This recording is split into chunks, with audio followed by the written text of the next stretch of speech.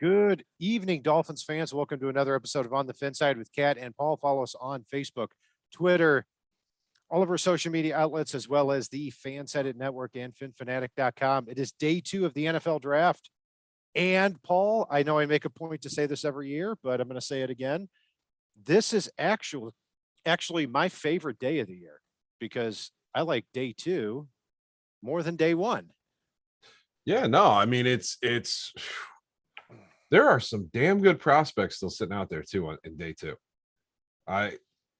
There's so many guys on the board that I would love, and this is where you really find out how good your GM is. Any fool can pick in round 1.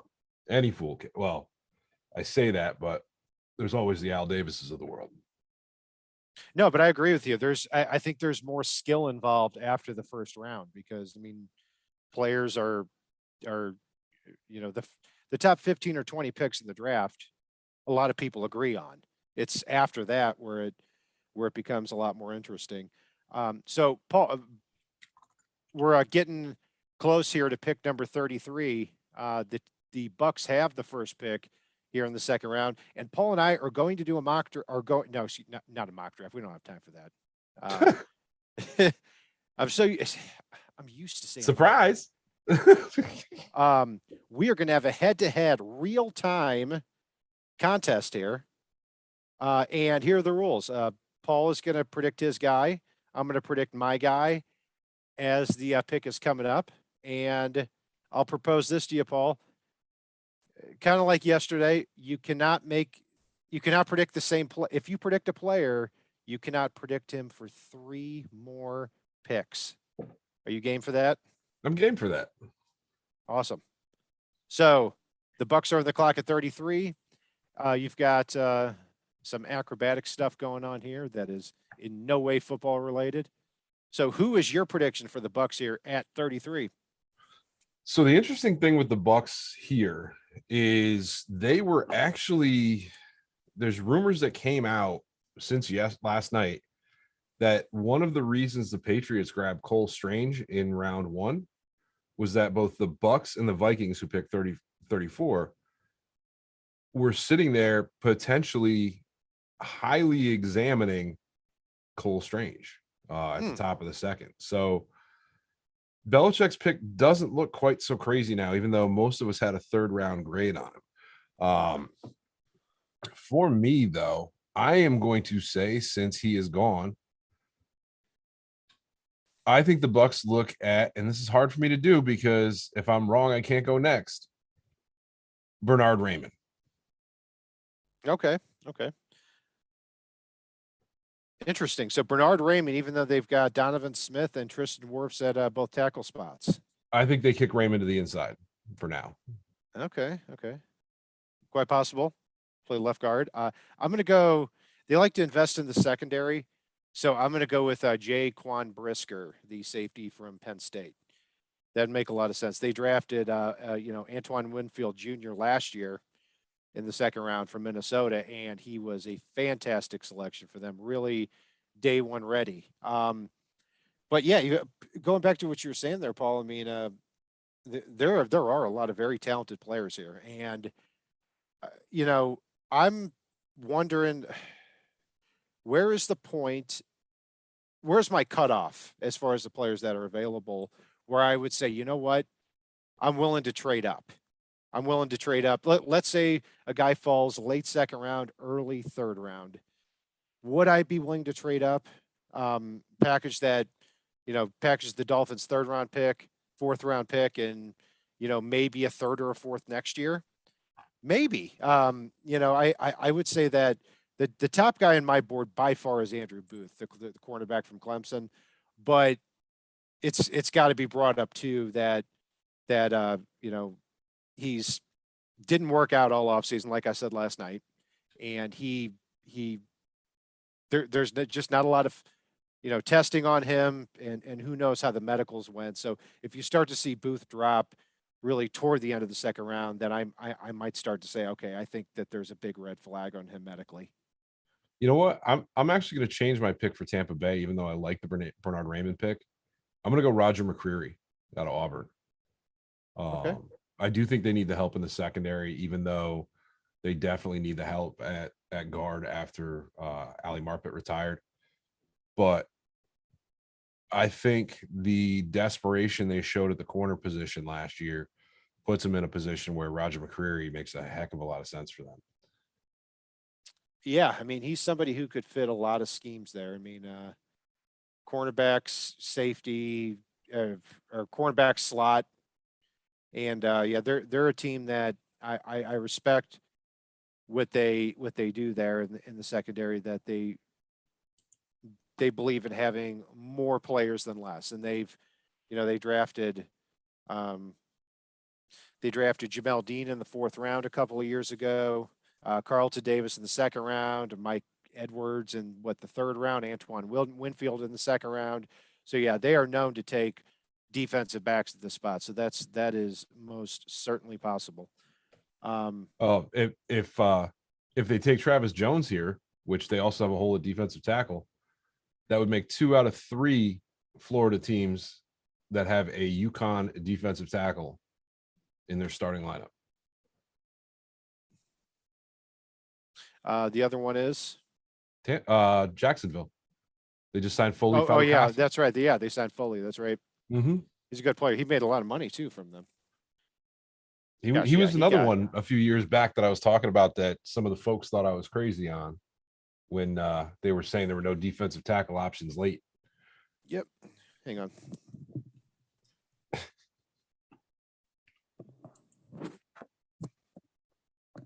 What's up, Danimus?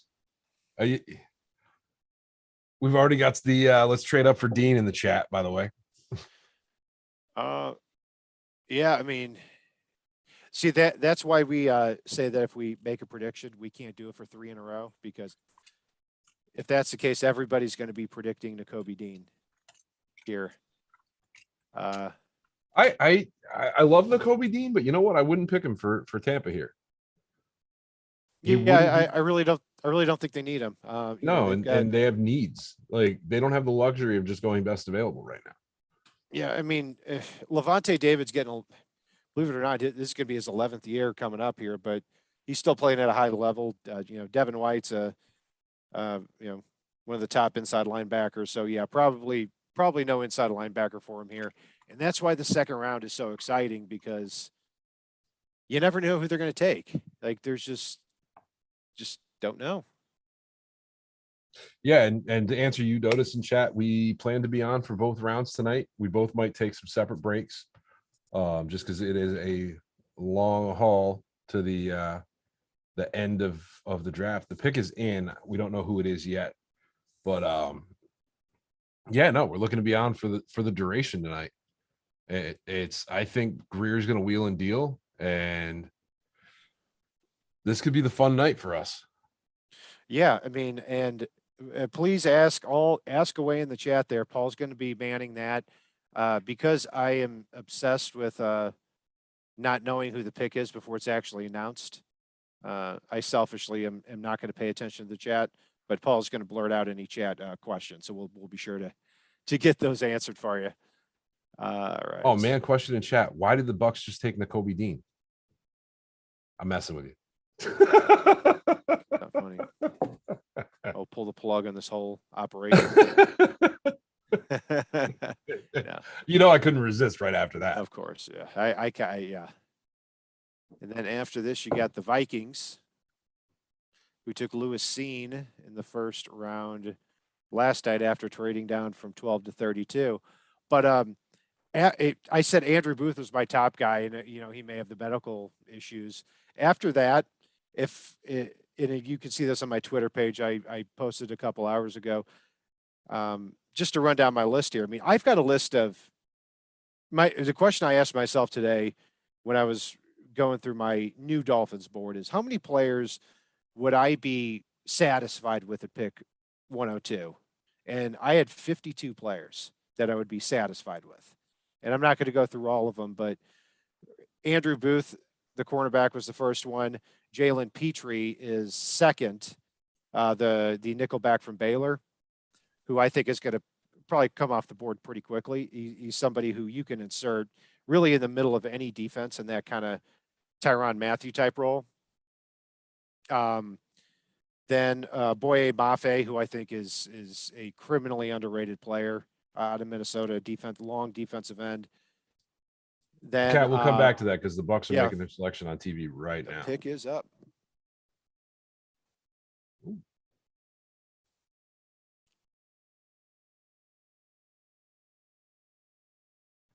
Logan Hall, that makes sense.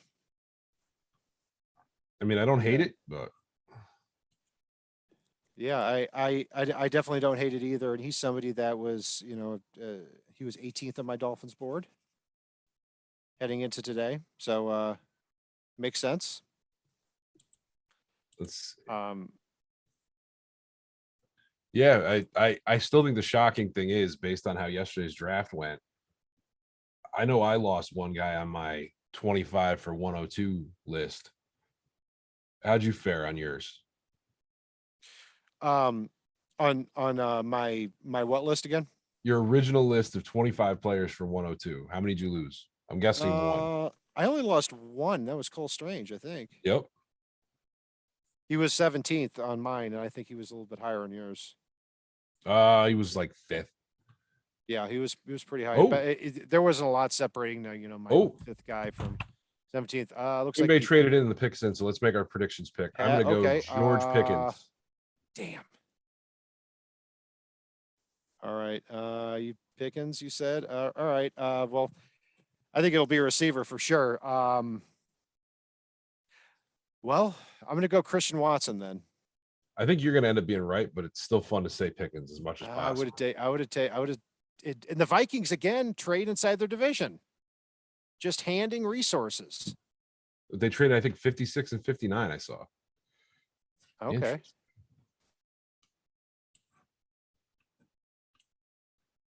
50. They have 53 and 59. 53 and 59. Okay. Thanks, Brett. Awesome. Ooh, we'll get to your question in a minute, Manny Frito or Vito. Yeah. We're gonna see who they picked here because I think they're gonna come right out with this one. Oh, Grandy agrees with you, Kat. On Watson. Yep. I think Pickens would be the right pick. I really think George Pickens could have been a top 15, top 20 pick if he had gotten injured this past year. Oh, absolutely.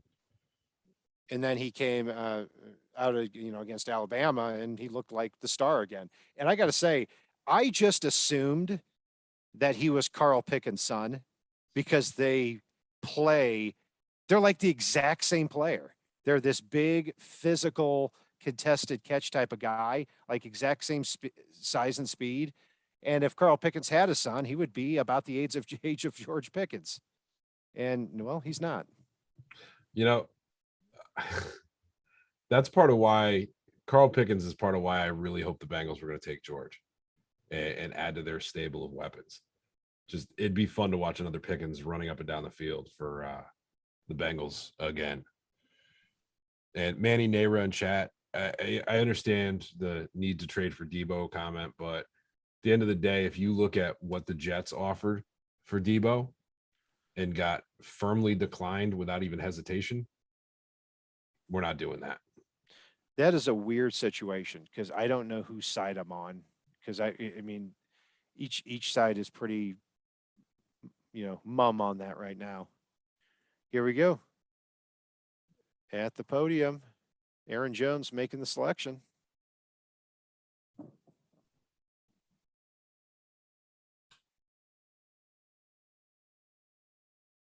Aha.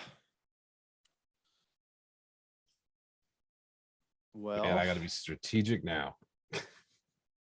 Cat 1, Paul 0, and I'll tell you what: if you had not blurted out George Pickens, I would have said Pickens. So I know, and that if you had said Pickens, I would have blurted out Watson. Yep. North Dakota State. So man, I mean, he just incredible physical numbers. I mean, at the combine. He man, what 6'4", 208, 4.36, 11.4 broad jump, 38 and a half vertical leap. I actually had him as one of the more overrated players in the draft, though, to be honest with you. I liked him more as a third or fourth rounder because that size speed profile is impressive. And, he could be a star, but that lanky boundary receiver, small school type doesn't work out a lot in the NFL. So but then again, now you've got him going to Green Bay and playing with Aaron Rodgers. I mean, it's not going to take a lot for him to be their top guy. Yeah, no, and he's got the right build for Rodgers to really be able to take advantage. But before we talk too much about that, looks like they're moving fast and furious. Tennessee's pick is in, even though they haven't announced it yet. Man, oh man. I'm gonna let you go first here. Well, man, I'm caught off guard here a little bit. Okay, let's go with. I'm going to go with. Let's go Travis Jones. Okay. Interesting. I was sticking on the other side of the ball. I'm actually torn between Bernard Raymond and Trey McBride here. I know they've got Austin Hooper. Trey McBride would automatically be their number one tight end. Austin Hooper would be a fantastic number two. I'm going to go Austin Hooper. Or Trey McBride. Trey McBride, okay. They already have Austin Hooper. Jesus, Yes, they got up the podium quick, too. Go. Billy White Shoes Johnson making the selection here.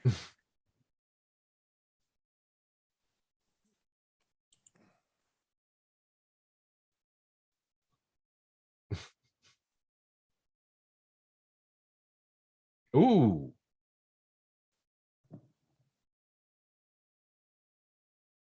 Cat taking off the headphones so he doesn't hear what my ooh was about. I don't want to know if it's a surprise, if it's a anything.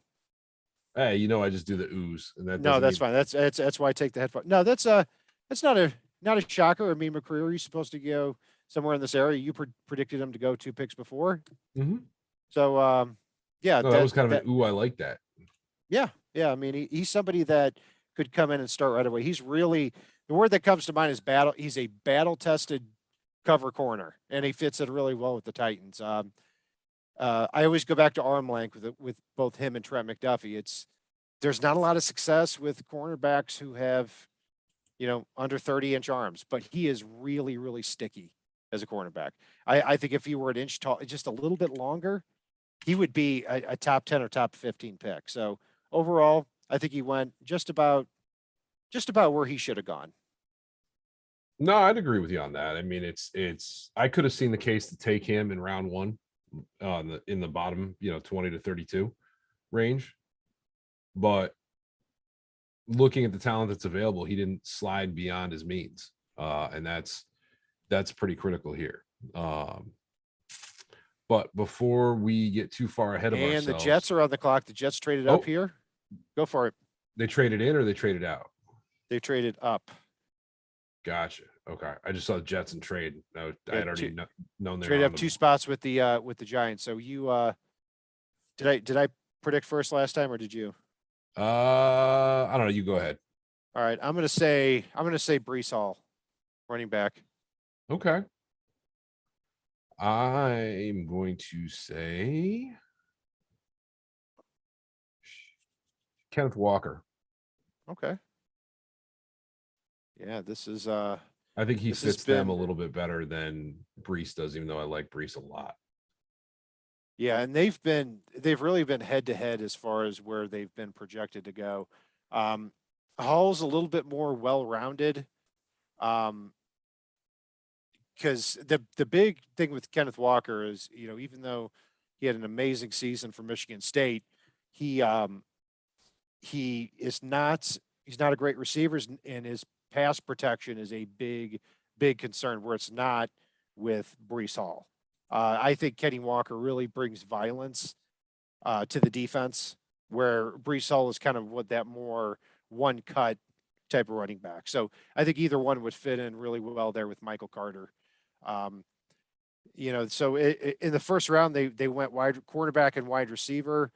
We all heard the talk about Mekhi Becton as somebody who ballooned up past 400 pounds, and there was some questions about whether or not they would draft a tackle there in the first round. They didn't, and there's also talk of them extending George Fant, who had a pretty good year for them last year, a left tackle. So I don't think they go tackle. So yeah, No, and I if they think were to that go running back is the tackle, it place would that they go. be it would be Bernard Raymond here, I think, but it's not going to be. Somebody asked in the chat why they would go that route instead of going with Nakobe Dean at linebacker. It's pretty simple. They've got CJ Mosley in the middle when he's healthy. And I'm pretty sure his contract's cost prohibitive to get out of. So it just doesn't full blown make sense for them here. Running back, the Jets are sitting there with Michael Carter and a whole lot of question marks. And you pretty much need two running backs in this day and age. Yeah, absolutely. I was in panic mode there because my TV froze, and I'm starting some more. I'm in Lake of the Ozarks here, and a lot more people are coming down for the weekend. So if I get booted off again here, you'll know why. Hopefully, it doesn't. You sharing internet with all of them? You would think, but no, we don't. But so sometimes it feels that way if enough people come down here. Normally I get annoyed with the broadcast when they're killing time in between people. But I like the fact that they're running stats like haven't seen the playoffs in 11 seasons. Yeah, what channel are you watching? What's that? What channel are you watching the coverage on? NFL Network. Okay, got it. Yeah, I'm flipping back and forth. I was on ESPN, went back to ABC here. So the Jets are making their pick here. Coming to the podium. Is that Darrelle Revis? It is making the. Mm-hmm.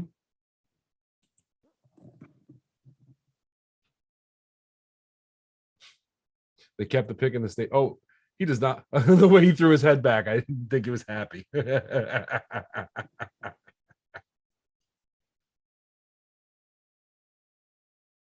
Oh man, when Cat puts his headphones on, I'm never going to hear the end of this.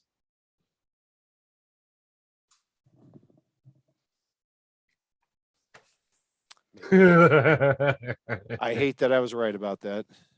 Yep. And yeah. It's a good pick, though. It really is. It is. It really is. The Jets are having a good draft. I mean, it's they don't funny. have Tyreek Hill, but they're having a good draft. Or Deebo Samuel, or any other wide receiver that they were linked to this offseason. Mm-hmm. But yeah, I mean, it's funny. The more I watch the Breece Hall and Kenneth Walker, though, and I don't think Kenneth Walker comes to Miami either. Between the two of them, even though I think Breece Hall is probably the better complete back, I think the way Kenneth Walker hits the hole and goes would have lent itself better to, if Miami was sitting up here, to Mike McDaniel's system, even though his blocking is not the greatest. Just because I think he'd be that guy that can hit the lane and just run. Mm-hmm. Yeah, I agree. So next we've got the Texans here. You go first here. They're on the clock still, but and if there's a trade, okay, actually the pick is in. If there's a Travis trade, Jones we can also hurry up and say yours. I want Travis Jones. Okay.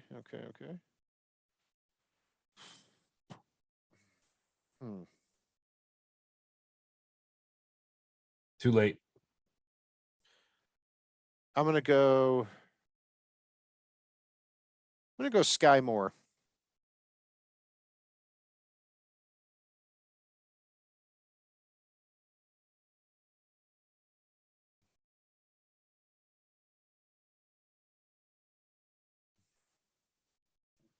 Let me know when you see it, Cat.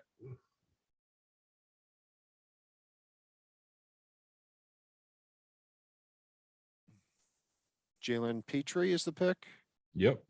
It's a really good one. I didn't even hear it announced. I was gonna Yeah, say, but yeah, I already saw it when you said yours. yeah, that's a that is a he's an interesting player because he's a safety.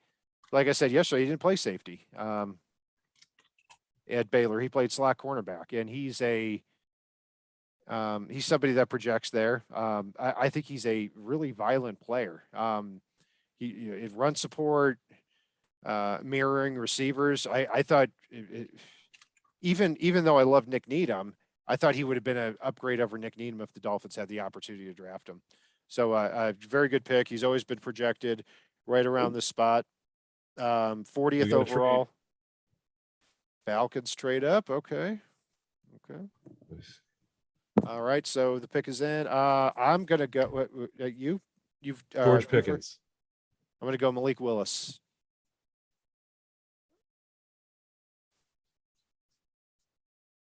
Oh, they're hugging each other. Well, one guy. There's one hug and one high five. I'm not sure this was a I room together.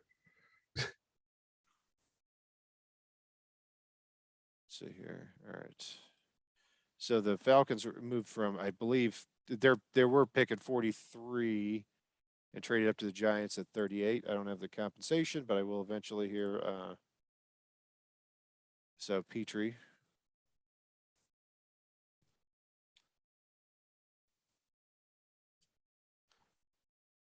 Yeah, and it's so another question I had too is let's say, I mean, these quarterbacks all unexpectedly fell to the second round, other than Kenny Pickett. So my question is, if a quarterback, let's say Sam Howell or Matt Corral fall to 102, would you be interested? No, Nah. I wouldn't either. I wouldn't either. I think because the story you're going to hear is the Dolphins' first pick as a quarterback. I don't care where it is, and it's going to cause problems for something that just flat out isn't worth it. Yeah, nah, I'm good, dude. Like, I'm okay with if Miami takes a flyer with one of those sevenths on a developmental guy, somebody like an Alodakun or oh god, I'm blanking on the name right now off the top of my head, but Crumb, somebody like that, Yeah, somebody like Kent a State. couple of Yeah, guys we mentioned throughout the process. But I don't want to take somebody in the third round. This is a team that's building to win now, not try to upset the apple cart now. yeah, yeah. I'm with you on that. And I wouldn't start any of these rookies over Tua, and I wouldn't start any of these rookies over Teddy Bridgewater. Oh, definitely not. Yeah. So yeah, it really to me in the third round, if it's a late, even if it's a late third rounder, you're still at least hoping to get a starter. Yeah, it's going to be fascinating to see where Ritter, Corral, and Sam Howell go because some of these quarterbacks they could fall a great distance. I mean, I use Jacob Eason as the comparison for that. I mean, just weeks before the draft, you saw Jacob Eason, in the first round of some of these mock drafts, and he ended up falling late in the fifth round. Mm-hmm. You know, so no, I don't think any of them will fall there, but it just shows how actually far these guys can fall. Yeah, as a quarterback, you either end up overdrafted or underdrafted 90% of the time, which, yeah. All right. Falcons are at the podium. It's got to be a quarterback. It's got to be, I think. I don't know. They have no receivers to throw to.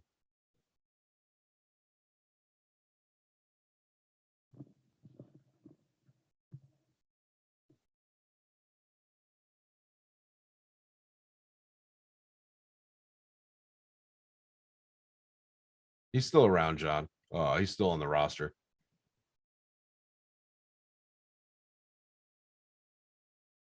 But if we were to come up and get Troy Anderson, he can go. Nothing like bringing a linebacker in to be your Wildcat quarterback.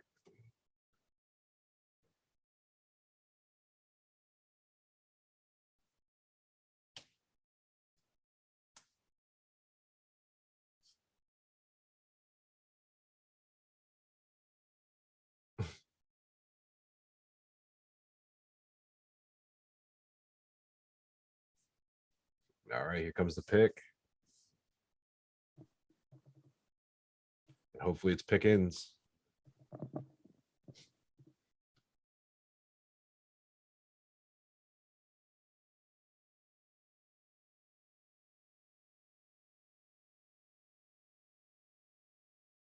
Oh, it's not a bad pick. Hmm.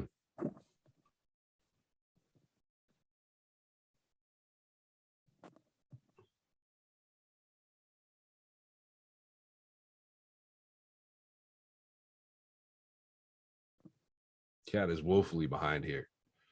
Ebiketie, okay. How long ago was that pick announced? Probably like 30 seconds or so. Okay. Yeah, Um, I am a little bit behind. Good pick. He is, I tell you, he is one of my favorite players left on the board that doesn't fit what the Dolphins do.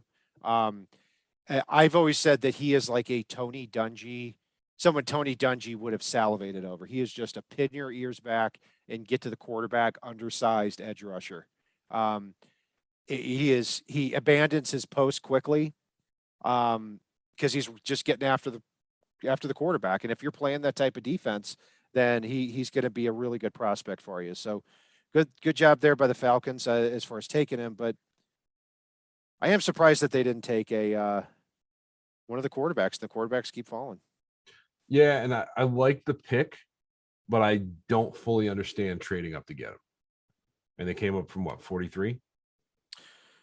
Yeah, it is a pretty deep edge class. Take a look at the yeah. You're right. I mean, because if you missed out on Ebiketie, which they probably would have, because he was one of the highest projected guys on the board. You still have Boye Mafe. You still have Benito, Josh. Ojabo. Yeah, Nick Benito, who kind of fit that same mold. So yeah, I'm with you on that. So the Bears are on the clock. The pick is in. I've got to say offensive tackle, and I haven't predicted him yet, so I'm going to go with Bernard Raymond from Central Michigan. Okay, let's see here. I'm going to go with Boye Mafe. Okay. Actually, let me take that back since they're out of commercial. No, you know what? I'm going to leave that there for now. Okay. Yeah, they lost Khalil Mack, and they're also switching from 3-4 to a 4-3 with Matt Eberflus. So yeah, I could absolutely see that. I think that would be a great pick for them. Yeah, Although I after will say, if they feel like they can contend in the NFC this year, which the NFC is kind of weak this year overall, I think it'll be him. But if they feel like they're still a year or two away, I think it'll be Ojabo. yeah, I right now you've got on the consensus board, which again I post combining 17 different mock drafts from the Kuipers and the McShays and Daniel Jeremiah, Kyle Krabs from the Draft Network. All of these things combined tend to be really accurate. You've got 4 consensus first rounders still on the board. You've got Nakobe Dean, who was 19th, Andrew Booth, 20th, heading into the draft, Malik Willis, 28th, and David Ojabo, 29th, even after the injury. So you got there, and actually, the guy that Paul predicted, Boye Mafe, is 33rd. So he's just outside the first round there. So yeah, it's starting. No huge curveballs yet. I mean, I think you see a lot of good depth here, Paul, here early in the second round. You do, and there's still a tremendous amount available. And I know I'm probably going to get thrown under a bus in the chat here, but I wouldn't be opposed to giving up, if the right guys are available, the 2023 second round pick to move up into the top half of the third and be able to pick twice in the third round tonight. For who? If Troy Anderson falls, if Chad Muma falls, which could potentially happen right now, given how there hasn't been that run at linebacker, and considering how many are still available, if you have the feeling that James Cook wouldn't make it to your pick, possibly Sky Moore or Khalil Shakir, it's there are a number of folks here that I think can help your team and help you now. And that's if it's somebody I think that Grier or McDaniel feel can help this year, I'm 100% on board with doing that, because we're loaded up next year with the draft, and this is a team that's loaded up for bear this year to go after the division. If you think somebody can put you over the hump, you absolutely do it. Yeah, I don't mind that as a concept. In a draft year like that, because you've got the extra picks next year. But my big thing is I have so many of these players rated so closely that not only am I in favor of trading up, I'm actually in favor of trading down, and getting like I did in our mock draft, where like the Ravens have 6. All right, I'm back closer to live here. ESPN's back up here, so Matt Forte is making the picker. The Ravens have 6 4th-round picks. 6. Oh, Cat's taking the hat off. The pick's in. Okay, that makes sense. Yep. I mean, 37th on the consensus board, Kyler Gordon played opposite Trent McDuffie at Washington. As far as a purely zone defense, I actually like Gordon a tad more than McDuffie. I think McDuffie's a little bit more scheme flexible. He didn't run all that fast at the combine, but his vertical and his broad jump were really good. So he's got explosiveness. There's no doubt about that. No, I like that pick there for the Bears. So no real picks I'd say right now are shockers. But I'll tell you what, the Seattle Seahawks are now on the clock. And they pick somebody. They have back-to-back picks. So I'm looking for just straight insanity over the next 2 picks, Paul. Let's see. I made the pick last time. You can go ahead and go first. Do you want to go with just go ahead and say both picks for the Seahawks? Or you wanna do one at a Yeah, time? but I'm still mulling who I'm thinking here. We can do one at a time, or we can do 2 at a time here. So Give me one sec. All right. I'm going to go Nakobe Dean and Sky Moore. okay. What would be absolutely insane? Let's see here. Took Charles Cross in the first. That was actually a normal pick. I was shocked. It was a necessary pick. I'm going to go Chad Muma. I hate you. Which would be a slight reach. He fits them And well. And I hate you. he does. And Brian Cook from Cincinnati. It just doesn't feel right with the Seahawks that if they don't, reach like half a round or a full round on a player at this point. So Well, why not just go Calvin Austin then? Oh man. See, I mean, yeah. I may take a shot and just come back and make my selections here.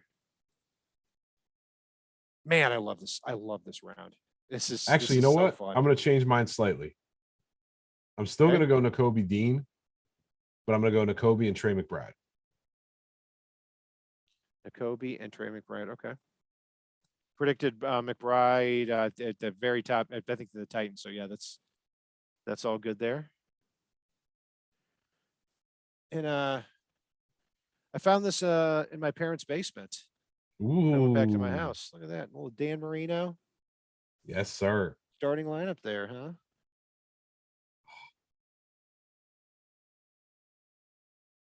right. The pick is in, and they are taking their sweet time. Yes. I'm looking for some. I'm really looking for some reaches here. I'm not just from the Seahawks because I expect it, but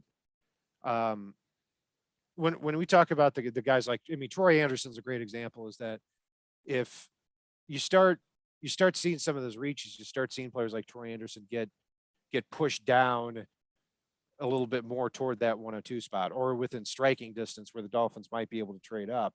Oh, actually, hold up. I'm going to go Malik Willis and Nakobe Dean. Okay. All right. See, this is what happens when they take too long. So you've got four guys now. No, so I got 2. I'm down to 2. Only 2 caps. So Yeah, no, I know you know that. Malik Willis, Nakobe Dean for you. And I said Brian Cook and Chad Muma. Okay. Actually, you know what? I'm gonna really make it weird. I'm gonna take Nakobe off the list now. Leo Chenal and Malik Willis. Leo Chanel. Okay.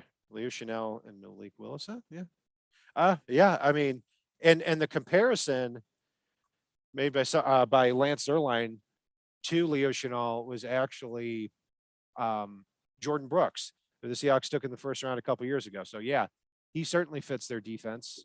Well, I don't know if there's room for two of them because Brooks more takes that thumping linebacker type role, but Leo Chanel too is somebody who it wouldn't.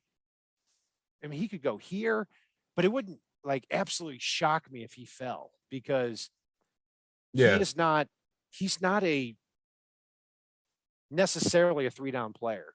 He, as far as measurables.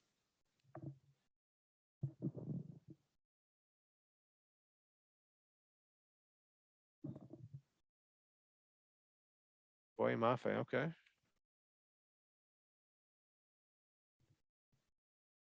Good pick. I can't believe I'm saying it, but No, he's a good fit. He's a great fit for them. I just couldn't I go with like him. what the Seahawks are doing here. This is somebody who, I mean, a 42-inch vert as a defensive end. He's raw, no doubt about that. But when he went down to Senior Bowl week, and I put a lot more stock into the Senior Bowl than other people do. He was phenomenal, and I really had him as one of the top 20 to 22 best players in this entire draft. I liked him more. I liked him more than Jermaine Johnson, to be honest with you, because you look at the get off and you look at the just. I mean, he's scheme flexible. He can play that through, and I think he's going to be really good in that Leo type of D end outside linebacker role for them. That Daryl Taylor's a good fit in. So yeah, I really like this slot for them.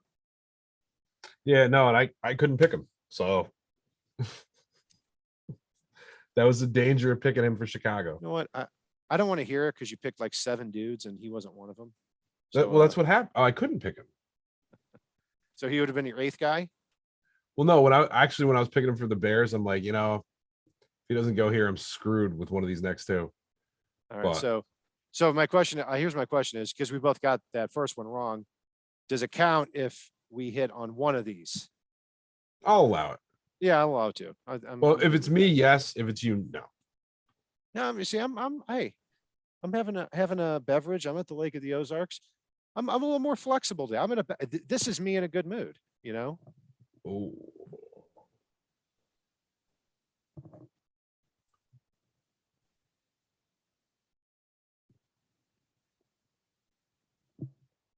Okay. I hate that. I love this pick. I really like that too. And I'll tell you what, a lot of people dog this running back class, and I get it. But I put Kenny Walker and Breece Hall right up there with Najee Harris and Javonte Williams and Travis Etienne from last year. I mean, there is a reason when you look at the athletic profile for these guys that they are sub 4.4 players, that they had unbelievable production in college. I mean, what Breece Hall had.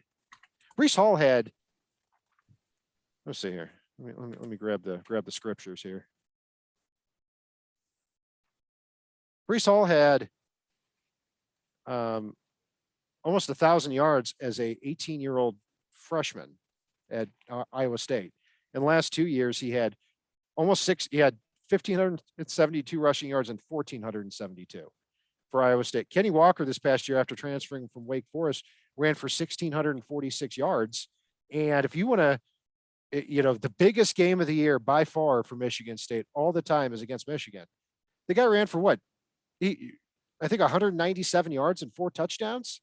And he was unstoppable in that game.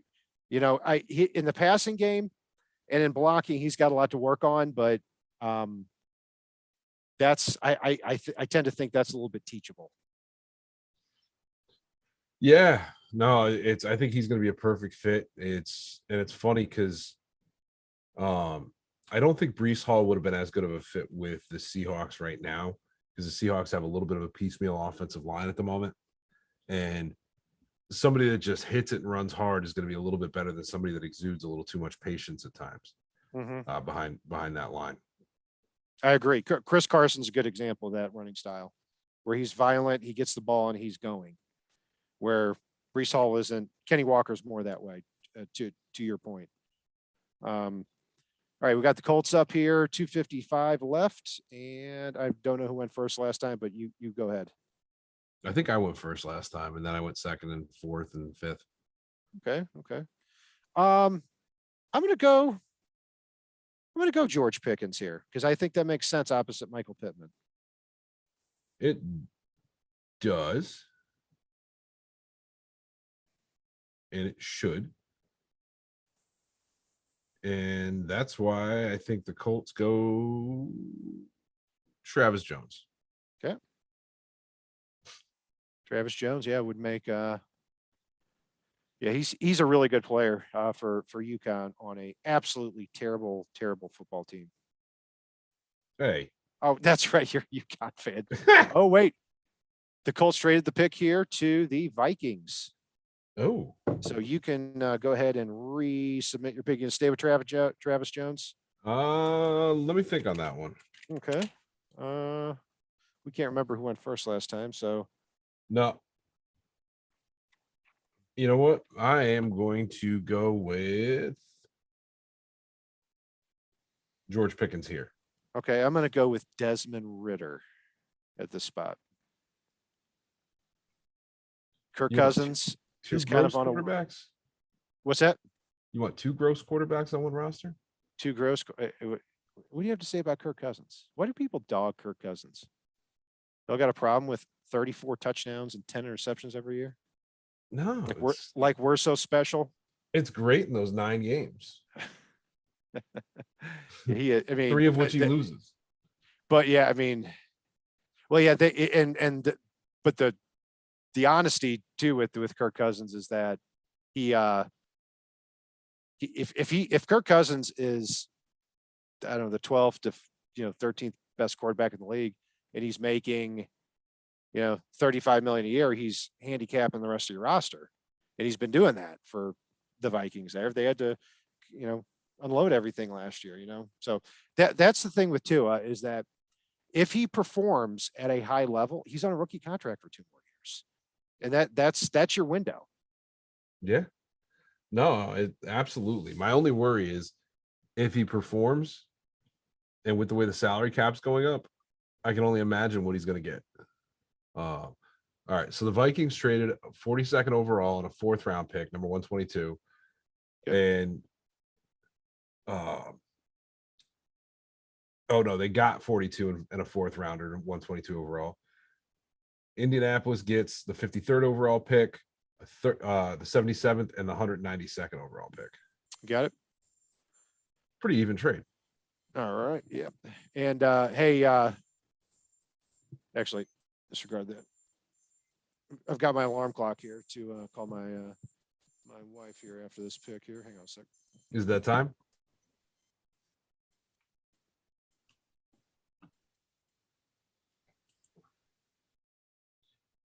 All right, Dolphins fans, who do you think the Vikings just traded up for here?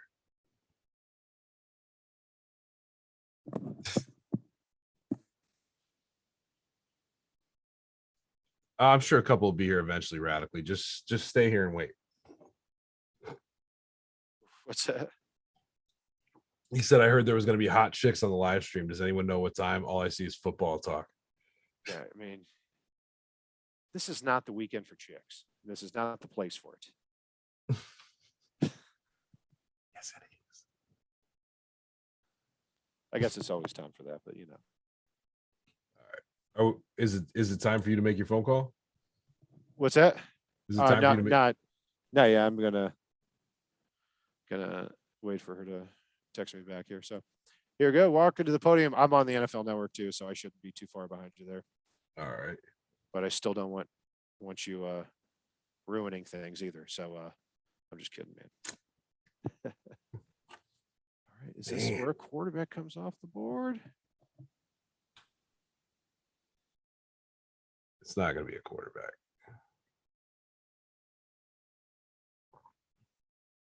Good thought, Lance.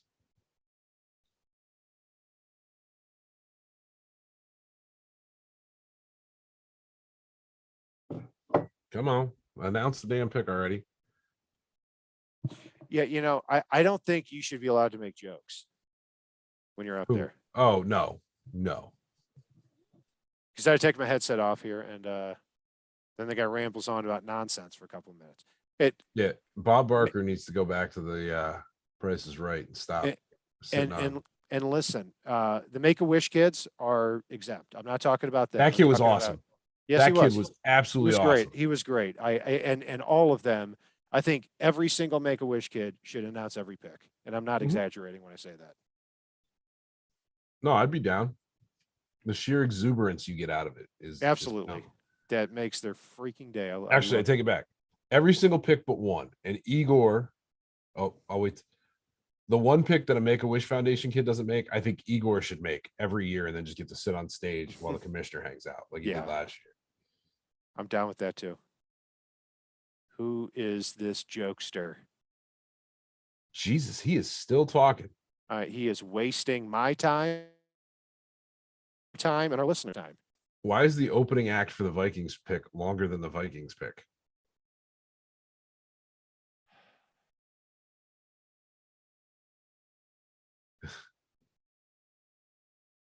He is still going. This is not about you. Could you imagine me waiting in line at a deli? Oh, the lady came out to tell him to shut up and make the pick. Good job, lady. Good job. I didn't see that. I got that. See, it's a downfall of having the headset on. Oh, don't worry, because he's still not doing it. All right. Holy crap. Go away. I don't even know who you are. I love that you said that as the pick got made on my TV screen.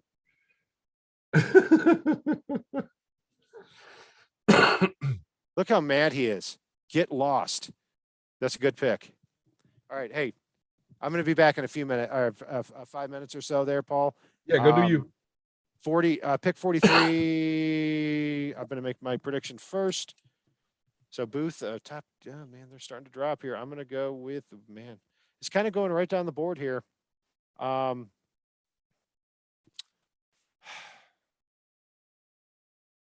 Let's go with, I'm going to go with Travis Jones here. I haven't picked him in a while. All right, sounds good. All right, folks. Cat's going to go make a phone call to his kiddo, and we're going to hang out here a little bit. I am going to look at the Giants roster here. They're a tough one because they have a ton of needs along that team. I could definitely see a case for a linebacker here for the Giants. Potentially, potentially a wide receiver. You could make a case for corner. Jesus. I forget how bad their roster is sometimes. Anywhere along the defensive line. But I'm going to go with Trey McBride here for the Giants. Oh. And they go Wan'Dale Robinson. Cat is going to be so upset he missed my little man crush going. And I do mean my little man crush because he is a tiny dude, but he is electric when he gets out there on the field. Great job getting open. Yeah. Guy is one of the best yards after catch receivers in the draft. He plays a lot tougher than his little frame. I hate that I have to keep saying little, but it's true. Yes, sir, Grandy. It was Wan'Dale to the Giants. Hey, you know what? An offense with him and a healthy Kadarius Toney could be a lot of fun to watch. Yeah, that could be a very exciting. Wait. Was that actually him as a kid? That's awesome. But yeah, that's a little bit of a surprising pick for us here, or for the Giants here. He was a guy I really had on my list at 102, and he wasn't even number one on the list. Um, it's almost as exciting as the woman literally coming out and telling him to make his pick. Yeah, Grandy, that could be a fun offense if they design it right around the talent that they've got. I mean, they still need a ton of things, but with Kadarius Toney, Kenny Galladay, Sterling Shepard, and now Wan'Dale Robinson, they can find some ways to manufacture first downs, touchdowns, and all of that. So this could be exciting, and it's only going to help Saquon Barkley and Matt Breida in that backfield for the Giants as well. Unfortunately, they still got Daniel Jones slinging the rock, and their offensive line is mostly garbage outside of their in between the tackles. So, yeah, you're going to have to get to the edge a lot here. I don't think Nakobe Dean slides that far, Lance. Lance asked in the chat if Nakobe Dean slides down to Miami without Miami trading up, but I don't foresee that happening. Oh, and the Texans are on the board here. Ooh. I think this is going to be the George Pickens pick. I really do. I like it, Grandy. It's absolutely insane, but it kind of works. And then, as Doug Anderson pointed out in our chat, Kadarius Toney might be on the block because it sounds like he's a little bit on the outs there right now. New regime, they don't have to be tied to it if things aren't working out right. But yeah, Kadarius Toney could be on the outs down there, and that might be part of the reason they selected Wan'Dale. It'd be interesting to see if Kadarius Toney is still a Giant at the end of round 2. 4'10" wide receiver. Who do you guys think the Texans are going to take here? I'm interested to see what they traded to move up. They are a bit of a mess.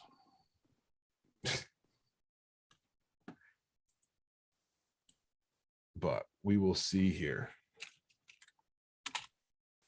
Oh, and it looks like Cat is back.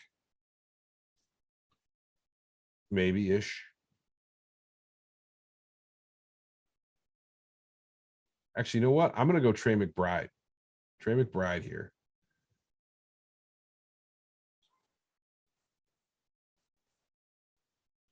Yeah, Mike. I What's up, Elwin? I can't believe you've been in the chat before, haven't you? But I don't know about that, Mike. I think the Jets are decent, but I think the Patriots are still the better team overall. All right. See. I'm back Hey, here, what's up? Paul. I've never had to ask anybody this question here, but what was the last pick from the Giants? I'm going to preface this with I'm not joking. Okay. Wan'Dale Robinson. Wow. That could Wan'Dale actually Robinson. be a lot of fun if they keep Kadarius Toney. It could be a lot of fun, but they need like starters. They look. I mean, he is a incredibly productive, fast, small receiver. 5'8", 178 pounds. He had, I believe, the shortest wingspan of any player at the combine in combine history. 5'8", and he just, I mean, it was like throwing passes to Vern Troyer there. So, all right, who you going with for the Texans here? I went Trey McBride. Okay, gotcha. Let's go with I'm going to go Nakobe Dean. I haven't dropped him yet. Wan'Dale Robinson. That is the first. I don't truly believe you, but some of the guys.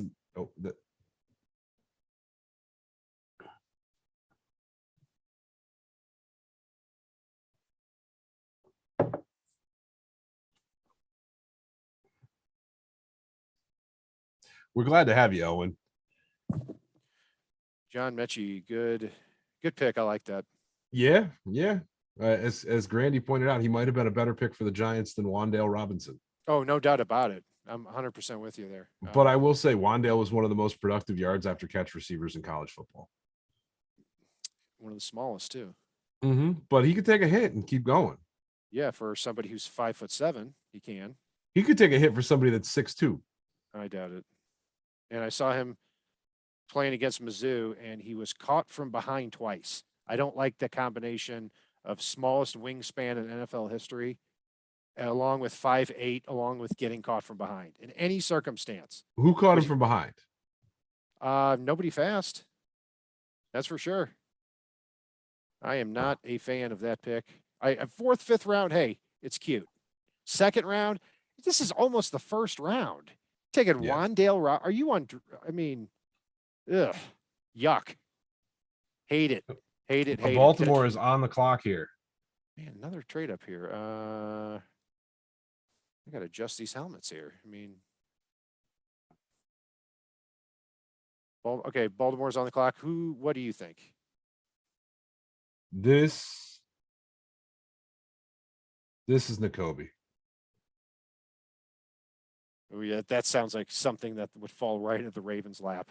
They stay put and take the best guy. I'm going to go David Ajabo here. The one reason I stayed away from Ojabo is they've got some edge guys that I think kind of cancel Ojabo out a little bit. Yeah, that's a good call on that. They tend to really go away from need.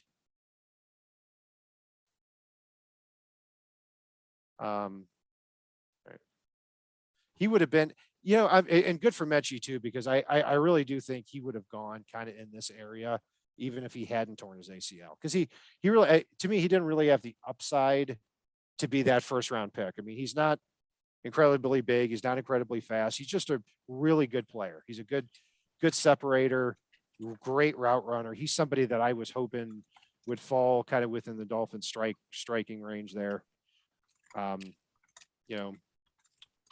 So good for him. You hate seeing someone like that go down and then really have to pay the price for it. Yeah, no. I also really like the idea though with, I'm going to go back to the Ravens.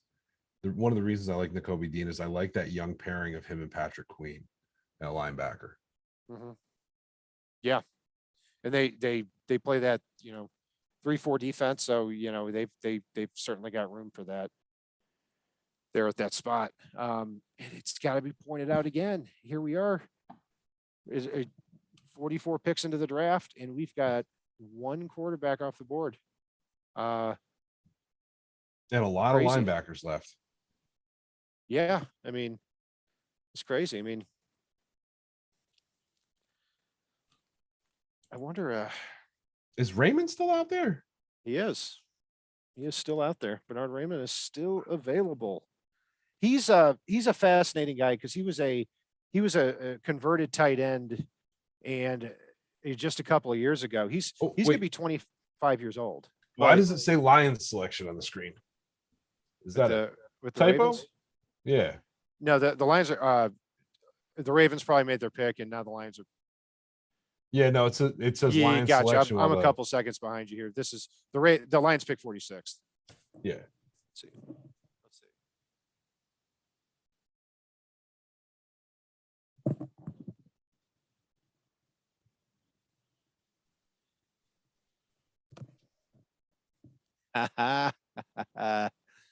Man, I am just mauling you, Paul. You are.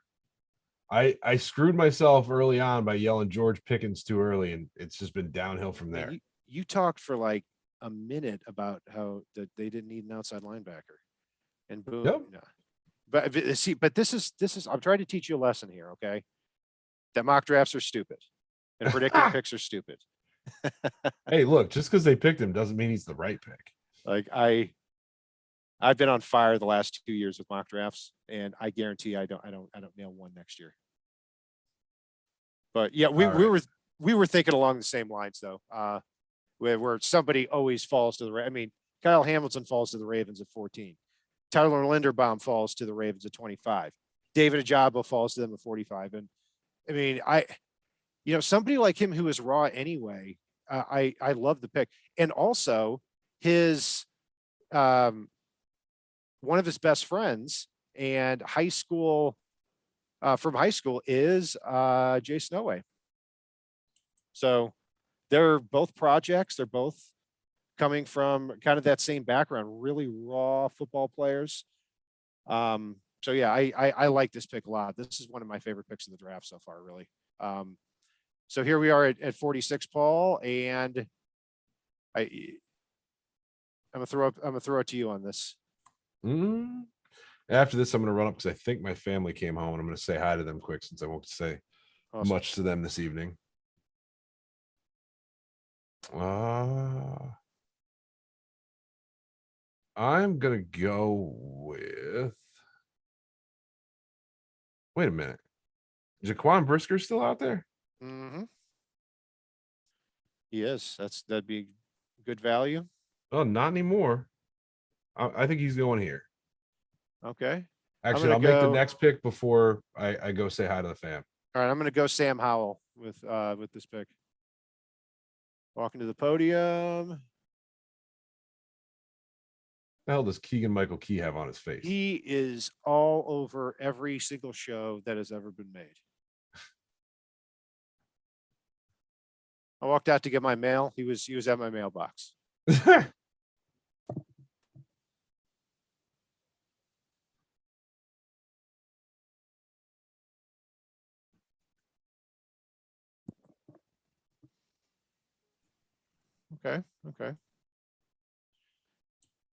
It projected to go, yeah, late second, early third. Compared to, you see NFL Network compare him to Boogie Basham. I don't think I agree with that comparison, but no, he's a strong, powerful end. Boogie I thought was a little more flexible. He's more powerful. All right, so I know you got to go. Pick 47, Washington. I'm gonna go Christian Harris. Christian Harris. All right. Okay. All right. Okay. And I will be back.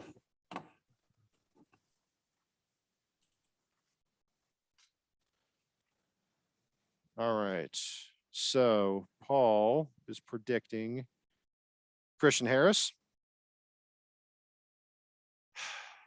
I hate to keep going quarterback, but see, even though Paul's not here, I'm going to make sure I don't break the rules. Last time I projected Desmond Ridder to go was pick 42. So yeah, I can predict him here to Washington.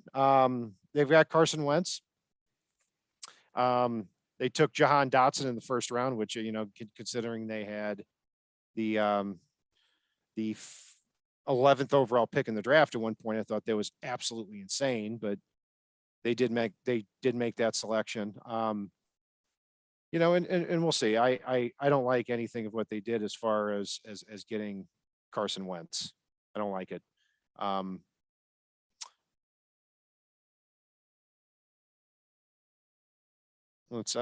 peeking at the chat here. Grandy mentioned Alex right before. Yeah, he's an interesting dude. He's 6'5", 270, big base end, and they're on the consensus board that I keep talking about, which is a combo of all the draft nicks here.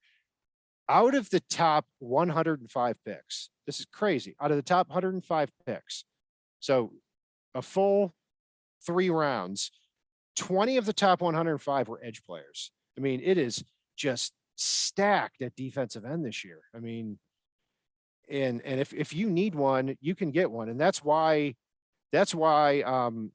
you take a look at somebody like Josh Pascal. I thought he would have been a consideration there for the Dolphins had he fallen, to the end of the third round, which I thought was entirely possible. If you can fall to the middle of the second, you could possibly fall to the third round too. So it's let's see who else is on the board here now. So John Mechie's off. Josh Pascal is off. Wandale Robinson insanely is off. So I'm curious in the chat here, who you want to see go to the Dolphins and fall to the Dolphins here.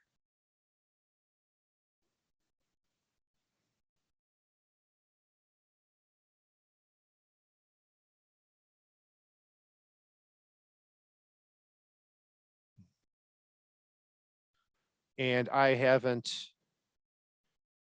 seen the Washington Commanders pick there.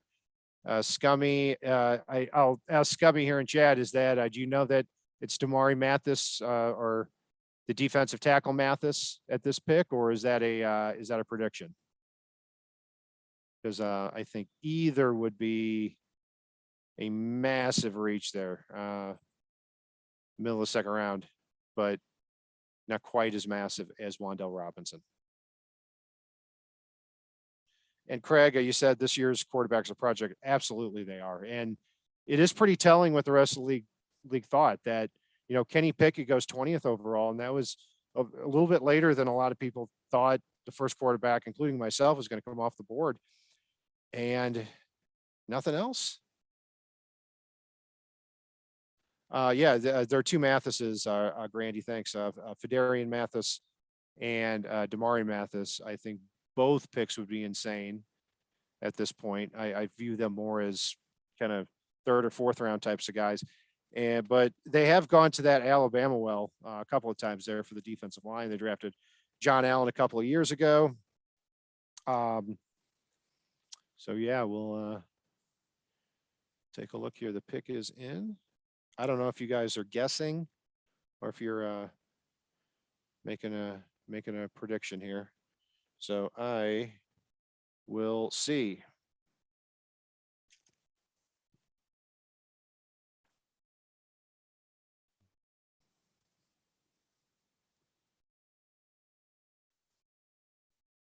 So just updating the consensus board here.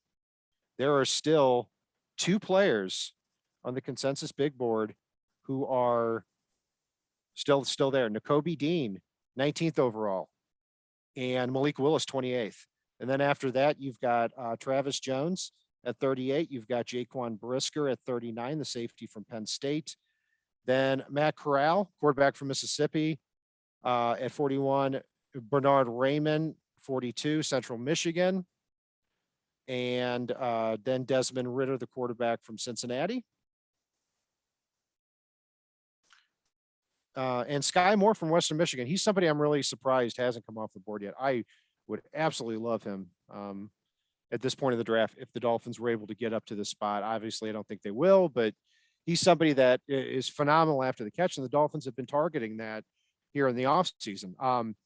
26 broken tackles last year for Western Michigan. I know it's Western Michigan, but also same place that, Greg Jennings came out of. So that would be a fascinating pick. The Bears back on the clock here, and I'm going to go with Bernard Raymond here. I'm not looking at the chat here. I'm just anal about knowing ahead of time. I like the whole pageantry of walking up. So I love that you guys are talking about in the chat, but I'm like a kid on Christmas morning here today. So hope you all understand.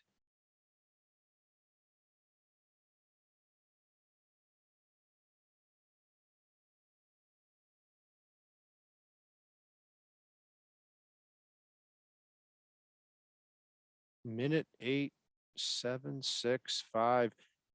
The Bears took Kyler Gordon with their first second-round pick out of Washington. I really like that one. And then, they've just when you look at their offensive line, it's been pretty ugly. I mean, they lost James Daniels in the offseason. They lost also Jermaine Ifedi, who isn't a big loss. He's never been all that great, but they've got some holes to fill, and it's getting pretty thin here at the guard spot. At this point.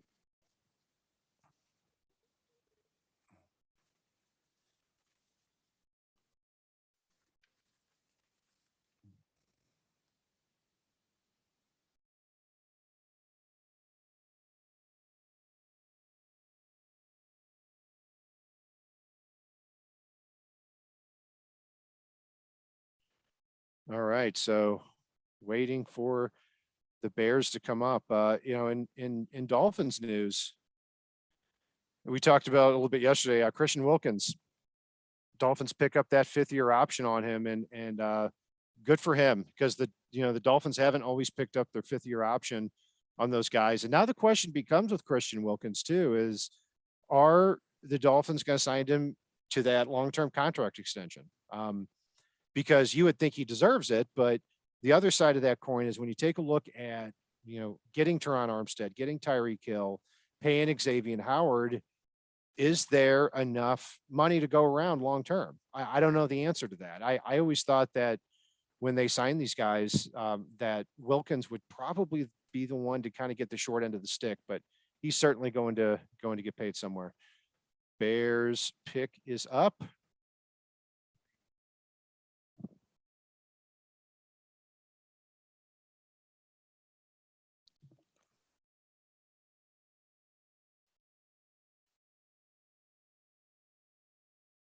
Jaquan Brisker, good pick.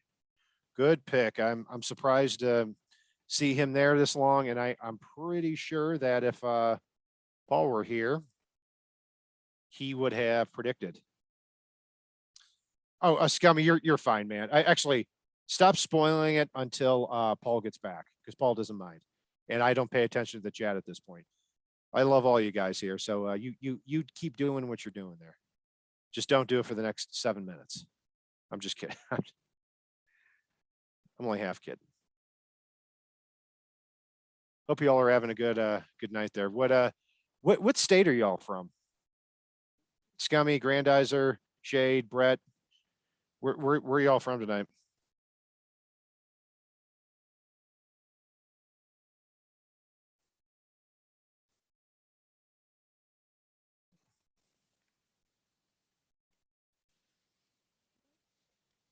Nobody? All right. Witness protection program, all of you? Or are you just all dialed in here to the draft? All right, Fedarian Mathis went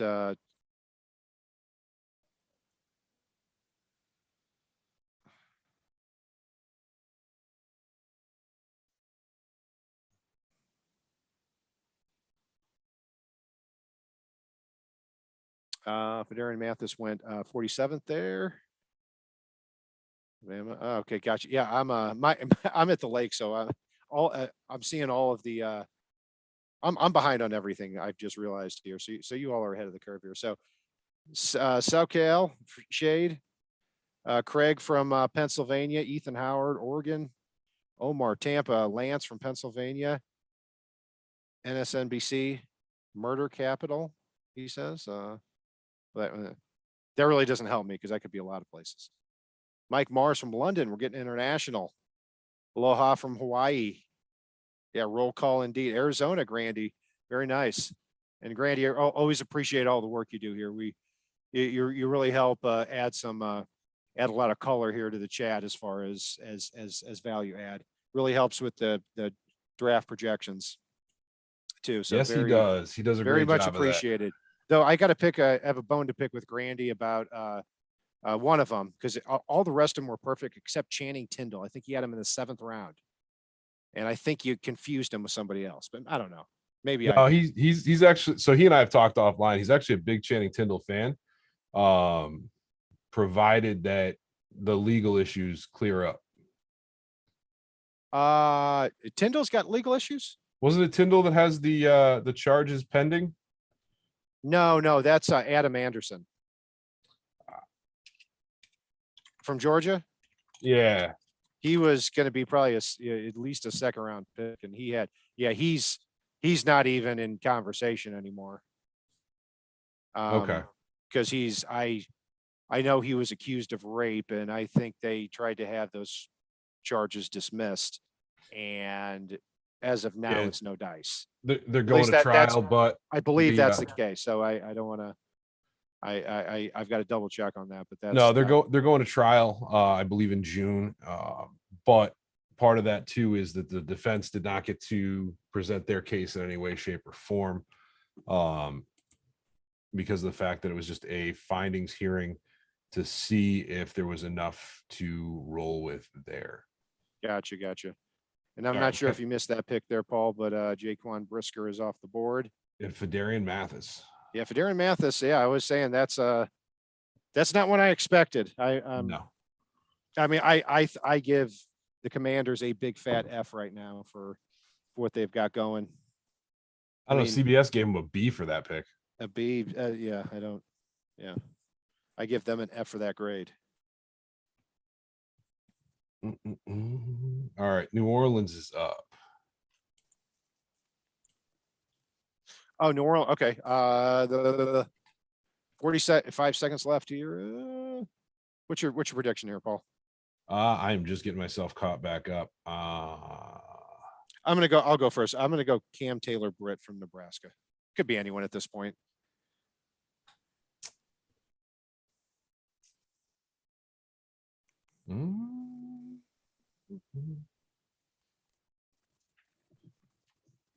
This is where I'm gonna go with. No, never mind. The pick is in. I'm gonna go Travis Jones here. I think you picked him a couple ago. Well, I'll let it go. No, it was more than 3 picks ago. All right.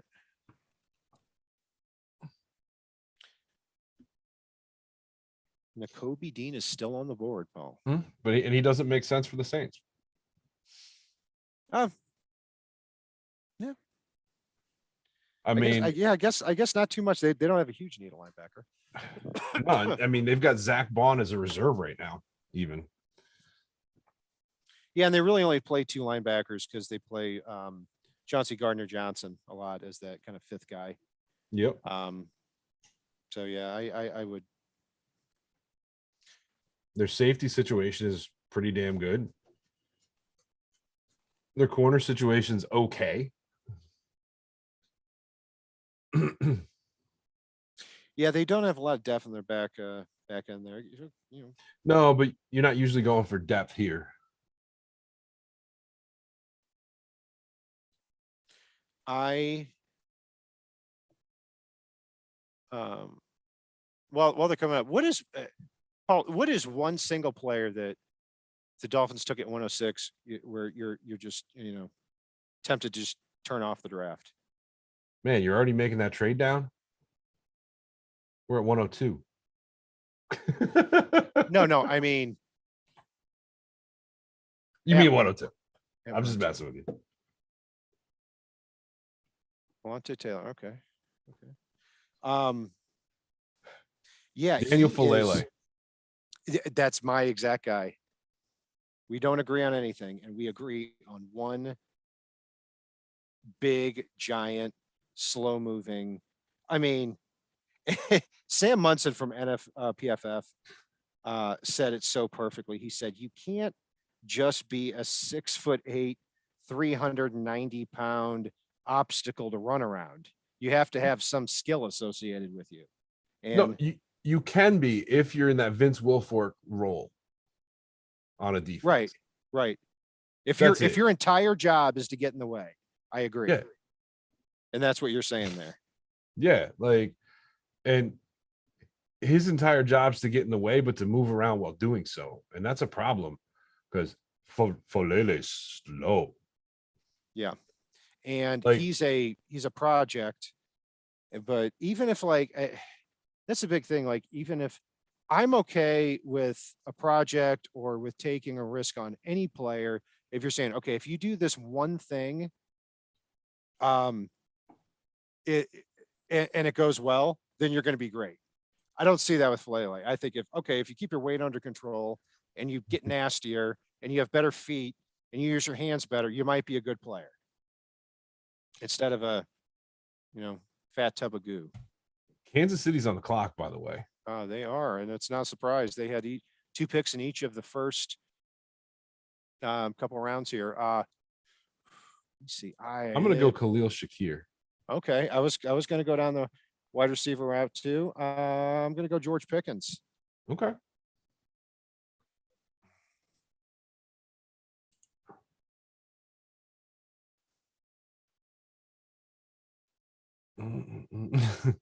Somebody just asked in chat if there's a video of Dean with a gas mask.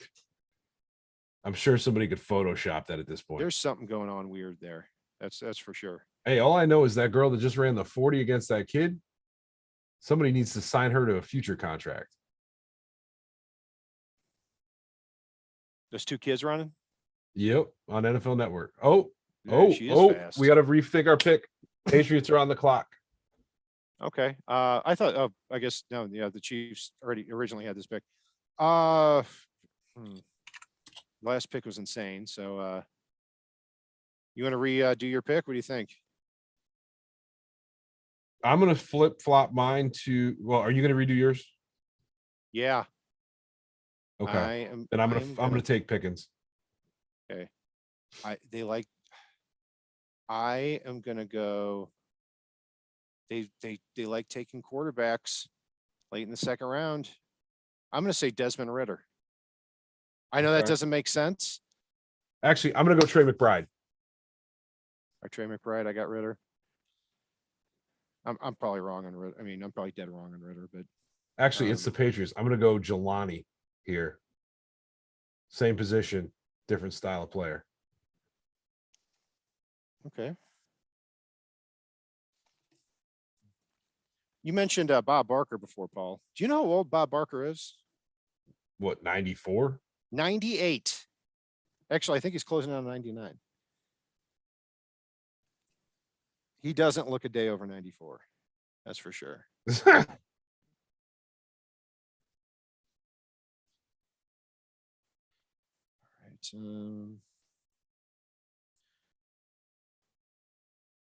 Yeah, they have made some insane picks here. So, looking on the consensus board here, still two players from the first round there. Kobe 19, Dean, 19 Kobe Dean, Malik. 28 Malik Willis, 38 Travis Jones, 41 Matt Corral, 42 Bernard Raymond, 45 Desmond Ritter, 46 Sky Moore, 51 George Pickens, 52 Christian Harris, 53 Trey McBride, 54 Nick Benito, 55 Chad Muma. Ooh, is this where Muma comes off the board? Don't you? You had the didn't you have the Patriots? Didn't you mock? Yeah, He is too good. You know what? I'm gonna flip the Muma. I hate you. All right. All right, I'm gonna stay with Ritter. I don't know. I got a weird feeling. Muma and Anderson are too perfect for what the Patriots need. And that's what scares me. Yeah, I don't think Muma's disciplined enough for what Belichick like. I mean, you look at and Kyle Van Noy and, well, actually the Patriots didn't, the Lions drafted Van Noy. Never mind. Yeah, but the Patriots took Dante him twice. Hightower, like they were really smart and really disciplined. I think Muma is more of a small school athlete at this point. That's not a bad thing.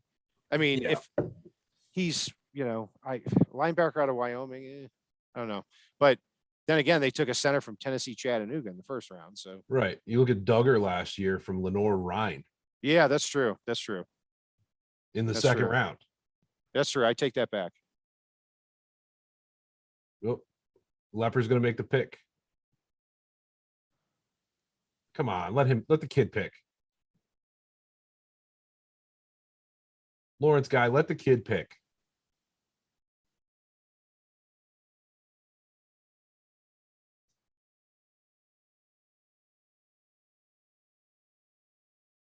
See, yeah, a Make-A-Wish guy. I love it. I love it, but they should let him pick. Correct. I mean, Lawrence guy is not tremendous enough to be like, oh no, we have to let him talk. Right. He's just another guy. Mm. Well, that's the first joke I've made in 3 months. we won't get used to it. Oh, good. He's letting the kid pick. All right. Yeah, he will. I like Lawrence guy again.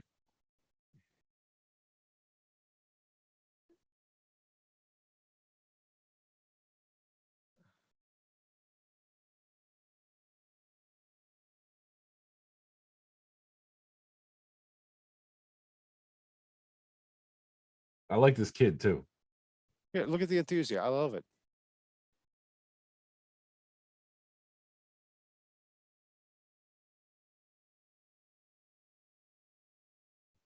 Don't react. Don't react. Don't react. Don't react. Don't react. What? Tyquan Thornton? That is more insane. Oh my You know what? gosh. Belichick's been better with late round picks, so why not start taking the late Oh round my guys early? God. What is he doing? Hey, I love it. I love that kid. I think he thought yesterday was day 2 and today's day 3. I love that kid. And I love that he announced somebody that is, I didn't have going until, let's see where he is on the consensus board here. I'm not joking. I have 188 people on this board. I don't know if he's on there. I think he is. He's probably round 4. He is. Where we got him? We got it. He's gonna be on here. He's got to be on here. He's got to be somewhere. God, Yes, Zach he is. Tom is rated criminally low on here. 169. They took him at 50 and traded up for the privilege. And I gotta say, you know, you can say Bill Belichick's great and everything. He does not get the benefit of the doubt on offense. Dude, he's seeing Okay. ghosts right now. Like, I think he is just saying, you know what? I've done everything. Let me see how much I can mess with everybody at this point. No, you know what I think he's doing? He's realized he can't scout wide receivers, so he's just literally got the 40 times up in front of him and said, that guy. That's the only explanation here. And I think Cat's frozen, so it might be a second for him. He's probably still talking away too. But You there, Paul? Hey, there you are. Okay, good. Okay, Eagles are up. Sorry, yeah, I'm starting to have some tech difficulties here. So you good? You good? You good? I'm gonna go Nakobe Dean here. I haven't projected that in a while. Honestly, that makes so much sense. No. That's my dog. I've taken him with the Eagles in so many mock drafts in round 1.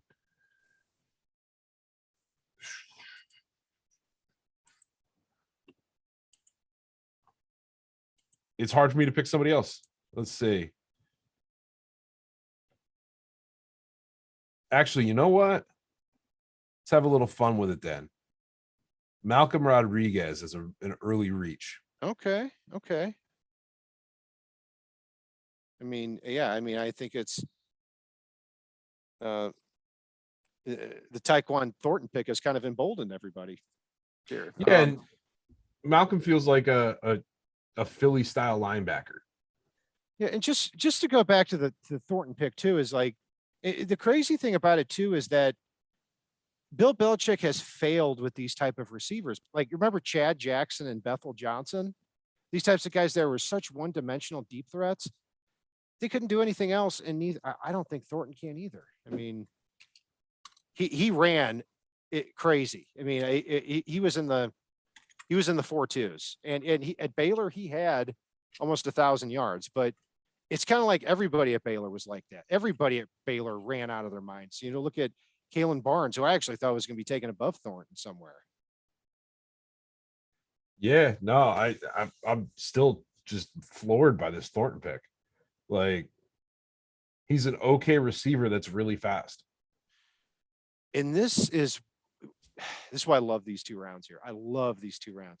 Who would have said, and I do this every year, who would have thought that we would be sitting here and Alontae Taylor from Tennessee and Tyquan Thornton for Baylor just came off the board, and Nakobe Dean and Malik Willis are still there? What if I had said, if I had mocked Tyquan Thornton ahead of Malik Willis and Nakobe Dean, they'd be like, there's no way that's going to happen. And here we are. I'd be honest, we'd have you drug tested before any further rounds of on the fin side for the NFL draft this year. Kidding. I mean, these are some weird picks. Fedarian Mathis, Alontae Taylor, Tyquan Thornton. It's nuts. And the great thing is, with every reach, the guys we've been talking about continue to fall further down the board. The pick is in here. I went with Dean. You went with Malcolm Rodriguez. Let's see here.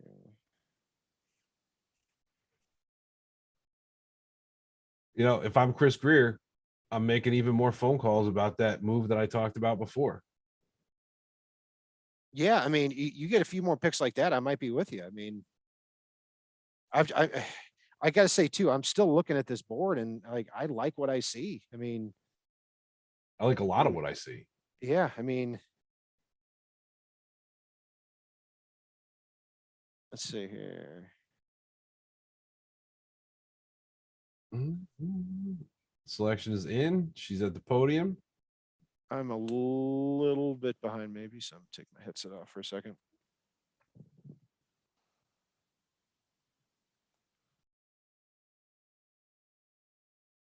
If you can hear me, blink twice, Cat. Okay, I'll shut up then.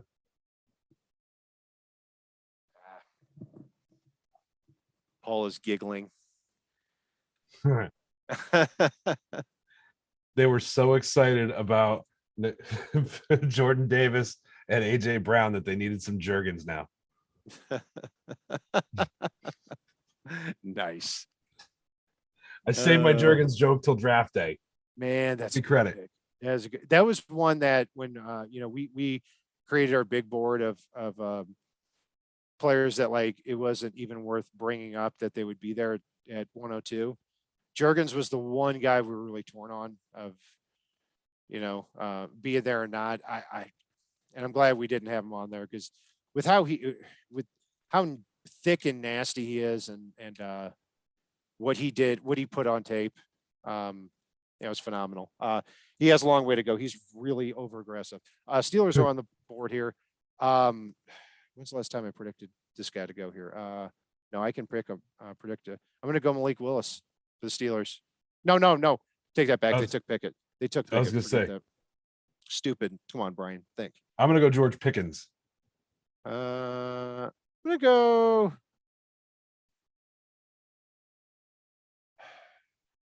I'm going to go. Let's go Rasheed Walker. Let's go a little different direction. Okay. Oh.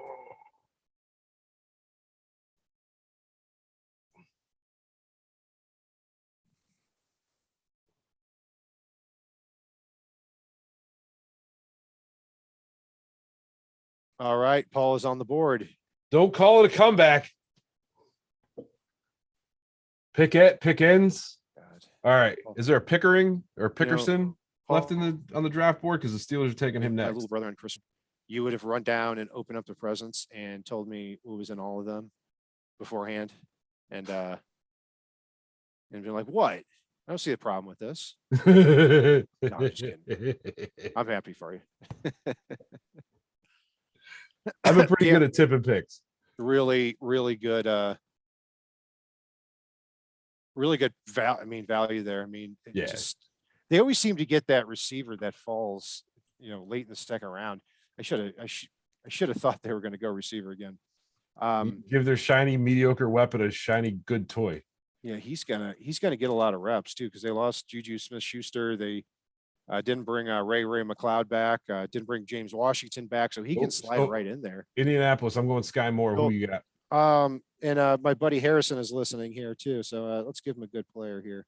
Let's go Leo Chanel from Wisconsin. I like that pick.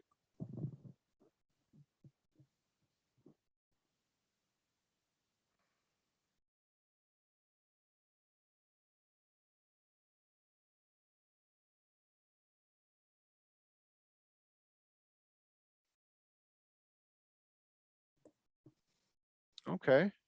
Not a shock. Al Pierce from Cincinnati there. Yeah, he's really shot up draft boards. 6'3", 211, and really tested out well athletically. The big question he's got to answer is, for somebody that was at Cincinnati for so long and had, Desmond Ridder a quarterback, why didn't he put up more than 800 or so yards a year, and why wasn't he why didn't he dominate more? But good route runner and somebody too, I think, can high point the ball really well. 884 yards. He never had 900 yards, excuse me. But no, I think this is somebody that for an offense with the Colts that is in dire need for a receiver because they're not bringing T.Y. Hilton back. So he could he could be second on the depth chart pretty quickly. He absolutely could. He's somebody, and he's gonna give what's his face, their quarterback, a good target that he's not gonna run out of the building like a lot of these wide receivers are, but he's very talented at getting open, and he plays with a good short area quickness, and I think that's going to really help him out a lot in Indianapolis, because they're going to have to throw the ball a lot, because I think they're going to get beat up a little bit this year. Yeah, absolutely. I mean, I don't think he quite plays to his testing numbers, but still overall a good player. And he's one. I mean, he's a pretty surprising to see Sky Moore falling right now, and he's getting on my radar as guys that, man, if they fall to that third round area, very interested in trading up for. And Bernard Raymond still on the board. Sky Moore. Yeah, I mean, no one. I mean, Dean's the only shocking one right now. I mean, because Malik Willis is, yeah. I mean, he was a guy that, I mean, I said 6 months ago, this guy could go. I had him mocked second overall to the Lions at one point. In fairness to me, I had Trayvon Walker first, so I nailed that. And then Malik Willis second. Here we are going in the third round, and he's still on the board. So win some, you lose some. But I always said with Malik Willis, this guy could go top 5. This guy could fall into day 3. He's crazy, width of where he could possibly go. Chiefs and I'm eyeballing the Chiefs right now because their pick is in. Yeah, let's keep getting weird with it here. I'm gonna go Tariq Woolen. I'm gonna go. That's interesting. Yeah, because I was going for a big dude. I'm gonna give him Daniel Falele. Ugh. That would be ugly, but that doesn't feel Andy Reid-ish at all. But so they traded for Orlando Brown, who's massive. They drafted Lucas. Yeah, but he can move. Not that much. Not that much. He's more of a no. Orlando Brown had like the most legendary slow time ever. But he was good. He was good in college. That's the difference between he and Falele. But he absolutely will draft players who are not all that athletic on the offensive line, who are massive. Lucas Niang was what, 6'7", 340. Back with the Eagles, they drafted spent a first round pick on Sean Andrews, who was absolutely massive. He likes the big bodies on the offensive line. This is as big as they come. I hate to say it, but you almost have to move Falele to guard so no one can run around him. And you can't pull him. You can't do anything with him. He sucks. Well, you put him at guard, go to no splits, and tell him just stay in the way. Falele is I'm shocked after his combine that he didn't drop on the consensus draft boards. He's 61st. I like big guys. I know, and that's the most shocking thing. I thought oh man, as soon as I saw Falele play for the first time, and broke down tape of him, I thought, oh man, I'm gonna have to go to battle with Paul on this. And I was very pleasantly surprised to see that this was a fat guy you were not going to defend. No, because at the end of the day, I like fat guys that can play football. That's true. That's true. Up until Falele, I wasn't too sure. But no, I'm just kidding. I trust your judgment. By the time Falele processes that he got drafted by anybody, it's going to be the 2023 draft. But by the time he processes anything, he'll be at the snack bar again. You say again like you ever left. I just don't get it. How people can say, hey, second round pick is immediate. It should be somebody contending for a starting job pretty quickly for you. Falele's not that guy, but I don't know. The Chiefs make weird picks and they like big guys in the offensive line. We'll see. Tony Gonzalez making the pick here at 54 overall. We'll see. They like big guys and they cannot lie.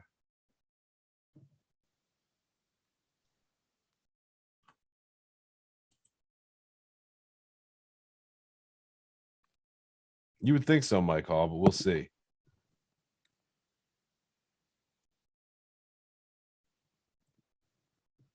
Man, that's a good pick. That was a really good pick. Ooh, man, that's good. That is good. They he is a wrecking ball after the catch. I think the Colts. Well, and now I'm not going to necessarily say the Colts made a mistake with Pierce. But No. now you're starting to see, Paul, that second run of wide receivers come off the board here. I mean, you had in the first round, you had Garrett Wilson, Olave, Jamison Williams go 10 through 12. Now George Pickens goes 52.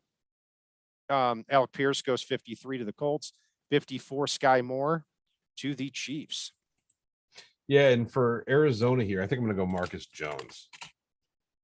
Okay. I was thinking cornerback too.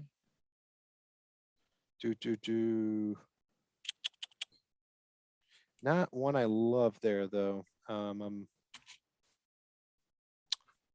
I can't go Woolen.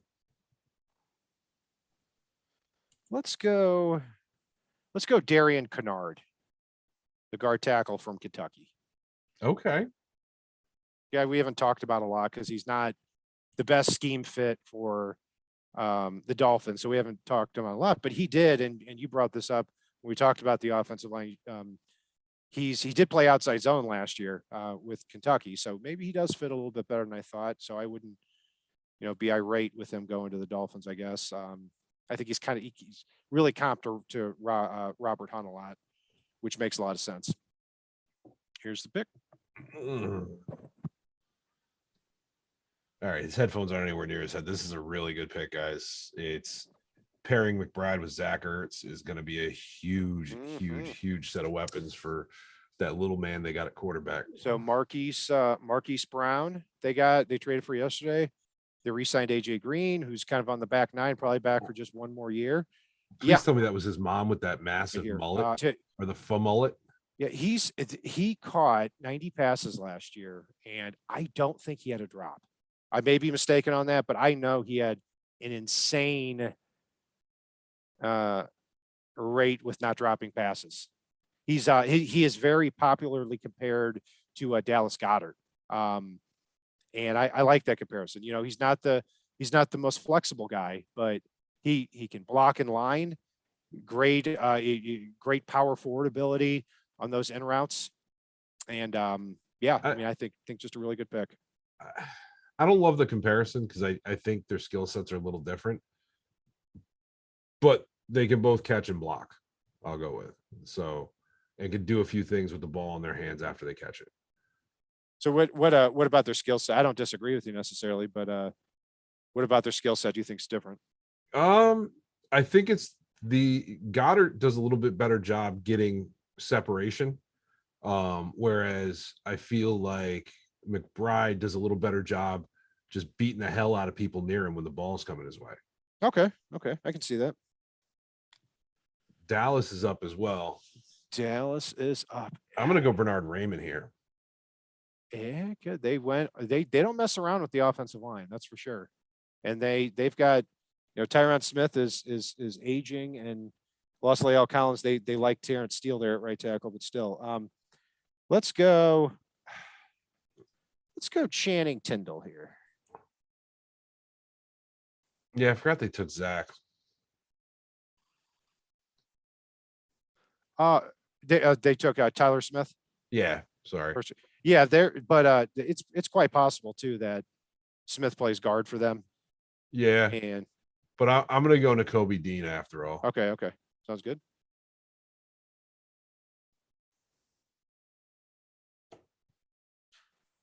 Really try to rebuild that elite linebacker core, Yep. I guess.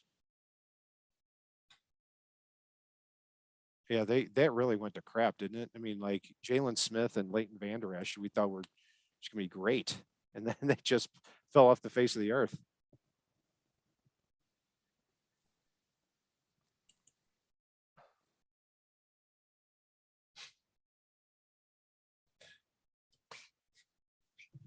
Yeah, Scummy, I'm with you on that. I don't hate this pick. I mean, I think they want to get Micah Parsons playing a little more move around, and they're one injury away right now from Micah Parsons being a defensive end again for an extended period. Yeah, think I like this pick too. I always liked him a little bit more than other people did. He started to move up when he ran. He tested out unbelievably well at the combine. He ran a 4.46 at his size, and when I watched him on tape, I was expecting to see somebody that was really just kind of running, trying to run around the offensive tackle, kind of like Amari Barrow does from Virginia Tech. But he's a lot more physical. He's willing to mix it up a lot more than I thought. So no, I like him, and I think this is exactly where he should go. And Mississippi. All right, so the Bucks are on the clock here. Did they trade up here? I wonder. I got Buffalo. Oh no, the Bucks. Yeah, shoot. Yeah. Yep.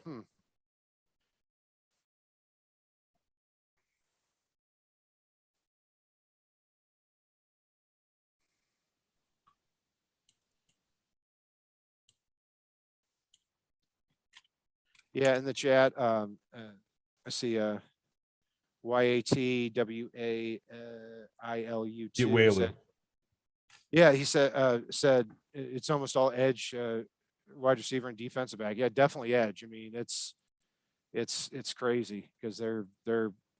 I think you're going to start to see the receiver well dry up a little bit here now that Sky Moore and John Mechie and Alec Pierce have gone. There's been a kind of a there's been more receivers taken here than I thought there would be, but yeah, edge is. I mean, it is deep everywhere throughout the draft. I mean, and I wonder too when you look at the Dolphins brought Melvin Ingram in for the second time this offseason, and um, I really think that they're interested in seeing who falls to that spot. Um, maybe they go defensive end, like someone like that. I would take it a second, even though it's not a need position. That's Cameron Thomas from San Diego State is one of my favorite players in the draft. I think he's being underrated. He's incredibly productive. He's not the bendiest guy, but I think he's a little bit more flexible than people give him credit for. I mean, over 20 tackles for loss last year for San Diego State, and he's kind of that hardworking but flexible enough, death by 100 cuts type of defensive end who's going to pound away, pound away, pound away, and then the fourth quarter, that's when he goes full throttle. I like his game a lot. Yeah, no, I mean I'm with you on that. I'm trying to think who I could go with here for Tampa though. Oh man, when did I haven't done it in a few picks. I'm going to go Nakobe Dean because man, that sounds like a Levante David replacement in a couple of years. That's the exact dude. I got it. I'm watching NFL.com. Todd McShay's got to be going nuts because he has been just pounding the table for Nakobe Dean for months, and this dude's got to fall to the third round. Shout out to the Dolphin fans on TV. Yeah. Mm-hmm. I think I've been at a tailgate with that guy. There we actually. go. I'm not even joking. Represent. Hey, just what? I mean, we are ticking away, Paul. We've got 45 more picks. The Dolphins are on the clock. Yes, sir. But hey, if the Dolphins were to trade up, I mean, everybody's going to lose their minds. All right, hold on. It's Tampa Bay on. I'm going to go Luke Gedeke. Gedeke. Okay. Yeah, I could definitely see that. That's somebody who he's somebody at 102. Oh, I'd love for him to be there. He's actually on my Dolphins big board right now. He is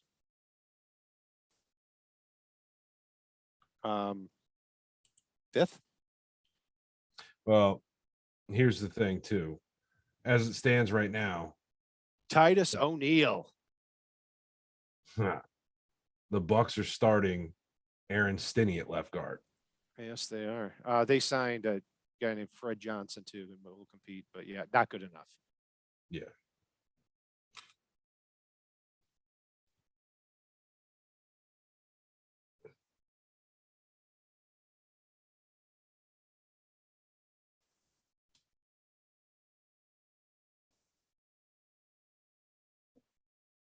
Oh, Paul nails it.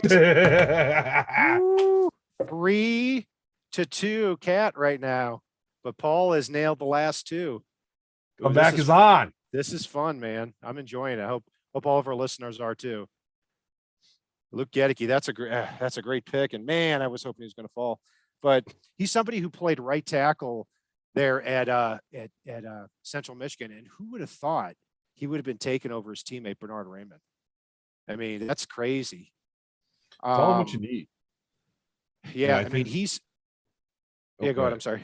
No, I just think he's going to slot in at left guard from day one, or you can potentially even flirt with him on the outside on the left tackle and possibly move Donovan Smith in. But I think he's going to be at left guard to begin with.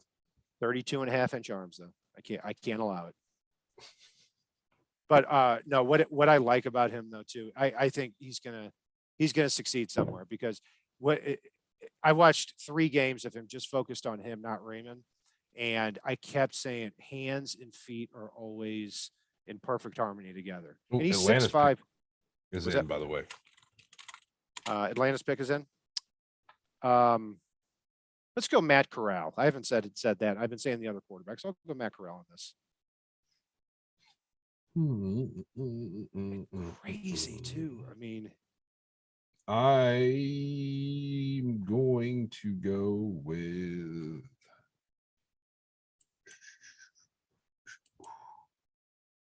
I'm going to go Marcus Jones. Okay. Marcus Jones. Okay. Pick is in. I need some answers here on Nakobe Dean. And I know if I look it up on Twitter, right when I do it, it's going to ruin the pick. And he's going to be taken right there. I need some answers on Nakobe Dean. And I know if I look it up on Twitter or do any research, that will be the exact moment he's taken by whoever's on the clock. What do you need to know? Is he hurt? Is there medical? Did he fail a drug test? Did he? I think we'd be hearing all about it if that was the case, though. Sometimes we hear that after the draft. Like, I remember like Juwan Taylor, but maybe just undersized. I mean, I kept hearing concerns about him. And crazy. Quay Walker goes 22. Nakobe Dean goes possibly 3rd round. Oh, wait. Who's Graham Coffee? Oh, son of a. Troy Anderson off the board. Troy Anderson goes over Dean. Goes over Dean, goes over Muma. Oh, he does. That's crazy. Goes over Christian Harris. Actually, Muma's the surprising one that he went over, because they're built this kind of the same. You know, he's a better athlete.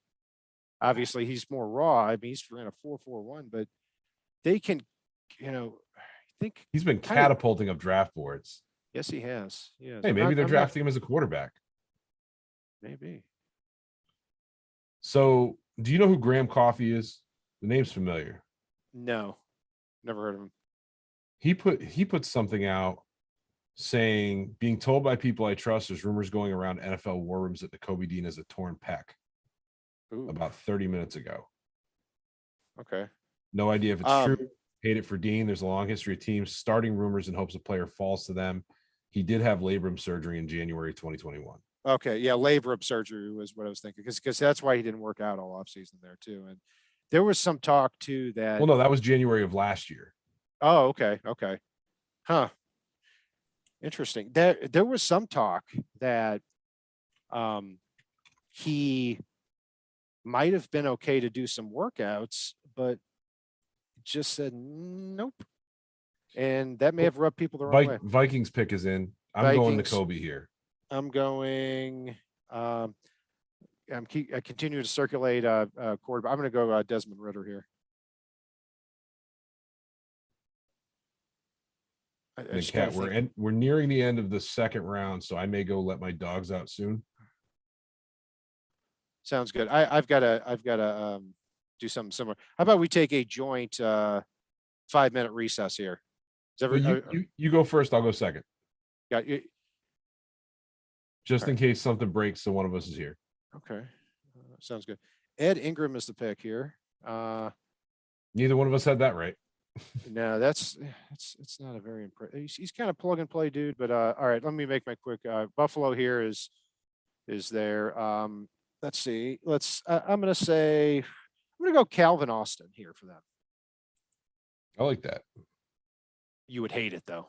Oh, I'd hate it, All but it's a good right, pick. all right. Give me a few minutes. I'll be right back, guys. Yeah, you're good. All right. So while Cat takes a break, we're gonna take a look at a couple of the other prospects for Buffalo here. He went Calvin Austin. I don't think they're going receiver here, though.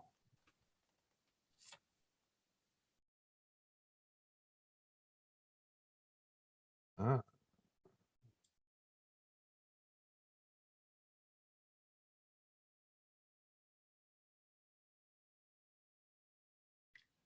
I think we're going to see the Buffalo Bills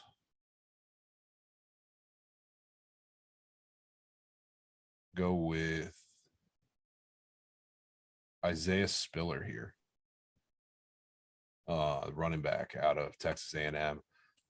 At one point in time, he was somebody that everybody was mocking for the Dolphins here, but it's not the case. I think it's going to be Isaiah Spiller or maybe Damian Pierce. But I'm going to go Damian Pierce actually, even though I like Spiller.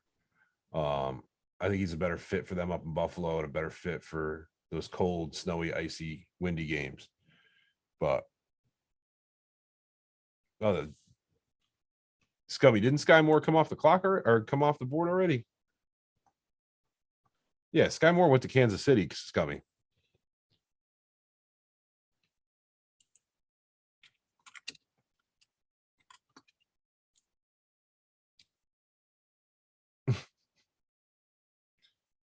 I would mull the idea, Craig, of making a trade up for either Dean or maybe Muma.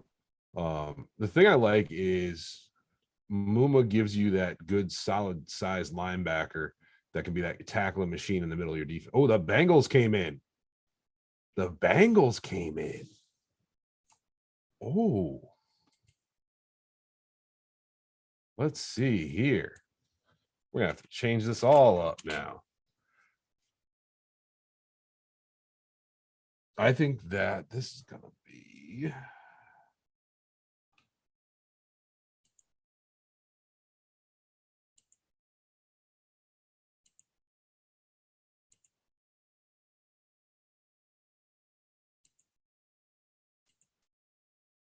I think this is going to be Luke Fortner. The Bengals have Ted Karras right now at center, and I think Luke Fortner could come in and push him over to guard. And I think that's going to be the way that they go here with the Bengals trading in for the Bills. Yeah, I saw that pick. I don't know who it is yet. I'm going to say Jermaine Saylor from Georgia. I went Luke Fortner. Okay, yeah, we're kind of thinking the same thing. Yeah, I'm pretty sure. I only heard the back end of what you were saying, but probably talking about Ted Karras, weren't you? Yeah, I was saying you could take Luke Fortner or even Zach Tom and kick Karras over to guard, and improve your offensive line that way. You know what's crazy with Zach Tom is they I talk about this consensus board a lot because I think it's always been really accurate, and it's pinned to my Twitter at Brian Cat NFL too if you want to check it out. It's really accurate. Out of the 17 that made top 106 big boards, okay, over the last week, Mel Kiper, McShay, everything. I give the whole spiel every time. PFF was the only one that had Zach Tom in the top 106, which I found crazy.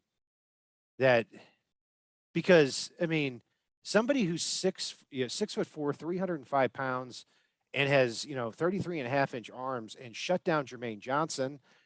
Played center for 2 years at Wake Forest and did a good job.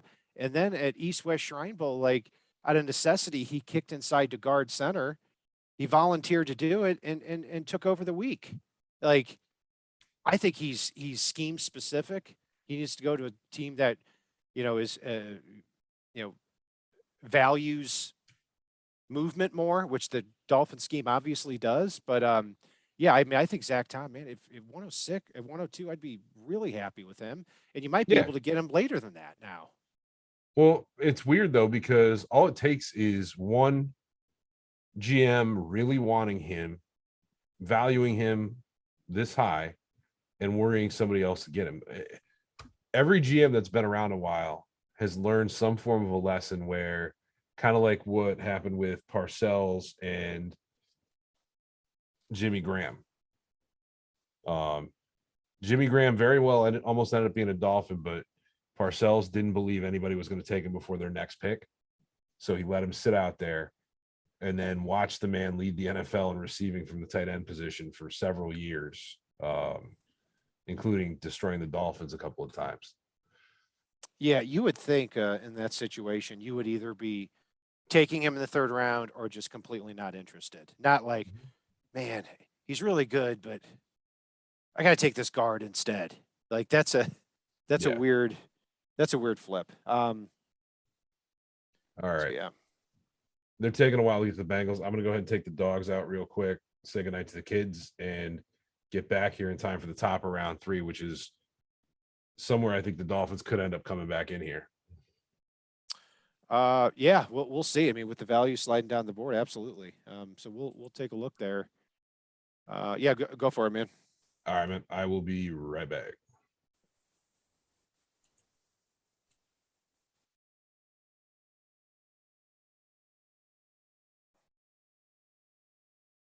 Go Bengals. I said Jermaine Salyer, but man, could be Travis Jones too. I'm sure people in the chat already have the answers to that. I'm not looking at that right now, but we'll see.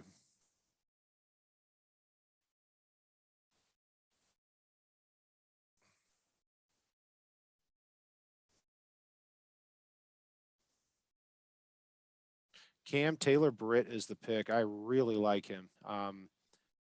Yeah, I really like him. He's somebody that is reminds me a lot actually of Vontae Davis. I mean, not quite the physical marvel that Vontae Davis was. Is it going to cry? Is it going to cry to grandmama? But he is just a solid player. I actually like him better at safety. He is one of the most hard hitting cornerbacks in this draft. And he's somebody that throughout the process has just steadily risen up, up, up. So good pick there for the Bengals at the end of the second round. And now San Francisco is on the clock. And this is the 49ers' first pick. Their pick is already in. And you know what? Maybe they give a big the heck with you to Debo Samuel. I'm going to go with Khalil Shakir as my prediction here. So because Paul's not here, he automatically forfeits every single pick. So listen, rules are rules. No, I'm just kidding. He's letting the dogs out. Tim Bowman asked, trade up for anyone yet? Yeah, Paul would say yes, and I don't necessarily disagree with him on that, but I still there is not one guy here that I say I absolutely have to have, but it's starting to get to the point too where no, you know what? I might take that back. I did with Bernard and Abraham Lucas to be available at this point, and listen, it's they're not flawless players, and I'm a little surprised that you see a Tyler Smith going to 24 at offensive tackle, and then you see Bernard Raymond and Abraham Lucas still available in the 60s. But yeah, you know what? I'm going to make an exception until the end of the draft. I'm going to look in the chat here, and if Scummy is correct, Drake Jackson is the pick from USC. Before I comment on that, I'm going to just wait there. And then after that, we've got KC, Buffalo, Denver, and we are done with the second round of the draft. And then it's on to the third round. And now the Dolphins are within striking distance for that pick. For Well, I would say within striking distance, but we're still talking about, gosh, 45 picks away. it's that's crazy. But hey, listen, it's when you trade for Tyreek Hill, it comes with rules, and we just kind of had to bite the bullet. You know, it's not like last year where not like the last 2 years where hey, the Dolphins had, you know, 2 firsts and 2 seconds last year. They had 3 firsts and 2 seconds the year before. Um, Next year they're going to have 2 firsts, a second, and 2 thirds. So crazy, crazy.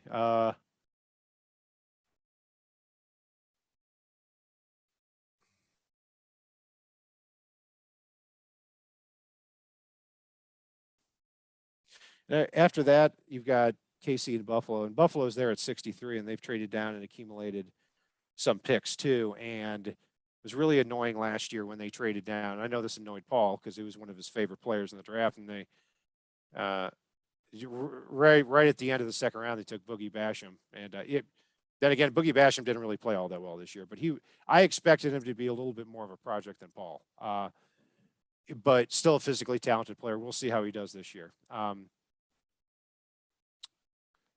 And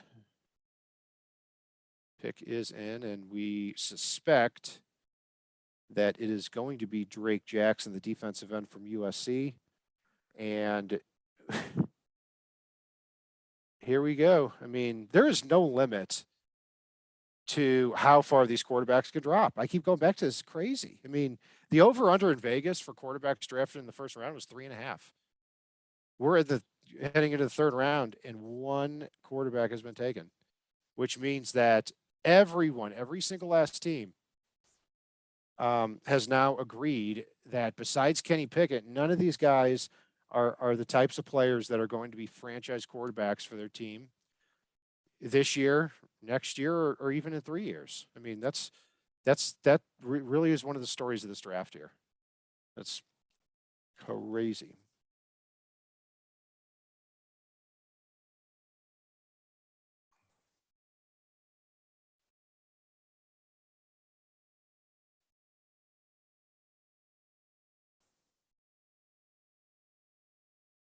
Drake Jackson is the pick from USC, and yeah, represented by Drew Rosenhaus. And there was a lot of talk before the draft that he was possibly going to be in the first round, and maybe that came from Rosenhaus's camp. But you know, you're somebody who's been.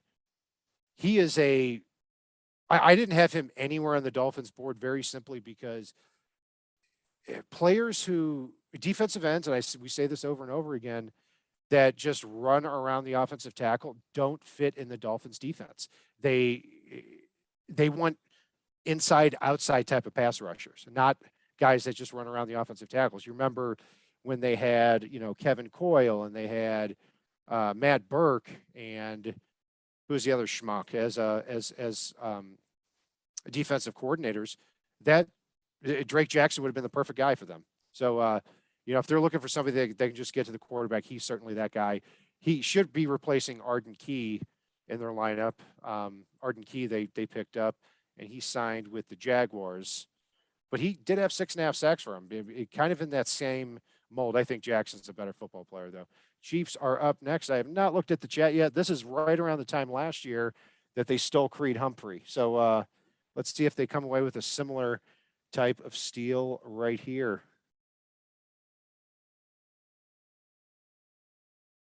Ryan Cook. Okay. I didn't make a prediction there, but if I get the itch, I'll do it. But otherwise, we're going to wait till Paul comes back. Brian Cook from Cincinnati he's a good football player. He's an alpha male. I mean, 6'1", 210 pounds, and he surprised a lot of people when he tested out as well athletically as he did. He he only started 1 year because James Wiggins and a guy in the 5th round from Cincinnati, the safety, Derek Forrest, were drafted last year. So Cook stepped in and looked like he should have been starting for a while. Pardon, he actually took over. He's been starting 2 years, not one, because Wiggins got hurt in 2020. But yeah, this is a really good pick, and they've had some success right here in this part of the draft. We talked about Creed Humphrey falling to the spot last year. They also drafted Juan Thornhill, the safety from Virginia, a couple years ago. He's been a good player for them too. So yeah, a really solid choice there for the Chiefs. And you can't help but notice too. I mean, Chiefs have had kind of a boring draft compared to what a lot of people thought, but I think they've had a good draft. A lot of people had them just taking, like, hey, just replace Tyreek Hill, sell the farm, go up and get Jameson Williams. They haven't done that. And you got to think that's by design, that Andy Reid is looking at the Chiefs roster and thinking, you know what, as long as Patrick Mahomes is here, we're going to be competing for the Super Bowl for the next 10 years.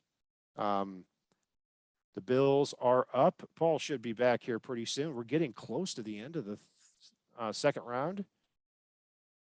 And because the pick is in, I'm going to turn away from the chat for a minute. Unless something is really delayed.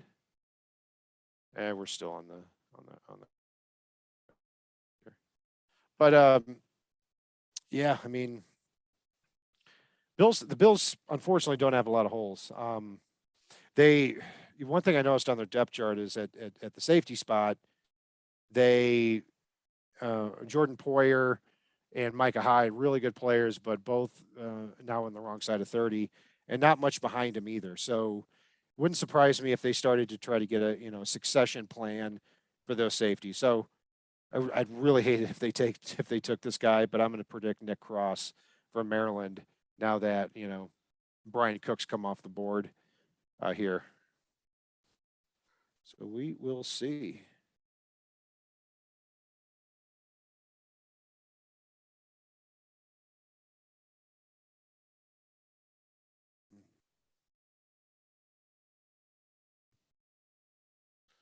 And after this pick from Buffalo,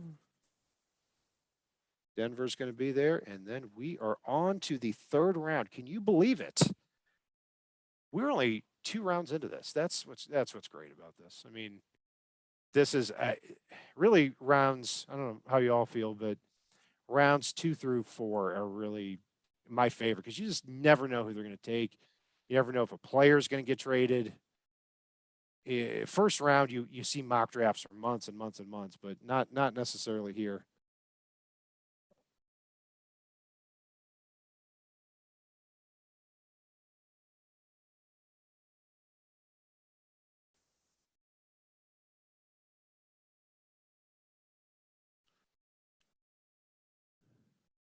I don't know they're talking about Deebo Samuel there because the Niners just picked. I don't know what's going on with that. I don't think it has anything to do with the Dolphins at all. But yeah, I mean, it doesn't. I mean, is it a money thing? Because he's supposedly. I mean, there's talk of that. There's talk of him that he doesn't want to live in California. There's talk about him wanting to move closer back to South Carolina, where he's from. I don't know what the deal is with him, but makes no sense here. So the Bills pick is up.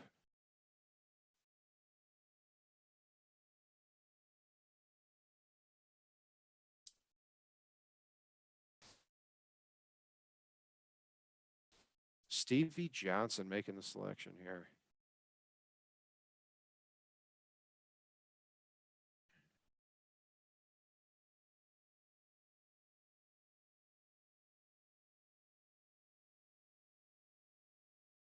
Ooh, Stevie said there's only one team in New York, and it's the Bills. Oh, Paul is going to be so angry. Paul is gonna be angry. They took Boogie Basham last year at the end of the second round. The guy he fawned over for so long, and now they take James Cook, who he had mocked at every opportunity to every spot to the Dolphins. Oh, he loves this guy. I like him a lot too. He was pretty high on my list. Dalvin Cook's brother, obviously, never a full-time back at Georgia, but he is somebody that just gets it. When I look at him, I just see vision. And somebody who, a type of guy that when he gets the ball, there's some running backs, and I don't know if you can teach it. They just have that like killer instinct to get to the end zone. Dalvin, his brother, has it. He's got it, and I hate to see that. Man, I think this guy's gonna be a star with them. Ooh, that sucks. That sucks. Because I was relieved when they passed on, Kenny Walker and Brees Hall in the first round. Now they come away with James Cook here, so I am not pleased.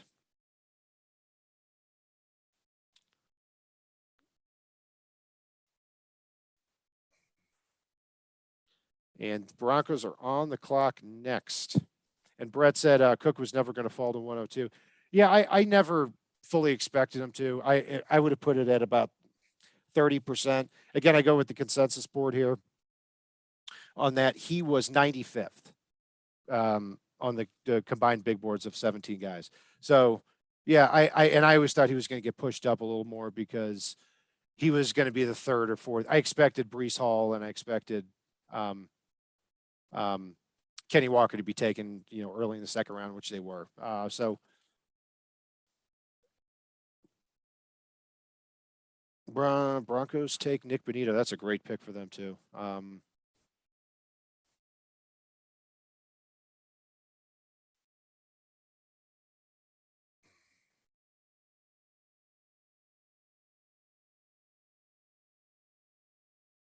right. So Nick Bonito's the pick, and I always thought he had to go to a 3-4 outside linebacker team. He's not an off-ball linebacker. He's not a defensive end, really that tweener, but man, a productive football player. And it seems like he's been in college football forever, and just really, really productive. 15 tackles for loss, 7 sacks here this past year, and yeah, I mean, I think they're just Broncos have a talented team, and the Dolphins are going to have to compete with them. Shade in the chat said the Dolphins need to draft the better running back, Zamir White. I'll tell you what, I'm not against Zamir White. Paul, have you seen the picks? I just saw the Nick Bonito pick. James Cook is a Buffalo Bill. Oh, I had gone Dameon Pierce a couple picks before. Yeah. Before they traded out. I thought when you stepped away and the Bills were on the clock, I'm like, that's either going to be James Cook or it's going to be who's the other guy you loved? I can't. That's the main one. I think that was only the dude. Man, I'm sorry. That's all right. Oh, and Brian Cook went to Kansas City. Drake Jackson. Huh. Interesting. Yeah. Yeah, it's yeah. I mean, since you've been gone there, yeah, pretty real good picks by these teams. Cam Taylor, Britt. I like that one a lot. I like that a lot too. Really, the last 4 picks have been. I mean, 5 picks have been good, and now we're on here to the 3rd round. Money round, baby. We are in the money round, pal. And I think we'll be picking sooner than later. I think we're going to be picking later than sooner. I think they're going to bleed it down to 5 seconds, and they're going to announce a trade at pick 102. Well, Jacksonville's pick is in. All right. The Jacoby Dean's still on the board. Malik Willis still on the board, pal. I'm going to go. I'm going to go Bernard Raymond. I like that pick.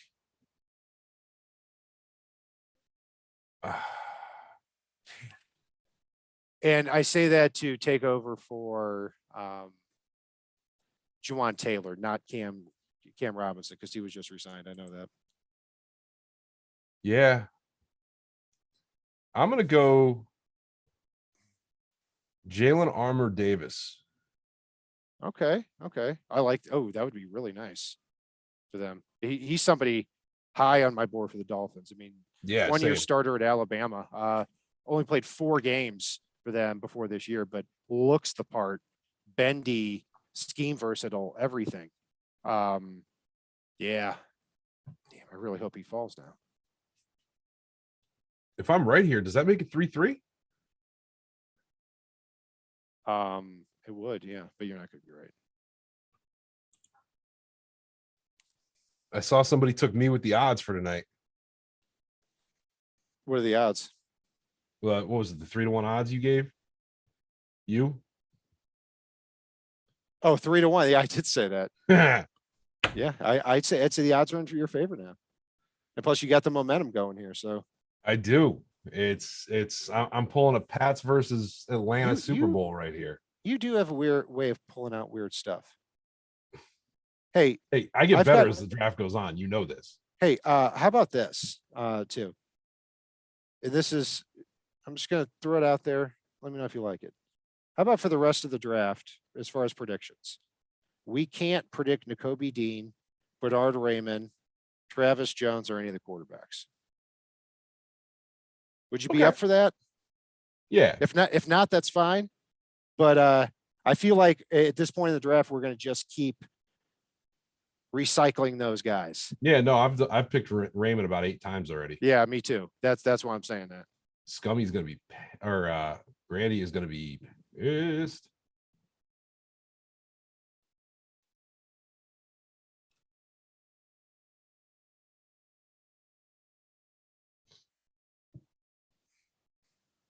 Tyler Shatley just got shat on. Can we say that? I don't care. What? I don't know what you're talking about. He's a player. You're right. I mean, sorry. I don't know why my head went there. Jeez.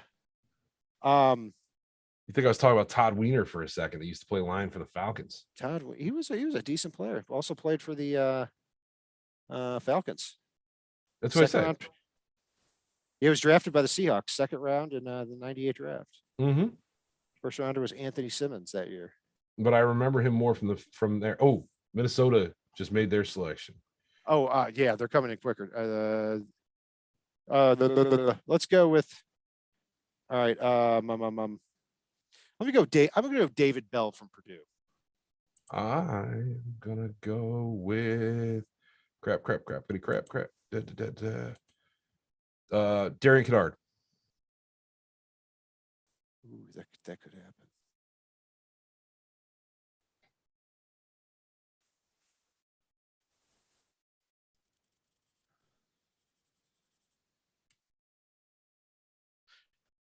Good pick. N'Kobe Dean's mom has to be like furious with his agent right now.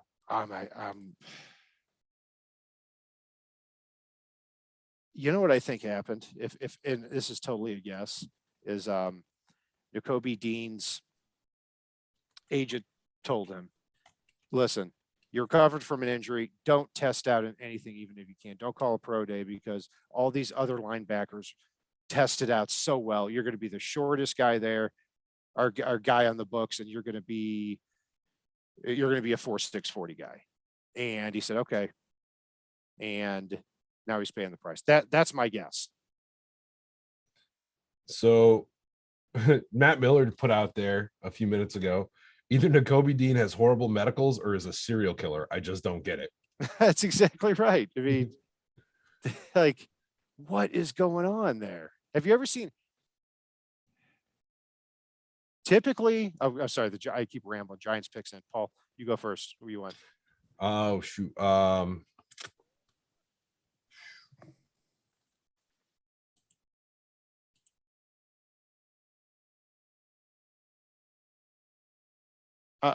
not sure if you made a pick yet, but I wouldn't have picked that guy anyway. I'm gonna go. I don't know who's been picked. I'm gonna say Marcus Jones.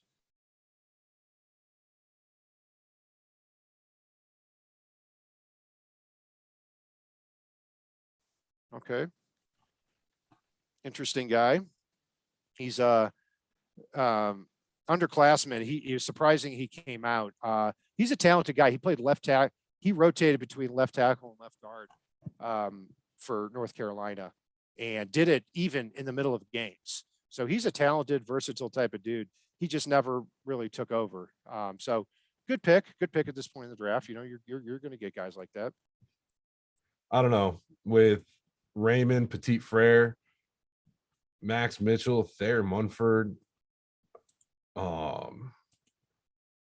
Sawyer, Parham, Kennard, Bruss, Sean Ryan, Spencer Burford, like Donovan West, Zach Tom, Ben Brown on the board. Yeah, him over Kennard is a little surprising. Yeah, him over several of those guys is pretty surprising. yeah, at the guard spot, the Giants can never just say, "Hey, we're going to take the solid player." Where they've always got to be trying to play like 3D water chess with this here. But they did take. I'll tell you what. For me, the Giants knocked it out of the park in the first round. Thibodeau and Evan Neal. I mean, to me, they got two of the four best players in the draft, and guys who, I don't know. There was some talk about Evan Neal having some iffy medicals, but it didn't sound too concerning. We'll see. And Kayvon Thibodeau should be a top 5 pick all day. I mean, for his talent level, and I think his persona fits in well in New York. Like, he doesn't have off the field problems. He has off the field interests, but let's continue talking about this in a second.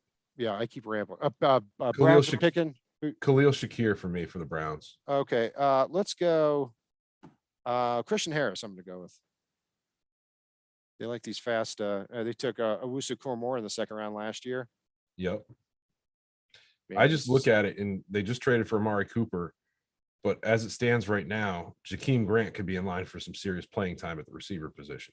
Yeah, absolutely. I mean, right now, I think he is third on their depth chart behind Cooper and Peoples-Jones. And I think behind Anthony Schwartz as well for the slot. Yeah, maybe. He'd probably be competing with Schwartz. Really played well early on last year, and then did not toward the end of the year. He's both of those guys are just straight, burner type guys on there. But yeah, I always wish the best for Jakeem. He was, and I understand. I mean, look, the Dolphins traded him after the Colts game when he had on the year he had no catches, 2 drops, and 2 rushes for -7 yards and two fumbles on punt returns. Like you got to do better than that. Yeah. But then he goes to Chicago for cheap as a Pro Bowler, as a returner. And for some reason, because I mean, everybody in Chicago has fallen asleep at the wheel. They didn't, how do you trade for a guy, see him unexpectedly make the Pro Bowl, and then have no interest in him? Like, that's weird to me. I could see why the Dolphins got rid of him after after he's been here for 5 years and had that start, but that made no sense. Yeah. No, I thought Jakeem was going to either stay in Chicago or end up sneaking his way back down to Miami potentially. But speaking of how stupid Chicago is, they signed Larry Ogunjobi 3 years, $40 million. That was their first, which is insane to begin with. And then the guy failed a physical, like on the spot, and he's still unsigned. So it's like Bob Witt, who's our Bears correspondent here. I mean, he's just, up in arms about what's going on with the Bears, and he should be. I mean, I was just thinking Bob's got to be beside himself. Yeah.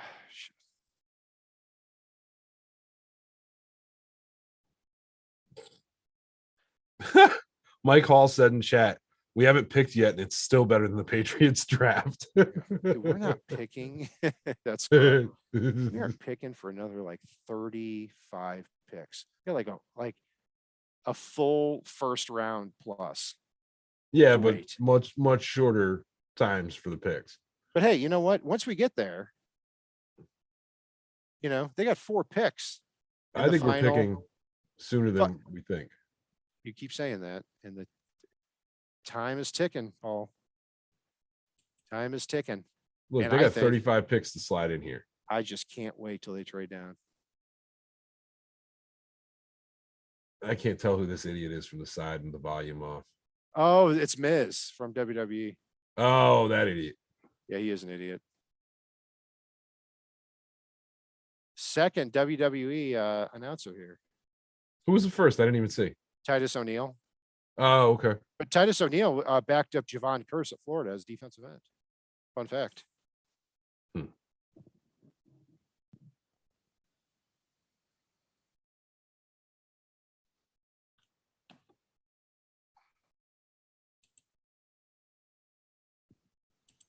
Martin Emerson. Okay. For a team that for that type of scheme, that's a good pick for him. He runs a 4.53, so he's clearly off my board for the Dolphins. So I like that.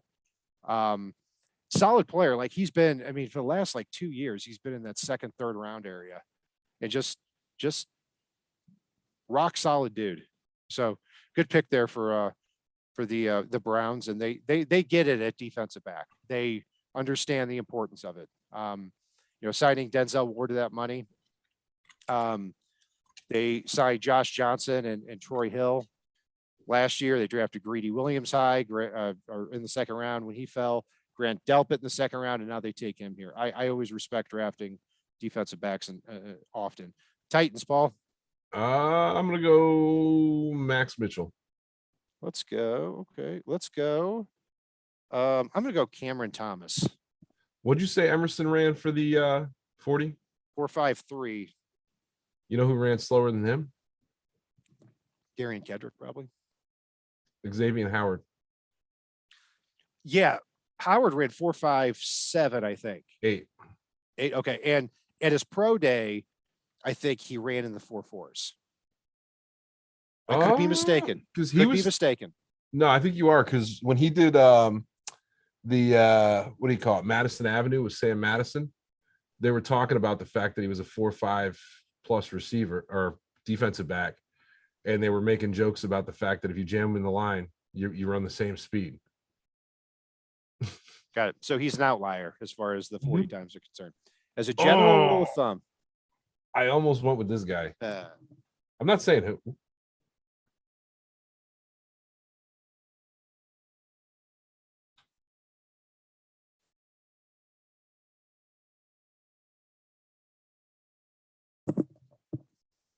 I almost went with him too. Yeah. And that's just being honest. You said Max Mitchell. Yeah, that could have been. Yeah, that easily could have been him. He was 50-50 between the two, and I'm glad he went. He was the one player in this draft I thought Miami might take a look at, and I did not want them to. Like I watched. You like him, okay? Why? He's got very, very good footwork. Okay. Yeah, I don't like I guess his footwork's okay.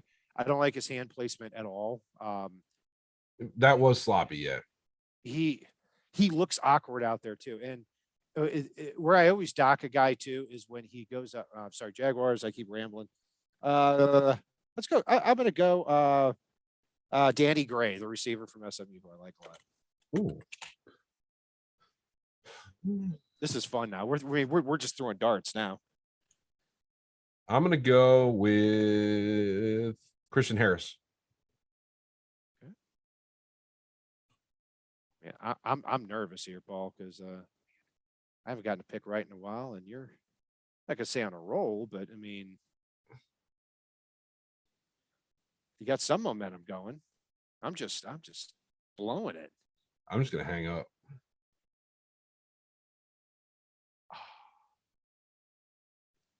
Man. Saw that? Yep. Sorry, pal. My two favorite linebackers are officially gone. Yes, they are. I freaking love this kid. And he goes to the Jaguars now. Dude, they got Devin Lloyd and Chad Muma. Oh, they did? Yeah, they do have Lloyd. That's good. And this is why you draft the best players on the board. I mean, yeah, I love Muma at this spot. I always said that I viewed him more as kind of a late second round, more project guy. And you had him, probably as one of the top, even 30 players in the draft, maybe, huh? you know what I just looked at? Do you know when Jacksonville picks next? 101.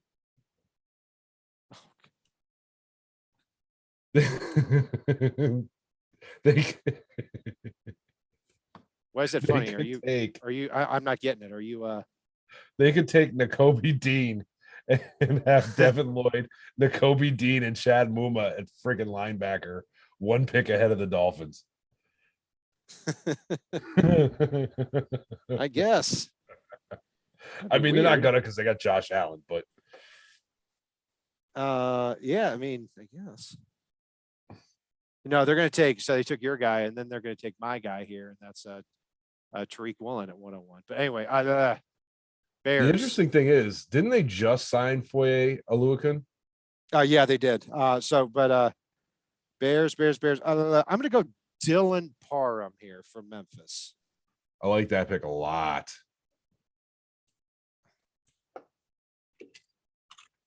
I like that a lot. Parham is somebody who I tested out really well athletically too. I mean, he's really good zone center guard. Somebody I've got in my top, let's say about 10 players here for the Dolphins.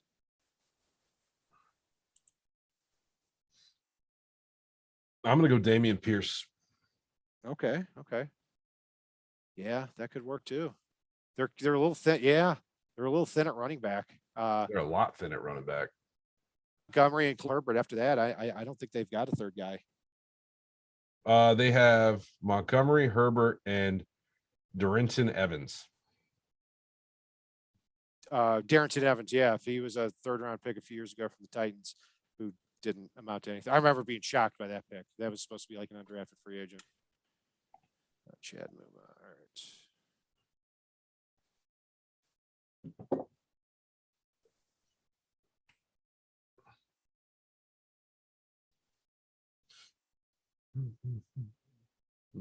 I mean, it could be a wide receiver. I mean, I wouldn't be shocked if it's like Khalil Shakir as well, but Well, this pick's going. Let me ask you, who's your favorite draft guy? favorite draft guy? Yeah, just like I mean, just your ESPN, NFL.com, just PFF. I mean, the reason I ask is, I mean, I think there are a lot. I like dogging anyone in the media or gets in front of a microphone if I can, but I think a lot of them do a great job. I mean, I typically mess around with CBS Sports, but I don't take any of them without a grain of salt. Like anybody that's listened to us for a long time or even a short time knows I tend to go off my own eye test with players. And it's nice and all, and I'll use these guys for rankings, but I don't really trust them either, because every time you think these guys know what they're doing, they caught on to another journalist who caught on to another journalist who caught on to another journalist. And next thing you know, you're listening to somebody that basically went off Pro Football Talk, and a rumor started that way because somebody had sauces. Yeah, I see. The reason I come up with those consensus lists is because I don't trust one single source, and I look at the explanation on it too. The way I look at it is I mean, I hate to say, back in my day, but 25 years ago when I started, looking at the draft, either you watched Mel Kiper on ESPN or maybe Joel Bushbaum, who is a great man, great analyst who died, like 15 years ago or so, or in your recorded football games, or you had nothing. And now you've got like 20 people writing scouting reports and everything, and you see everything on YouTube. Like I'm a kid in a candy store now with all this data out there. But the way I approach the draft period is at the beginning, like right after the 2022 draft, I'm going to have basically those analysts just set the table as far as here are the top guys. Hold on, and real then quick. I Seattle kind of pick. go from there. Seattle pick. They haven't been going crazy. So let's go. I'm going Khalil Shakir. Let's go Sean Ryan from UCLA. And that's a guy I really want for the Dolphins. I'm thinking Khalil Shakir here. Okay. Yeah, in the chat there, Eric said Daniel Jeremiah. Yeah, I like him a lot too. I really miss Mike Mayock. A bad general manager, and I'd also argue too he probably wasn't actually making those look like John Gruden picks, all of them. Alex You know who I Leatherwood. miss? And this isn't a main network guy, but I think one of the best ones that we've come across, we've had on the show, and that's Ian Wharton. I like it. Yeah, absolutely. I mean, somebody who really puts in the work. And There's a college kid making his rounds on Twitter. I've been on a Dante. panel or two with him, and he is just phenomenal. I'm blanking on the name right now. It's Dante something, isn't it? Yeah, Dante. Yeah, he does good work too. I don't get. I rely more on our shows to Colinelli. provide the content because I don't have time on Twitter to just keep responding. Oh, I haven't checked out all of his stuff, but it's if there's somebody that's started exposing all my late round gems, you know, and but no, like my Eli there's Mitchell a guy type, who's been exposing my late round gems, like my Eli Mitchells and stuff, the guys that other people don't have. No, I just the verbiage.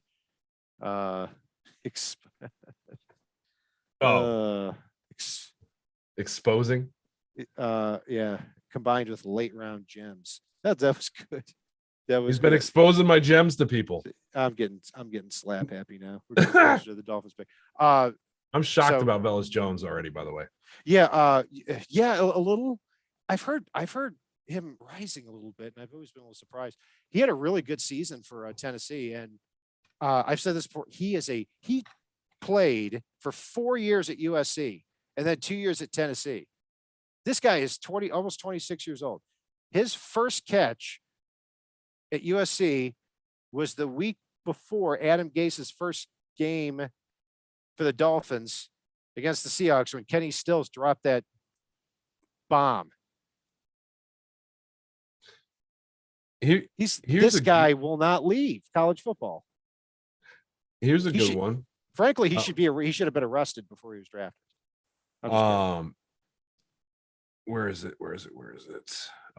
Fins up 90 wants to know, and he called you Brain, so I'm assuming it's you. But he wants to see how given my content, I can understand how he could make that confusion. Oh, Jesus Christ.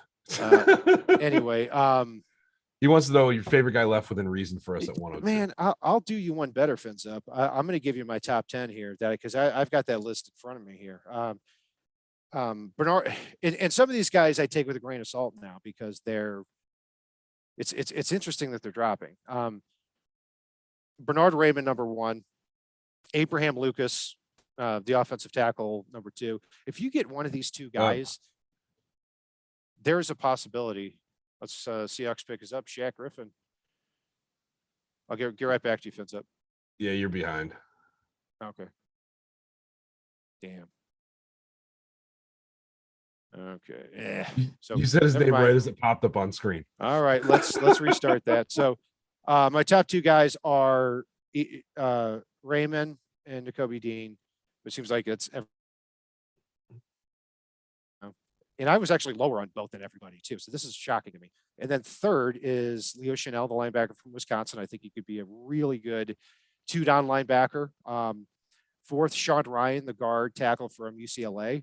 What I loved about him was him throwing Kayvon Thibodeau around. If his arms were a little bit longer, I'd love him at right tackle. And I'm not even against just trying him there first. And we'll keep it to 5 right now. And my 5th guy is going to be Tariq Woolen, the very raw cornerback from UTSA. That's going to be more of a long range type of pick there. But man, not happy that Abraham Lucas came off the board. Seahawks are having a very normal and a very good draft. Shade Knight asked in chat if we should pick up Malik Willis as a street free agent after the draft. Man, it's crazy. Oh, we got to get our Colts one out. Okay.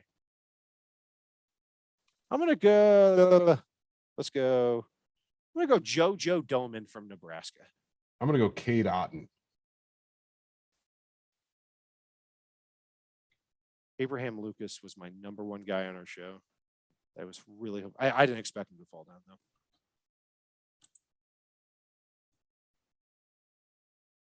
What is going on with these people on announcing the pick?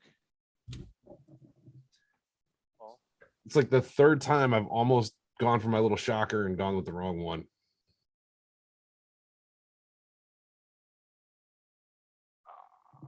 And you have been close on every position. So It was close. you said, oof, and man, dude, Cade Otton would it made a lot of sense if they were going tight end because his comparison from everybody has been Jack Doyle, Well, and I that's think he's a where better. I literally looked at it, thought Jelani Woods. I'm like, you know what? He's not the right fit at tight end for them. Cade Otton's a better fit. Yeah, I agree. Yeah, but then again, too, and I got Mo Alley Cox though. yeah, that's what I was thinking. Mo Alley Cox is more of that tools guy. Is he still with him? Yeah, he's still with him, I think. Yeah, he's there. But he's getting a little bit long. I think he's over 30 now. He's been with him for a while. Jelani Woods, but man, yeah, he's Falcons here. Paul, go. Falcons. Ooh. Let me think for a second on that. I got to look back at who they got already. Oh shit, they're up. Okay, I'm gonna go. Let's go. Let's go. Go Isaiah Spiller. I'm gonna go Brian Robinson. Okay.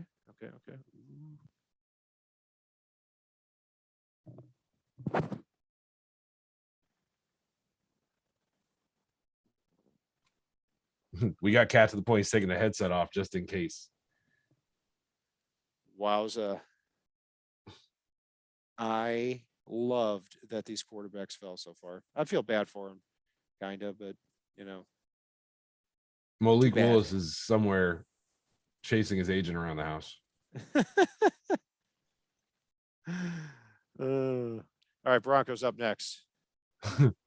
The best was the confusion on Desmond Ritter's face for like 10 seconds when they called his name. Like looked up I like never got it. Who did you who was your favorite out of the group of quarterbacks? I mean, I thought Malik was in a class of his own, even though it was kind of like the best GED student. In all honesty, I like the potential upside of some of the late round guys a lot more. If you're going to take a quarterback this year, you take somebody to try to develop, I think, from those late round crew. Dude, I got to tell you, if Malik Willis falls to 106, 102, 102, yeah, 106 is the first fourth round pick of the next day.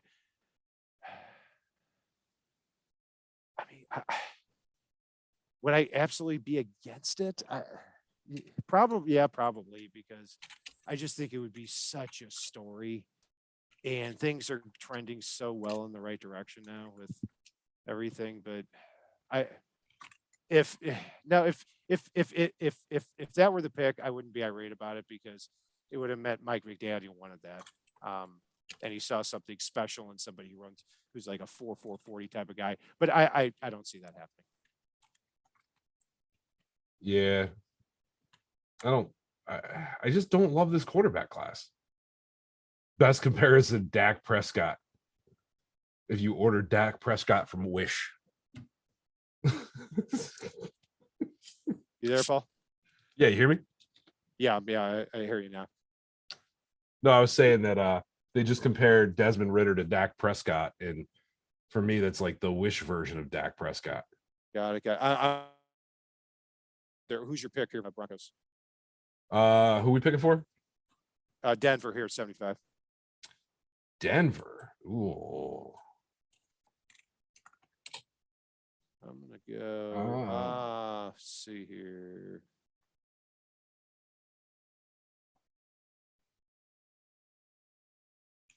I'm gonna go.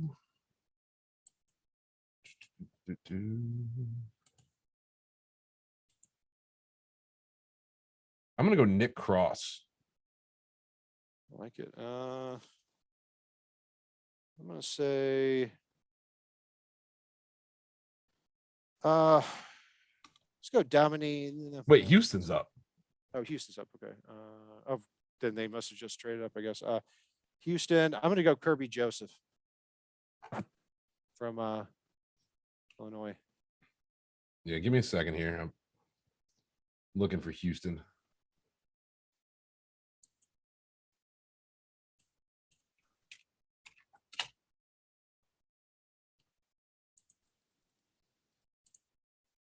I'm gonna go Christian Harris here. Or did we already say we can't?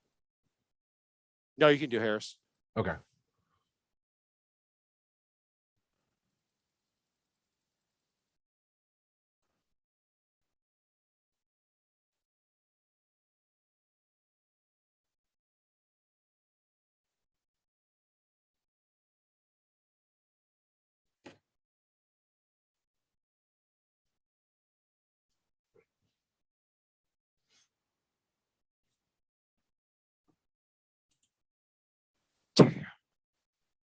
Ah.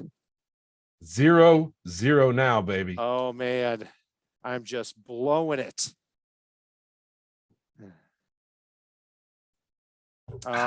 3-3, and now okay. Now I'm all right. I'm getting serious now. You thought that 3-0 lead was safe, didn't you? I did. Especially after what the first like 15 picks I nailed. I thought you were done. All right, all right. No more games anymore, Paul.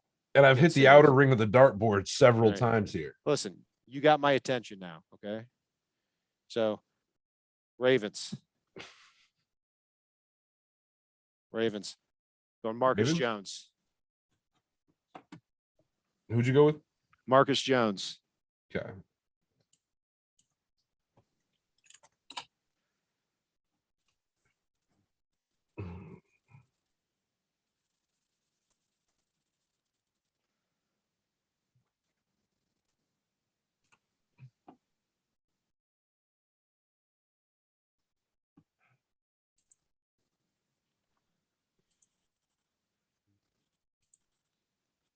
JT Woods. Okay.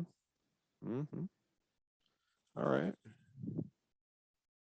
So let's look at the consensus board here.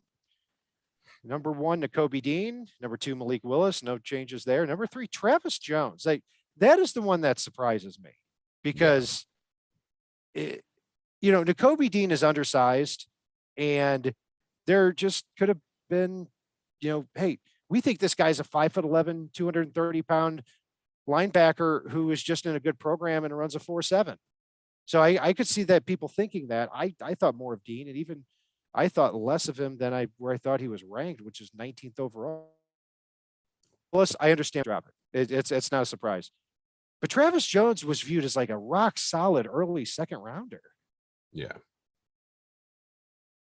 No, I mean, he was flirting with the first on a few mocks out there, in a few draft boards. And there was almost no one more talked about on the defensive line at the Senior Bowl than Travis Jones. Yeah, exactly right. And he's a pretty predictable, nose tackle who also tested out really well. I mean, this guy athletically, he tested out great in every category. Went to the Senior Bowl, went toe to toe with people, dominated the week. Like, that's odd. And I can tell you behind the scenes, the dude is a good human being. So it's not like he's got some, shady stuff in his profile. Yeah, he's the one that really makes me scratch my head. I mean, it's not like Daniel Falele, who was probably put on 7 pounds since we started this show today. Falele nice. Falele good. Oh man, never gets old. I'm just crossing off some guys before. So Ravens here at 76, and we are, Paul, about 26 picks away from the Dolphins. Mm-hmm. You still think they're going to trade up here? I think it's possible the way, I think if they do, it's because like either Nakobe Dean or Raymond have slid enough and they don't trust him to slide that far. Yeah. Your prediction for this pick is Nick Cross, right? I thought I did JT Woods. Okay, JT Woods, and I said Kirby Joseph. Yeah, I can't do Nick Cross because I did him 2 picks ago. That's right. Yeah, you did. Yeah, that's Richard Sherman. I need some background on why Malik Willis has continued to slide. No, you don't. You're not anything but a fan like us right now. Did he get? Yeah. Well, yeah. I think. Well, he went to Liberty and he wasn't very good last year. Pretty good reason. I think he's every bit worth the pick right now. Just yeah. I mean, I'm surprised. I mean, if Malik Willis was my number one quarterback, I didn't think anything of this quarterback class. I thought it was insane that 3 or 4 guys were projected and mocked to go in the first. But so with Malik needing time to develop, I think he'd be a pretty cool pick for the Colts. Yeah. I mean, anybody with a moderate quarterback need right now. Well, I think the Colts need somebody in a year or two. Yeah, I mean, Matt Ryan, you would think is 1 or 2 years. I mean, oh, it's that actor. What's his name for the Ravens? you're a little. Josh Charles.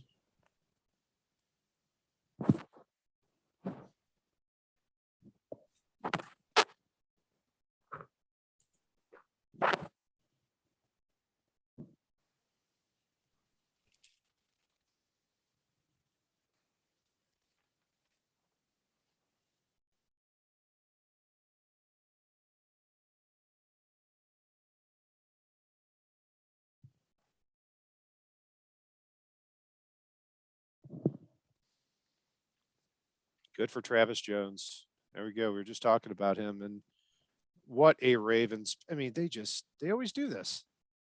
So, kind of cool story with this is I think I end up tailgating with a lot of the players' families when I go up to UConn games and this and that. Like, was actually very friendly with like Obi's mom. We were talking with Byron's parents about possibly going to the MetLife takeover last year with us. But my friend Lisa, that organizes the tailgate, is kind of like the unofficial team mom, the majority of players on the team.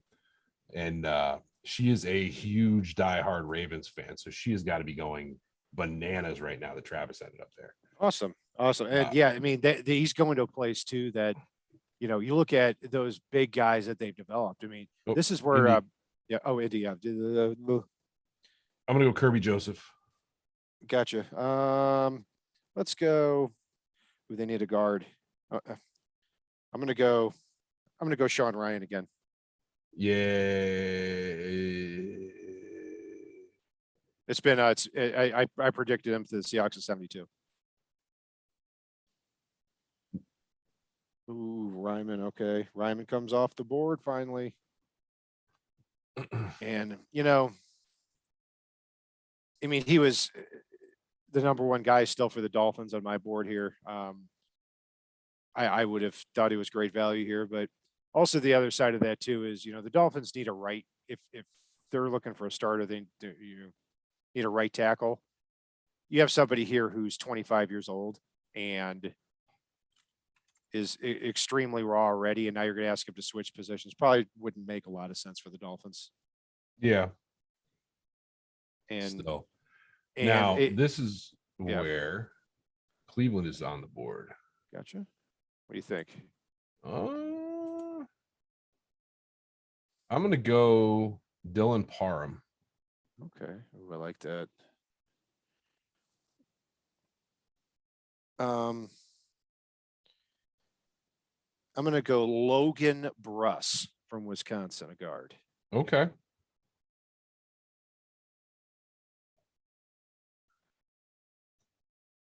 Yeah, they've got Danny Pinter starting at right tackle or right guard now. Yeah. After Mark Lewinsky left, so they drafted Pinter in the 5th round a couple years ago, but somebody who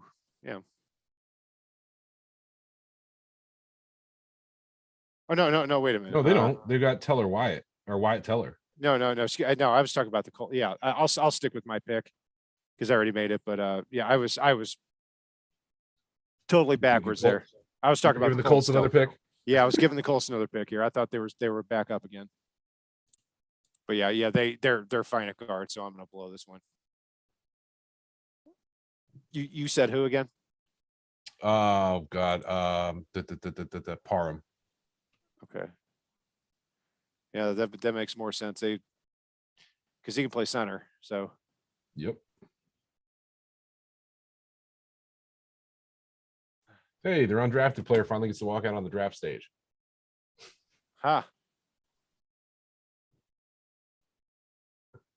Andrew Hawkins, yeah.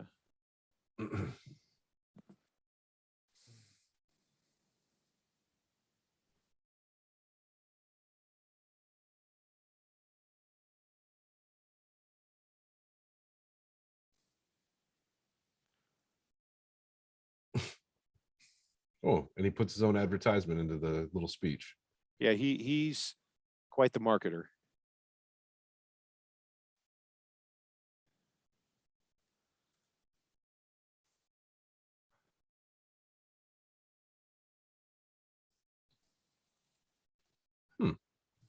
Let me know when you see it.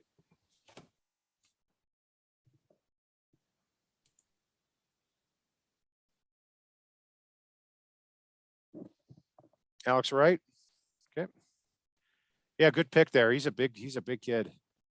He was somebody I like, but this feels like it's an early reach for him, isn't it? No, he's projected to go right around a little bit, 104 on the consensus board. Okay. So yeah, a little bit, but He's yeah, risen recently then, because yeah, he has. That's for sure. yeah, He's 'cause I know somebody that we initially talked about DNs. I think he was like a 5th round projection. yeah, he was a 5th round projection at that time. And he's been steadily moving up. He got buried in that class. It's kind of like with guy you mentioned on our show, Tyreek Wright, or Tyreek Smith, excuse me, from Ohio State. Kind of that same. It's like when you're the 20th defensive end, you tend to get forgotten. And then I'm pretty sure he's an underclassman too. He's a powerful guy. No, I liked him a lot. I think I talked about him a decent amount on our edge show. Right. Yeah. All right. Next, man, I'm still. I feel like I was up 3-0 in the Stanley Cup Finals against you, and I was like, oh, this is. I've got this. Oh, what kills me is I think this is probably going to be Nakobe Dean, but we can't say nope, him. I'm not doing that. Can't say Dean, but the guys that we said we couldn't say, Raymond, Dean, and Dean's the only guy that we can't. Dean or quarterbacks. So now looking at my Dolphins board as we get pretty closely within 20 picks here. I mean, obviously Nakobe Dean, Leo Chanel on there, and man, I love Sean Ryan too. I mean, I really think that he's somebody that if you put him at right guard and kick Robert Hunt to right tackle, I think you've got your offensive line figured out. And you know, I talk about short arms, and he does have short arms, you know, but 32 and 7/8, so just under the threshold. And when you're talking late 3rd round, I don't mind drafting a guy like that and saying, okay, he's going to try at right tackle first and then fail to guard. I'm fine with that. It's different than when you're drafting Liam Eichenberg, you know, middle of the 2nd round and trading a 3rd round pick to move up for him. That's a different story. I think this is going to be Thayer Munford. Who did I predict? I was just rambling. You didn't predict anybody. You just started talking. I just started gibbering nonsense. Let's go. I'm going to go I'm trying to switch it up, everyone here. You don't have to, but you have been too. So I'm going to go Jeremy Ruckert from Ohio State. Ooh. Interesting. I had this whole like speech on Liam Eichenberg prepared, and I just said it at completely the wrong time. And I like Ruckert a lot, but here's my reasoning for going Parham. They're currently slated to start or to have a battle at right tackle. Hold on. You're predicting Parham for this? Yeah. You predicted him. Didn't you predict him last when Raymond went? That was like 5 picks ago. No, it was with at 77. So you picked for him 2 picks ago. And normally I wouldn't care, but you know, I was blowing you out before, and no, we're not going to have this contested now. All right. Let's see what we got here. I hope you're having a good time, man. I am. Oh, I am, dude. You? And I hope our listeners are too. I haven't peeked at the chat recently because I've been so into this here.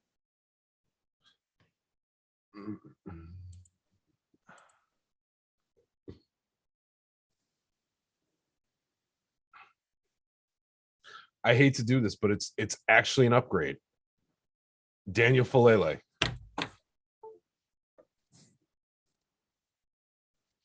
I could see that. Ugh. They have Storm Norton fighting with freaking Foster Sorrell at right tackle. Storm right now. Norton, like, how he was like, PFF ranked him as like the lowest right tackle last year. Like, how do you not get that taken care of?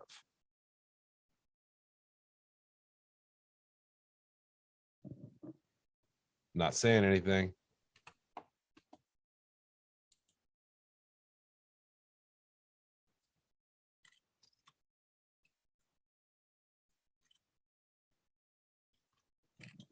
Man, you are just breathing down my neck. You are not only have you come back and tied it up, Paul, but it's again, I go back to like Stanley Cup Finals. I was up 3-0, just blowing you out. You come back, it's now it's 3-3, and you've got like 30 shots on goal, and I've got 5. I'm like right there. Right. Come on, Brian, focus. They still don't have a right tackle. It's in LA Yeah, Chargers. they don't. Denver's up again though. And they don't seem to care. No, they're just like, screw it, we'll just run left. All right. Denver, I'm going to go DeMarvin Leal from Texas A&M.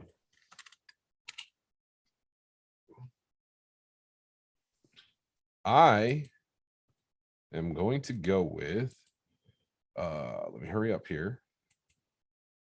I'm going to go with somebody you just did, Jeremy Ruckert.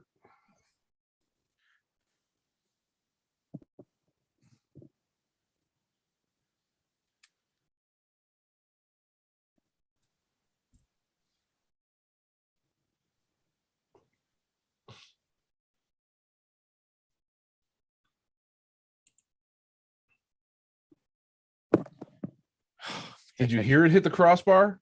Man.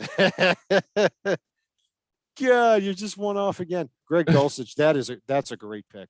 That is a great pick. And they always they seem to draft really that value of the third. I mean, remember a couple of years ago, Lloyd Cushenberry, who hasn't been as good as I thought he'd be. But then last year, Quinn Miners, they drafted in the 3rd round, and how could nobody see it with him? Like, I mean, he was on every TV show everywhere for months. It was like Cooper Kupp back in 2018 or whatever it was.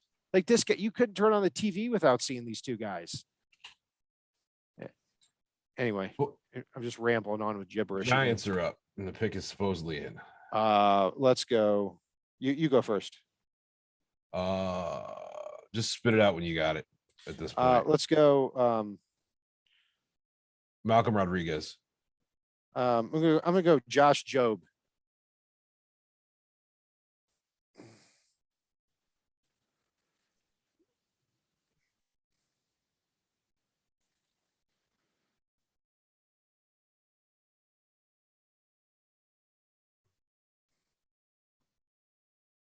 Let me know when you see it, Cat.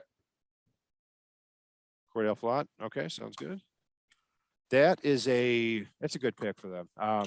He's somebody that I didn't expect to come out. He's an interesting guy. He's a skinny slot cornerback that declared early, and so nobody really noticed it until recently. But he's tough. He's physical. I'm not sure if his body type can hold up. I actually like him a lot. He's somebody. He ran. I said I took everyone off the board that ran 4.5 or lower. He ran 4.5 on the dot. So, but rules are rules, Paul. Well, he didn't go over. It's true. It was then I flipped a coin, and he lost, so I took him off the board. I'm gonna go Leo Chenal for the Falcons right now.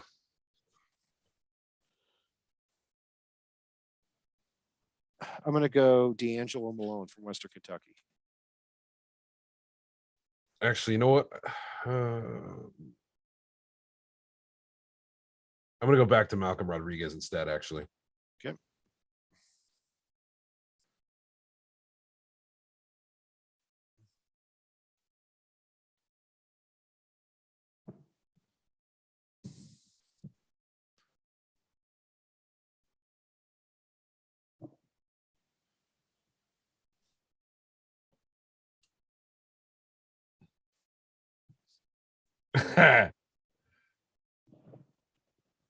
Man, back in the lead. you had 30 shots on goal this period. I had 6, and you had you had somebody on your own team kicking in the net. Mm-hmm. That was a good pick though. That wasn't just next guy up pick. That was legit. I appreciate it, man. And I don't think this is over yet. Oh no. This is fun now. This is fun. It's more fun that I'm winning, but it was fun before too. All right. I was just pissed. After Philly, I'm going to take a 5-minute break. Sounds good. All right. Yeah. D'Angelo Malone, he's been at Western Kentucky for a long time. Somebody that I always looked at him and Nick Benito kind of in that same regard, where they're, if they took, I didn't expect Benito to get to 102.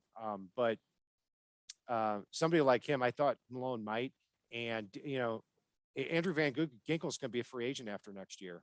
So he's somebody that plays that kind of role there. All right, Paul, pick 83. Who you got?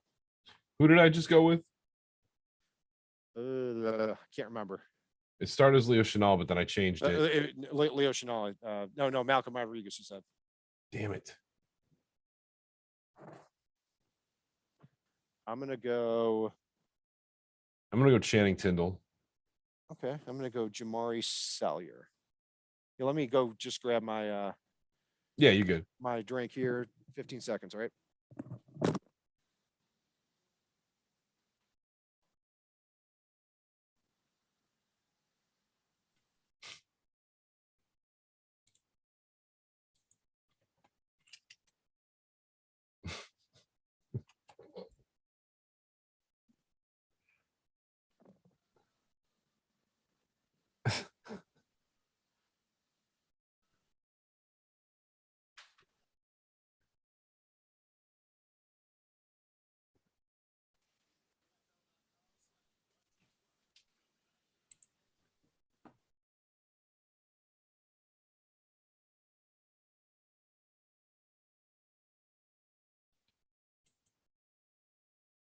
I'm going to apologize to folks. I don't think Cat realizes what height his camera is at.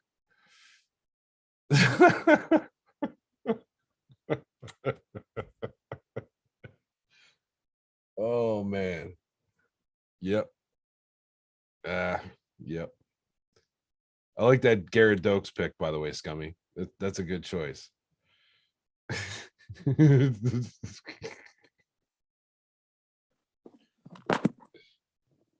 Cat, you got to turn your camera off when you get up.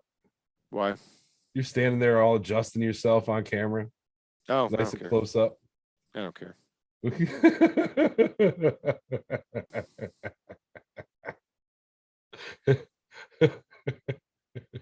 A few people loved it in chat, just so you know. Awesome. I still haven't found my phone yet. Oh, we'll find that. Yeah, hang on. All right. Hold on a second.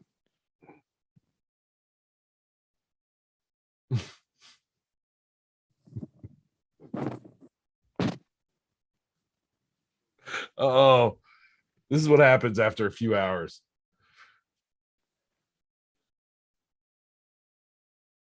I really think that this is going to be Nakobe Dean, but I'm not allowed to pick Nakobe Dean here. So Channing Tindall it is.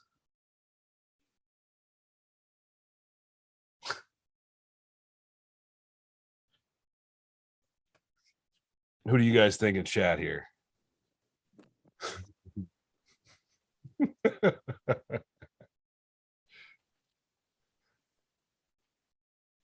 All right, let's see who they take.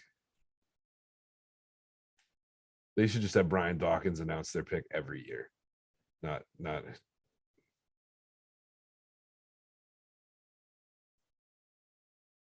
Eagles have had a very good so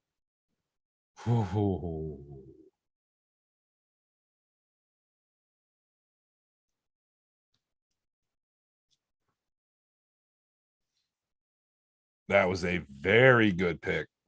Eagles killing it. Man.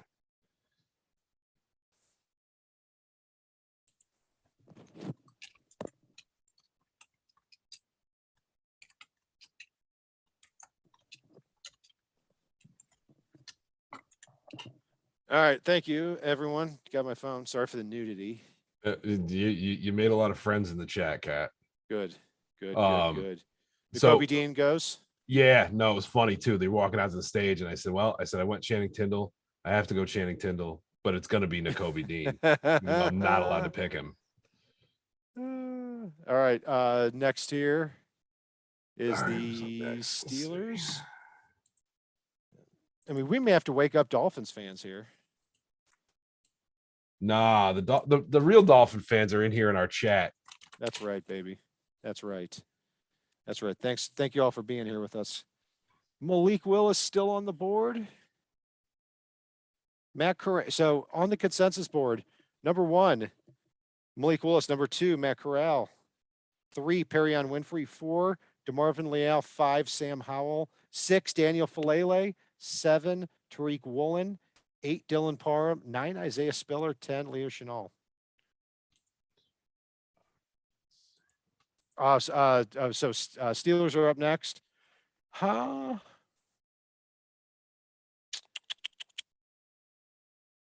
going to go Kobe Bryant, the cornerback, and Jim Thorpe Award winner from Cincinnati. I'm going to go Marcus Jones. Gotcha. I still feel you breathing down my neck there, Paul.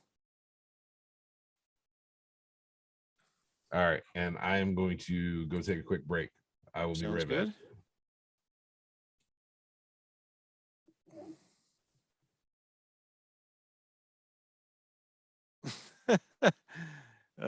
John Gordon said Cats like Magic Mike after hours.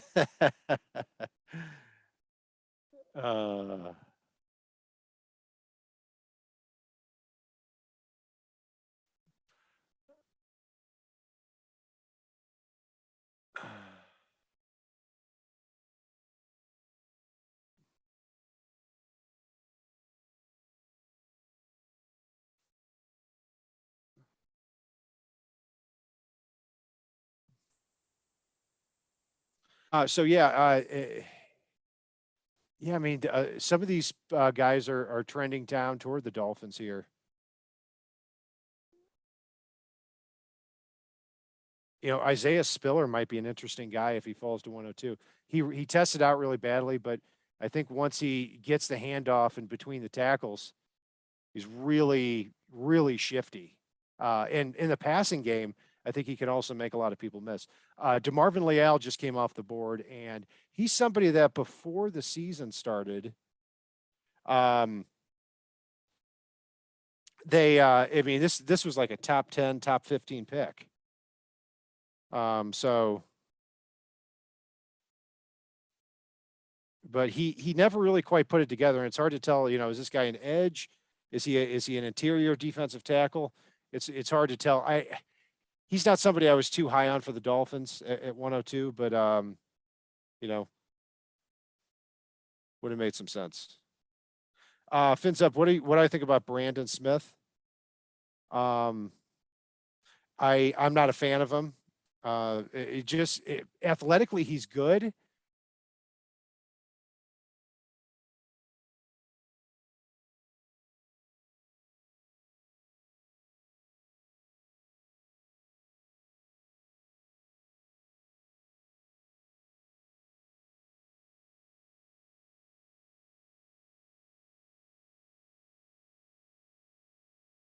All right. And I'm a little bit behind here now because the spinning. Yep, 18 more picks and counting here until the Dolphins make their selection.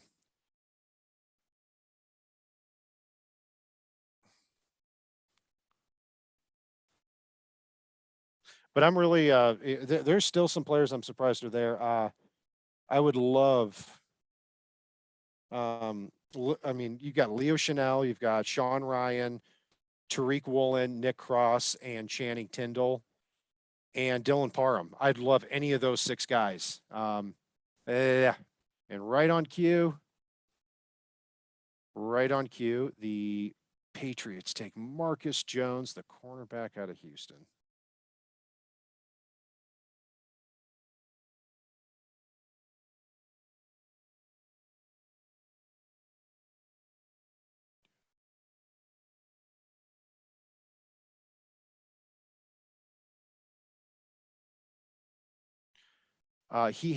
Marcus Jones had 9 interceptions and 9 kick and punt returns for touchdown. So they're getting a really good special teams player, and they lost Gunnar Olszewski to the Steelers. So yeah, really good pick there. Unfortunately for the Patriots, actually the first pick that's actually not insane. Yeah, Grandy, you said Brandon Smith, huge ceiling. Kind of like Gross Matos. I agree with that in terms of the length. I thought Gross Matos was a better football player, but yeah, I mean he's got potential if he gets to the right team and in the right scheme. He's physically gifted enough to play. So no doubt about that.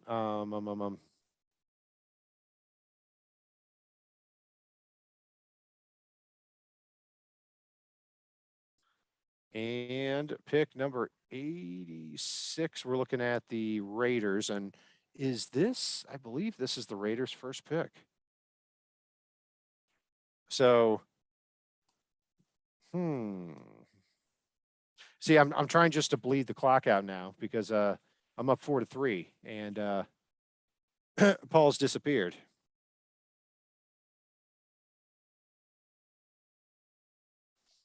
I would say Cameron Thomas. Oh, yeah, you guys are ahead of me. Looks like, if I understand correctly, Malik Willis has been picked by the Titans, unless all 6 of you are lying.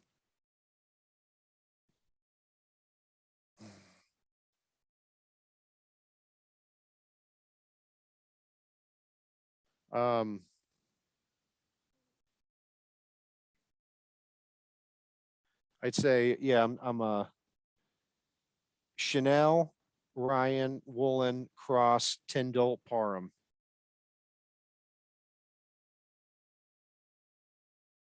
Any of those I'd be happy with. There are a few other guys I'm pretty open to as well. Anybody really that's on my top 50 board, I would be good with.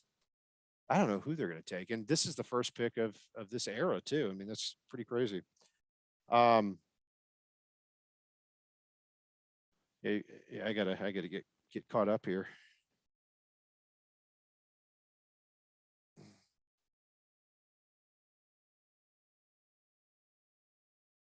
Radically centrist, you said Dieter's our guy next year. I'm good with that. Yeah, I'm starting to kind of get that feeling too. That they're good with that as well.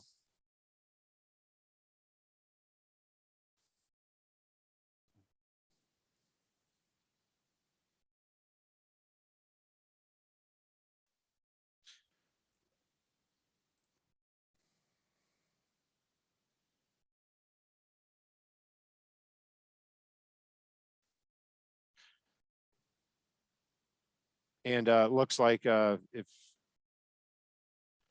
it's correct in the chat there, Cameron Thomas went at pick number 86 or 87 to Arizona. That's a heck of a pick too.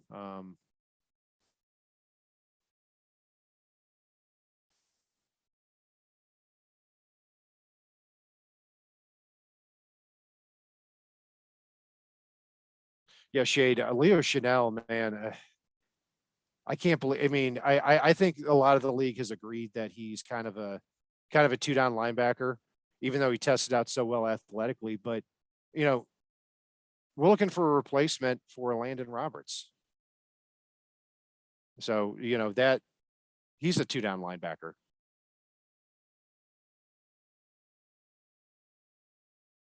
Well, what do you know? Don Aponte. Yeah, Zach Tom. Absolutely. I think Zach Tom's really high on my list too. So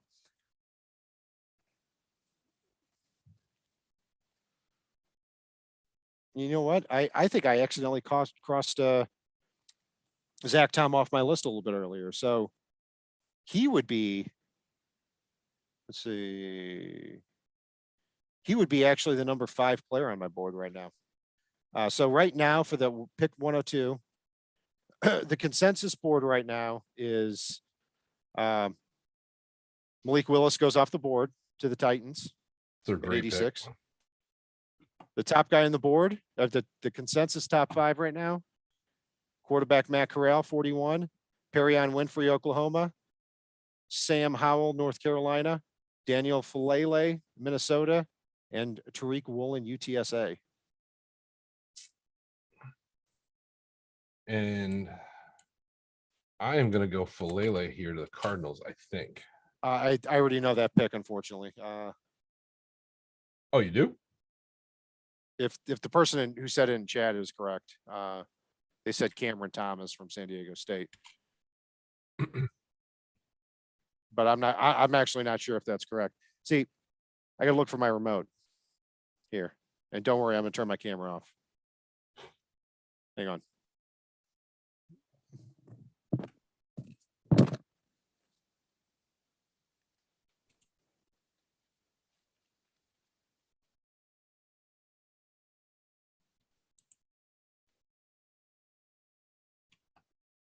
Yep, Malik went to Tennessee.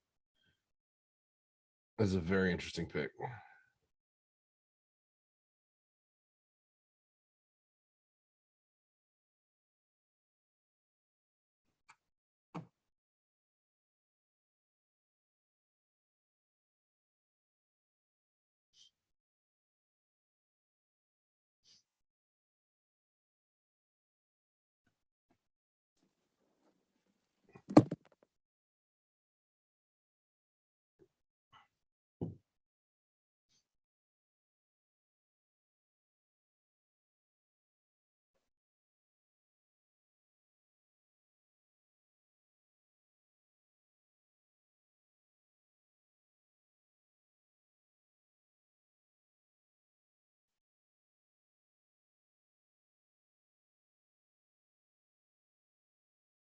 Hmm.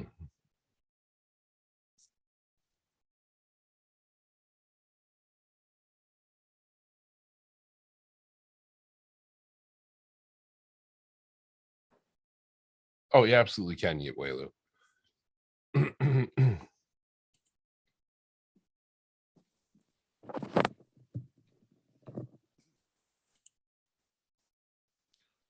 All right.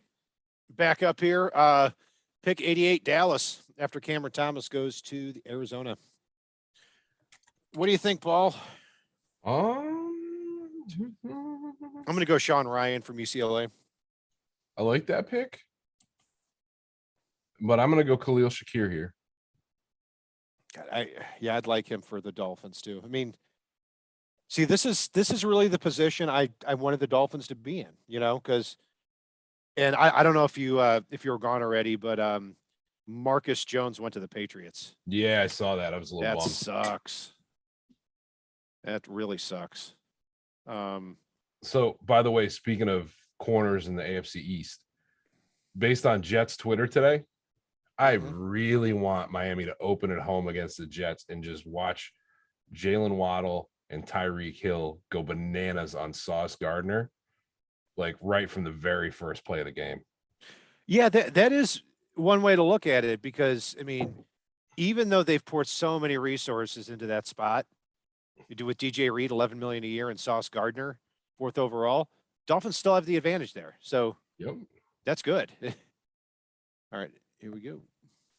Mm.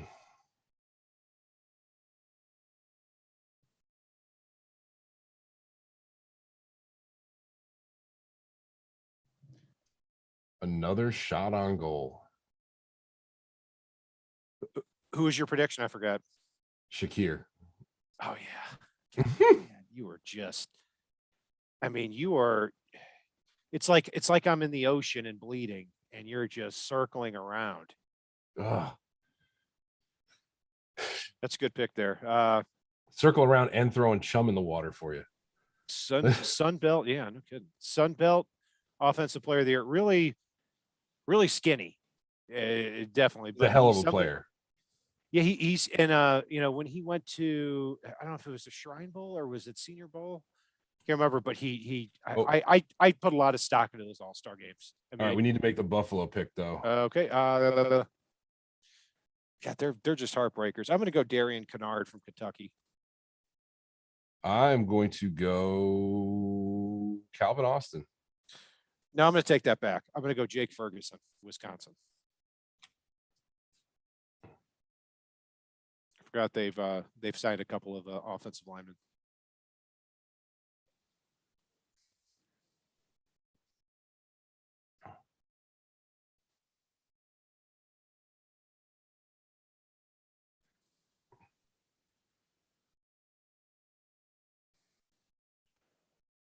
You getting winded, Paul?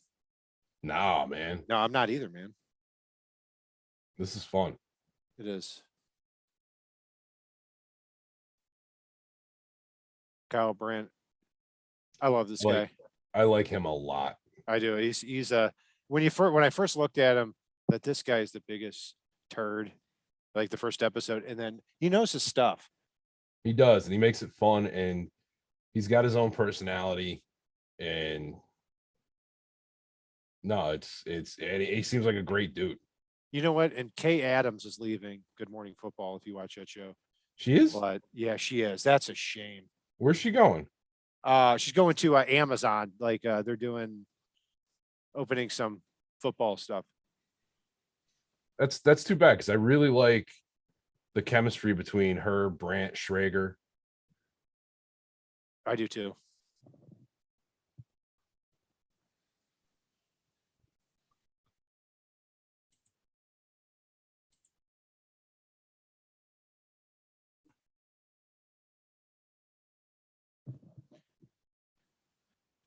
That's a little off the grid. I'm fine with that. Yeah, as a Dolphins fan, I like that pick. He's I watched a lot of him just over the last week. He's fast. He is 6'1", 224. Very I mean, he looks smaller than that. I mean, he's a converted safety, very productive at Baylor, runs very fast, just like everybody at Baylor. For me, third round's a little bit high. Yeah, no, it's a lot of bit high, really, for a project. But then again, they don't need him to be anything right away. And you know what? He is the first player taken. There are 188 players on the consensus board. He is the first player who is not on there. Okay. Meaning that out of 17 different analysts, not one of the 17 had him as a top 105 pick on their board. So yeah, definitely a reach. This is the Raiders are up for the first time. And they just declined all fifth-year options on their players today. Yes, they did. Yes, they did. And they should have. I'm going to go with, let's go Matthew Butler, Tennessee. I'm going to go Zamir White. Okay. You know what I think is going to happen, Paul, is I think you're at pick 105, the final pick to the Niners, you're going to pull it out and tie it up.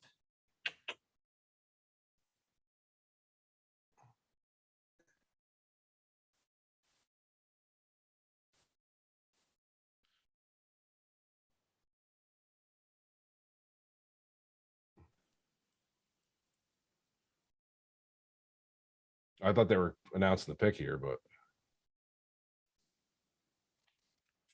apparently they're doing anything but. Yeah. Oh no, they're it's a tribute to Daryl and Monica. Oh, okay. I don't have the volume on, so That makes sense. Like, what's this garbage? didn't make any sense the way. Yeah.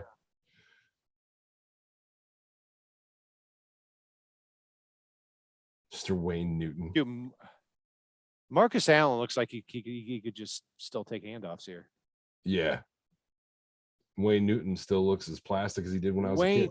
Wayne Newton is, wow. Look at that Botox. Yikes.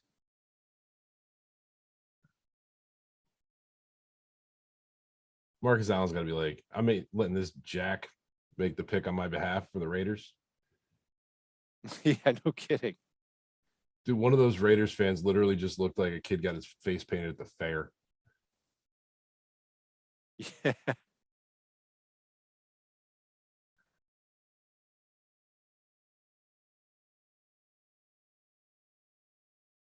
All right, Wayne, good job. Ooh.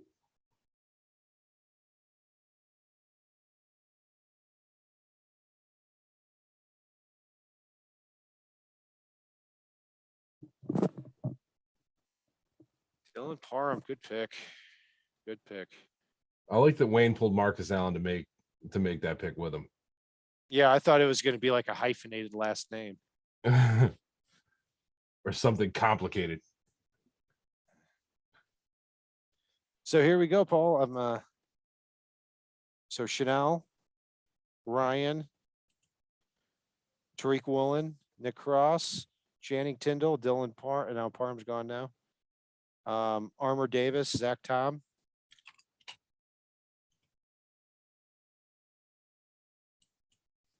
Yeah, this guy here,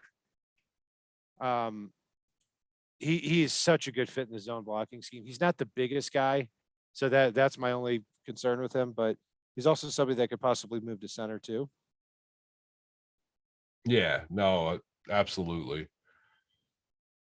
All right. Tampa Bay is on the clock. All right. I'm going to take Sean Ryan here. Okay. Yeah. Ooh, that could work. It certainly could. Give me Jalen Armour Davis. Okay.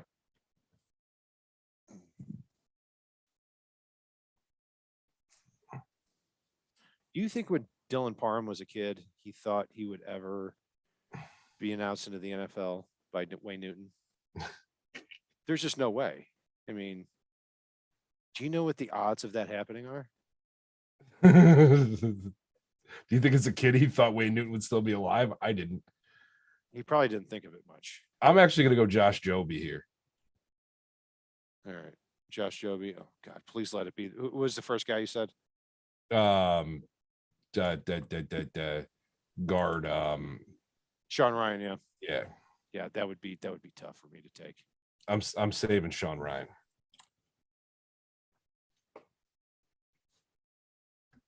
Ooh. Okay. Maybe to the Packers. Not sure yet.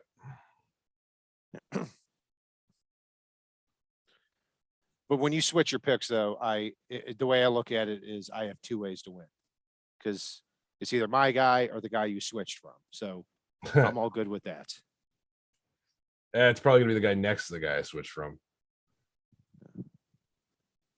Scummy, Rashad White is somebody that is projected to go in third or fourth round. I'm not a fan of him really, because I don't know. Maybe I've just got PTSD from Kalen Ballage, but he is a laggy Arizona State prospect. I know he's better than Ballage as a prospect. I mean, Ballage didn't even technically start, but yeah, I like other running backs better. I like Zamir White a lot more. My question with him becomes, is he a fit in this offense? But the other part of it too is at running back, you've got Raheem Mostert and you've got Chase Edmonds. Do the Dolphins kind of need a hammer at running back? You know, if they're up by, I've never used that wording, Paul. Like I always think it's better to get a fast guy who gets to the spot quicker. But when the Dolphins are up by 7 in the fourth quarter, do they need somebody like that? I don't know. See, I I love the bruising running backs, but I'd be very surprised to see Mike McDaniel go for one. His scheme just calls for, like I said, it calls for deception, create a lane, get through it as fast as you can before it closes.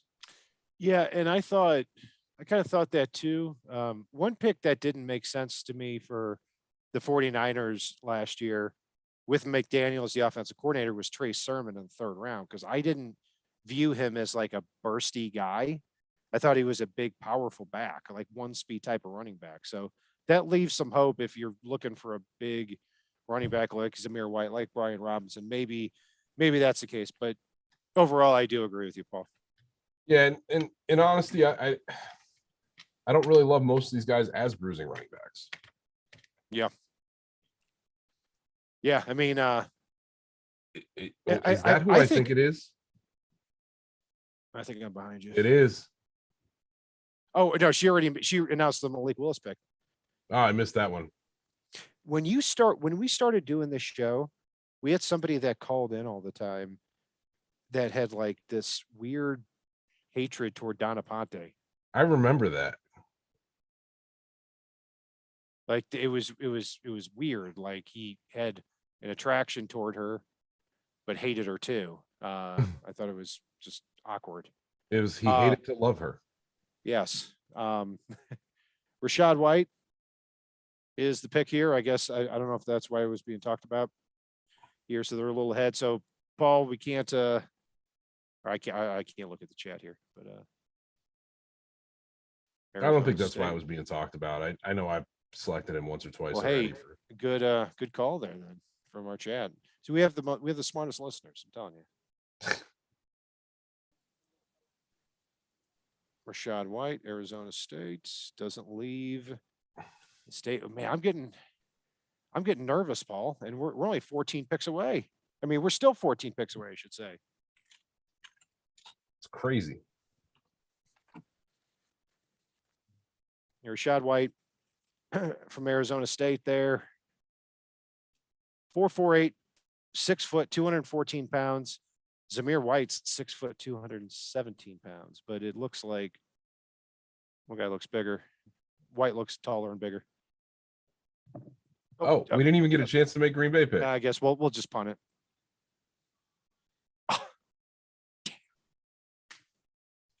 And I said I was saving him too. I just said Green Bay. Oh my gosh, this is not even. I swear I did. Man, I'm mad, and I'm also no, I'm overall mad. Son of a gun. All right, San Francisco's up. Let's get that one. Okay. All right. Let's get that right here. You go first. Can't say Khalil Shakir either. We can't. I think you said him recently. I don't. I'm not. No, sure. he was a while ago, but I'm not going him anyway. Okay. Yeah. Take who you want.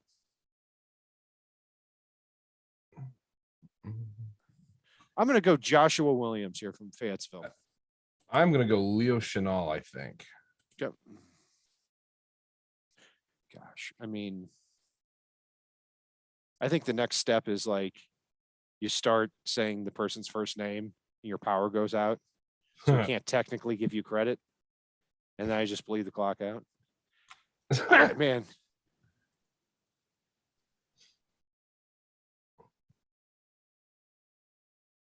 Yeah, I think Leo Chenal.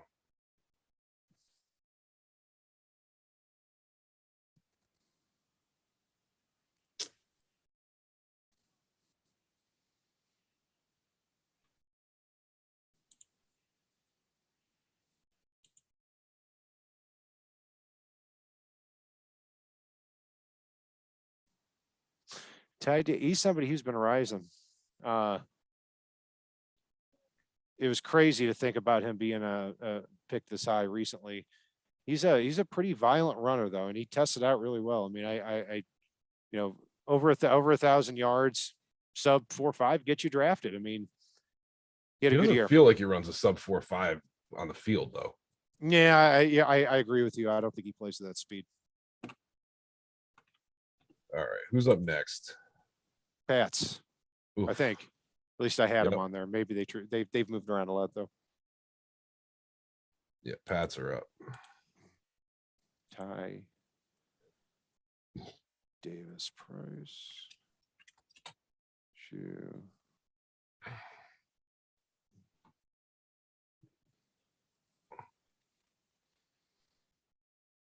This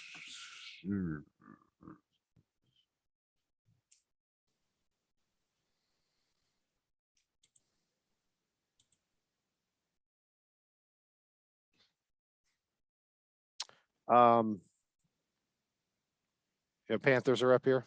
Okay. oh They trade it. I'll let you go first.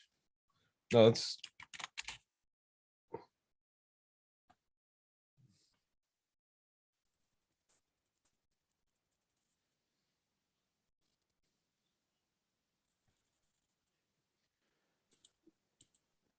Or I'll go. I'm going to go with. No, we said we couldn't take the quarterbacks, right? yep. Darn. I'm gonna go Kennard. Okay. I'm going to go. Let's go. Donovan West from Arizona State. I like that one.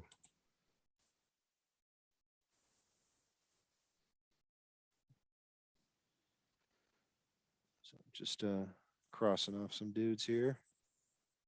Yeah, I mean, it's starting to get thin as we got 10 picks left. Starting to get a little thin. Tell you who's on the ball, board still, Paul. Calvin Austin.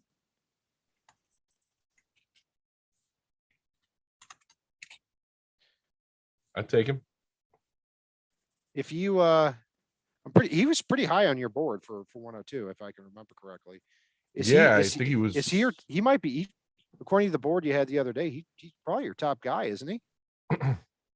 Yep, because he was number 3 on my board, behind Troy Anderson and James Cook. Yep. And then after Calvin Austin is Zach Tom. I gotcha. Yeah, I've got. Let's see here. And then 3rd on my list is Chig. Oh wow, that's high. Well, he was 9th or 8th on my, or he was 7th on my list at this point, or before everybody got drafted. Yeah, I've got dwindling down. Darn. I've got on my board. I've got Leo Chenal first, Yep. then Zach Tom.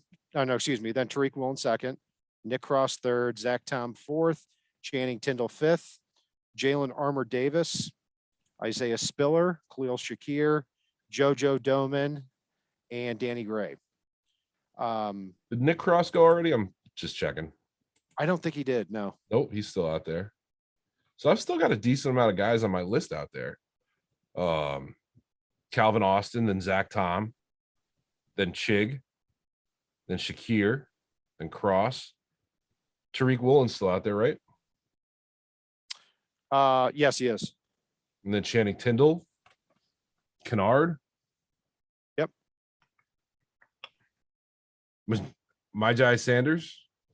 Yeah, Myjai Sanders. He's an interesting one. He fluctuates between 228 and 250. And then I think McCollum's still out there. Yep. Kirby Joseph and Damian Pierce.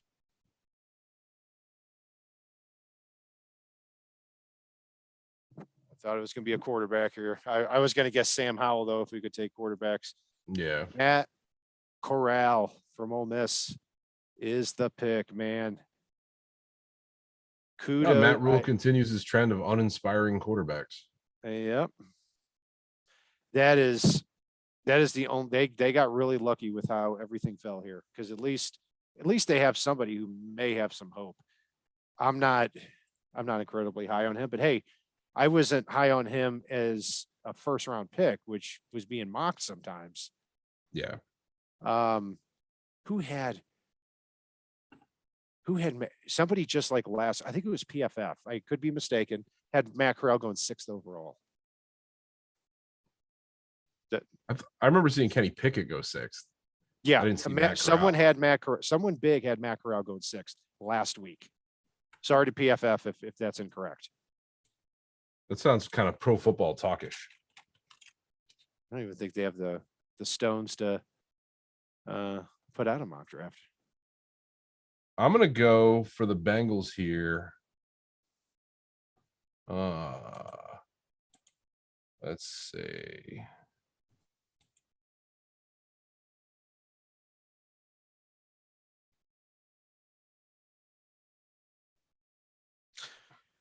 I'm going to go John Ridgway III from Arkansas. Ooh. I'm going to go with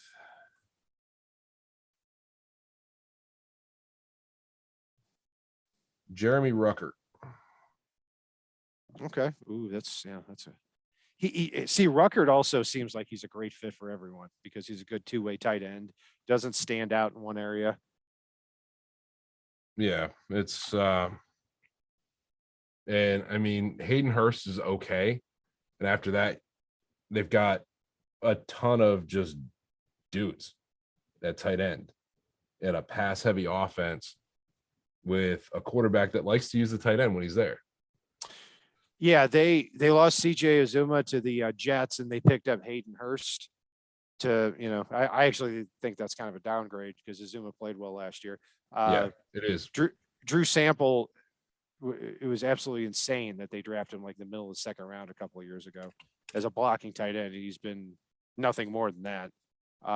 Yeah, I was thinking about having McBride, Trey McBride mocked to them in the 1st round. I can't remember if I did or not. I don't think I did. I think I changed it at the last minute, but Donna Ponte is shouldering the load here as far as picks tonight. Mm-hmm.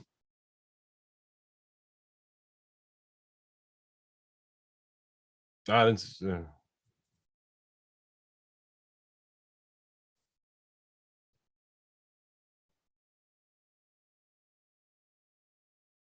thought it was Zach Tom. It's Zachary Carter, the D tackle from Florida. he's a very svelte defensive tackle. Yeah, he is a kind of like DeMarvin Leal, like can't decide if he's a D end or he's a D tackle. I would use him as a 3-4 D end, but that's me. Yeah, and they play a 4-3. I don't really understand the fit on that. Consensus board, 146th overall. Colts are actually back on the board here. Okay. And your prediction, Paul? I'm thinking on it.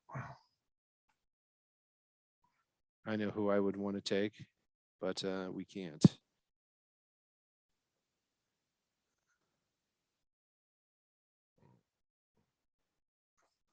Is this only their 2nd selection?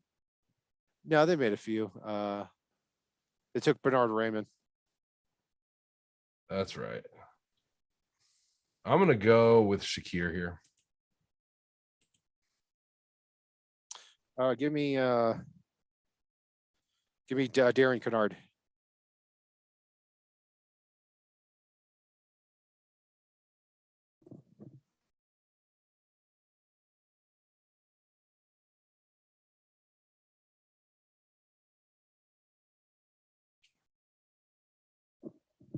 Darn. Another one off the board. Darn. That hurts. This guy is. I like him a lot. He doesn't turn 21 until September. 6 foot, 215 pounds, ran a 4.34. And like I mentioned on our show before, he is so. They had so much confidence in him that they have had him off the screen so many times as like this deep free safety, a better strong safety. So, he's talented. Ooh, man. And they've had a lot of luck lately and success with these kind of 3rd round safeties like Julian Blackman and somebody else I'm forgetting, but all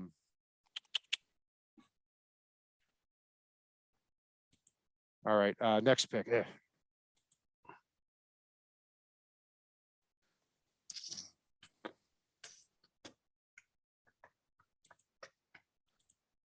All right.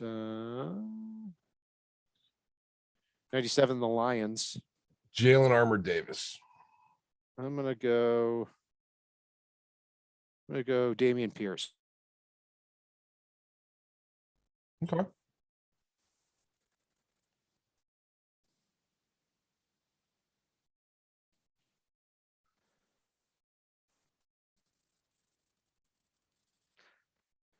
Man, Nakobe Dean went 83rd overall. How Yep. crazy. The Eagles got Jordan Davis, Nakobe Dean, and AJ Brown in this draft.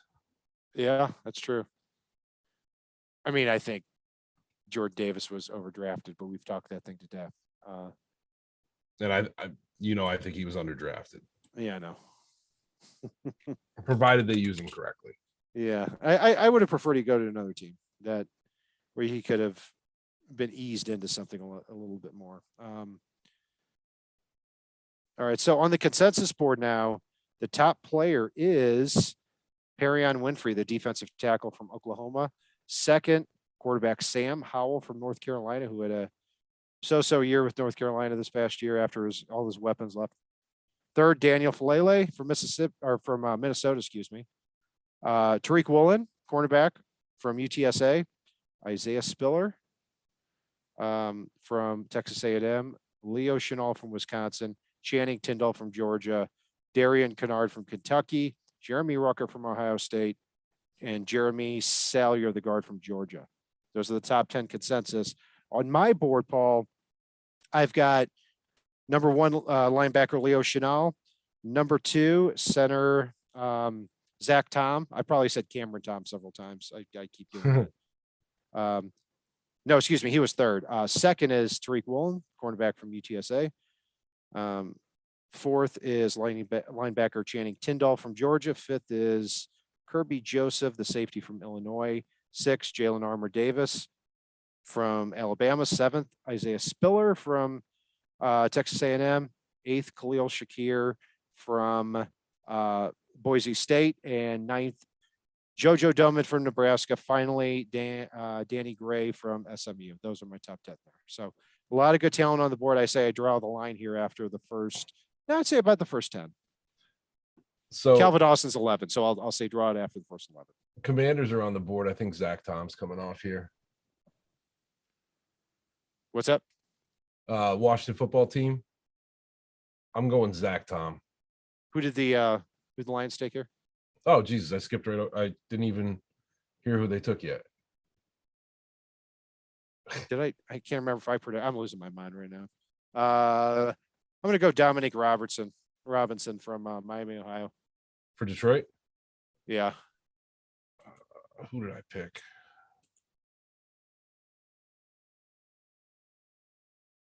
Lions, Commanders, Browns.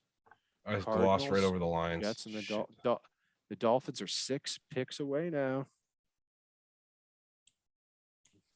I didn't say anybody. Come on. All right, walking to the podium. I'm gonna go with Kirby Joseph. Okay.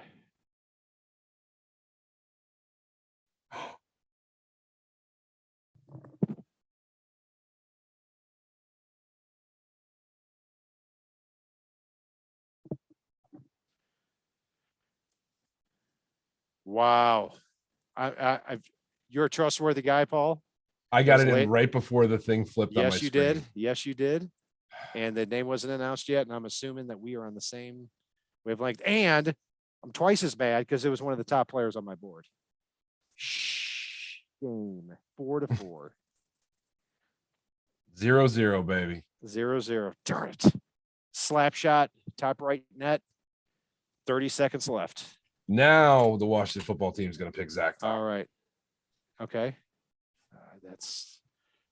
I'm nervous again.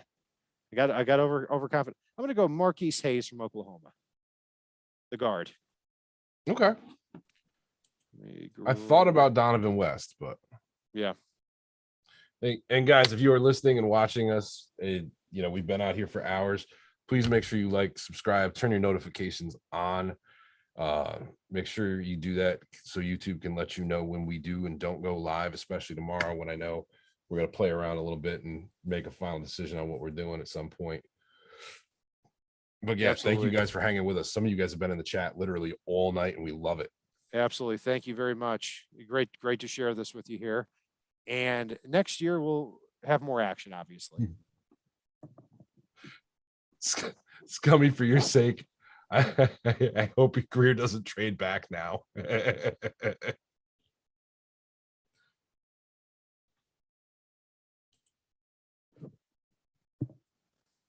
Brian Robinson Jr.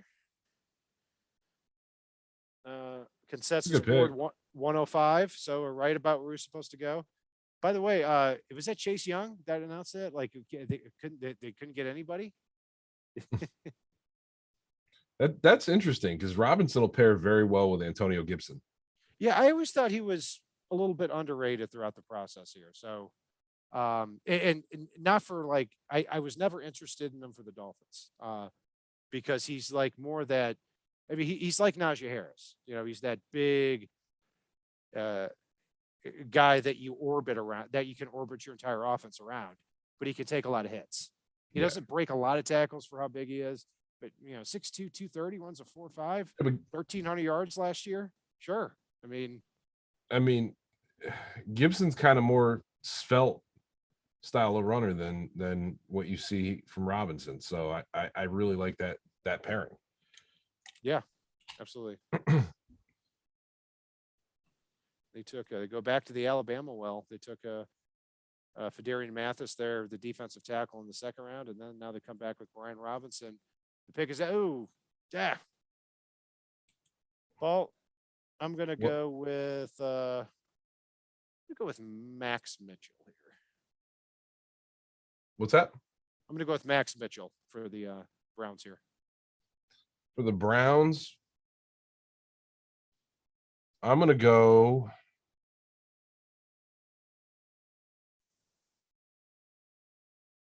Danny Gray. Okay.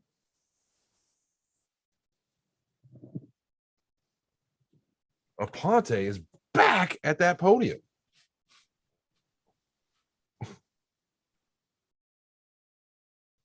I can see Miami on the screen.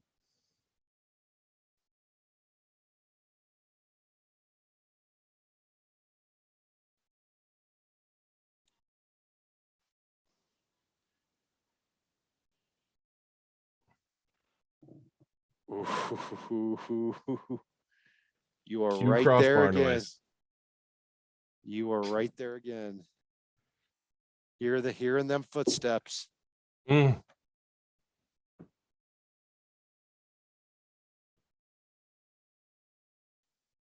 Yeah, David Bell, I mean, incredibly productive, and good for him that he didn't drop further than this, because he was a great player at Purdue. His position in the draft right now is a byproduct of just the logjam at wide receiver above almost most other positions this year. Yeah, I mean, when he ran almost a 4.7, and it's not just the 4.7 though, too. It's that athletically he didn't test out well, and I mean, he was at the bottom of the barrel in literally every category. So it wasn't just 40 time; it was more than that. So yeah, I can. Yeah, you said you can see Miami on the screen here. You're on NFL Network, I think. I'm on ESPN.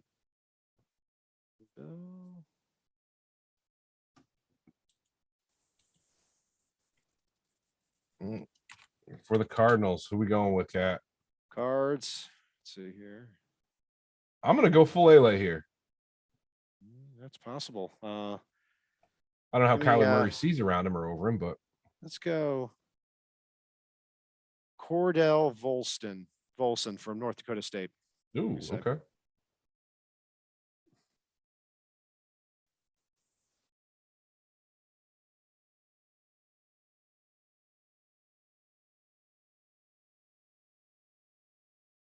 Makes sense. Yeah, it's a good pick, especially in the scheme that they like to run out there. Yeah, he went back to Cincinnati to try to, he could have come out last year and been maybe even a first round pick, easily a second round pick. And then he went back and he had 2 sacks, and he had a weird season where he showed up at the combine and got sick and went down from like 250 down to, or 2.5 sacks, excuse me. He got sick. He went from 250 pounds down to 228 and then back up to 250 for his pro day. But you see the athletic gifts there for sure. Okay. All right, next one. Ooh, man, we're getting close. One pick away.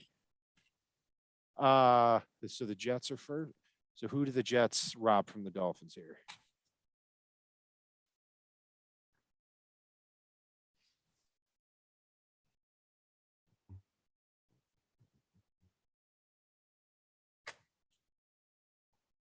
Paul, and make the Jets pick and quickly make the Dolphins one too, because I'm definitely taking my headset off and blurring the screen. I'm going Zach. No. Yeah, I'm gonna go Zach Tom to the Jets. Ooh, a heartbreaker. I'm gonna get no, they can't go Falele with what happened with Becton so far. I'm gonna say Kellen Deesh for the Jets, tackle from Arizona State. For the Dolphins, I'm saying Leo Chanel, the top guy on my board. Let's go. Let's go. I am going to go. Let me just look at one thing here for the Dolphins. They haven't announced the Jets yet, so we're good.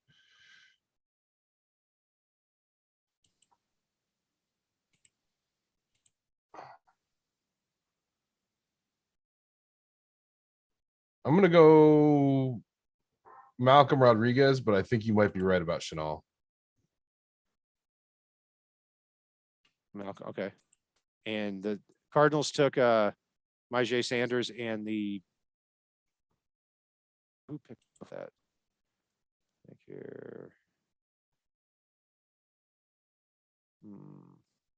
Pick 99. Who was that?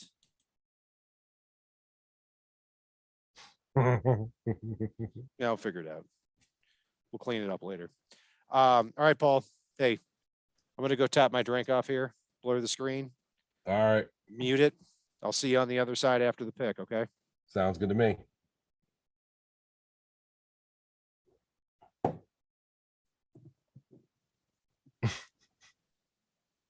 Leonte Carew. Dude, shift a Falele. No. Oh no. Paul is good, MCU Drew. Just thinking too much, and I tend to play with my beard when I'm thinking a lot.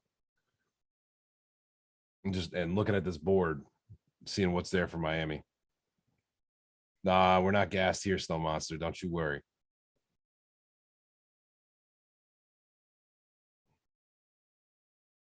For what it's worth, I'm hoping that Cat's right, although I wouldn't be unhappy with Malcolm Rodriguez.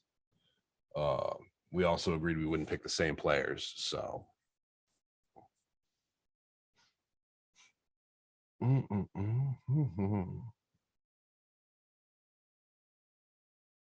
Scummy, do me a favor. If you see the Dolphins pick, don't spoil it in chat till we've got it out there.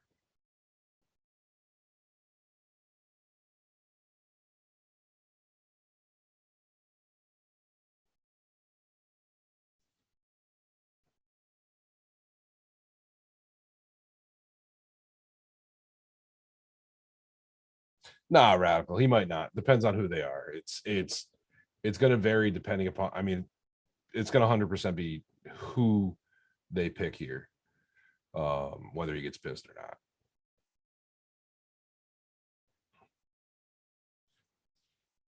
Let's see what happens here.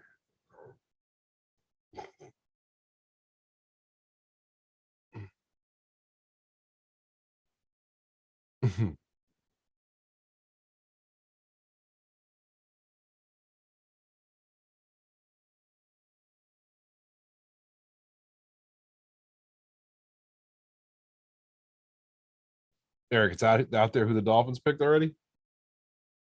Don't say who, but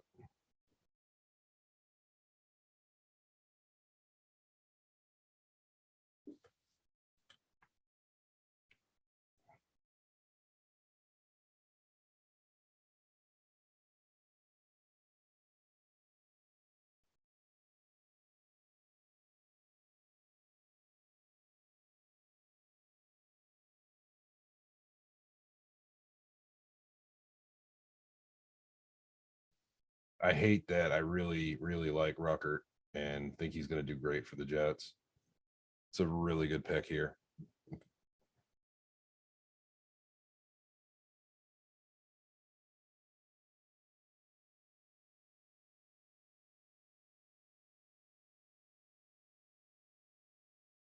Always drives me nuts when the Jets get players I like. Sorry, I'm looking through, seeing. All right, pick is in for the Dolphins.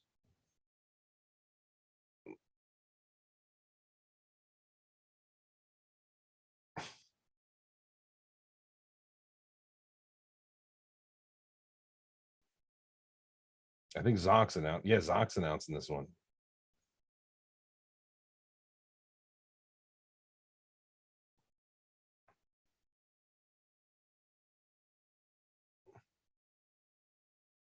No matter which way we go, I think it's going to be a linebacker. I haven't seen a spoiler.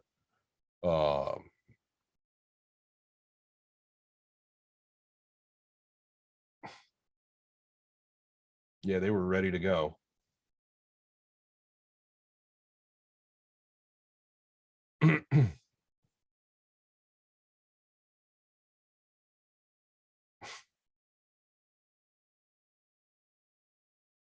You got to love Larry Zonka, like not just because of what he did for our franchise. Such a good dude, or such. Well, I don't know if I'd say good dude, but a fun dude. Let's go with that. Oh, it's the 50th anniversary of the perfect season too. I didn't even think about that.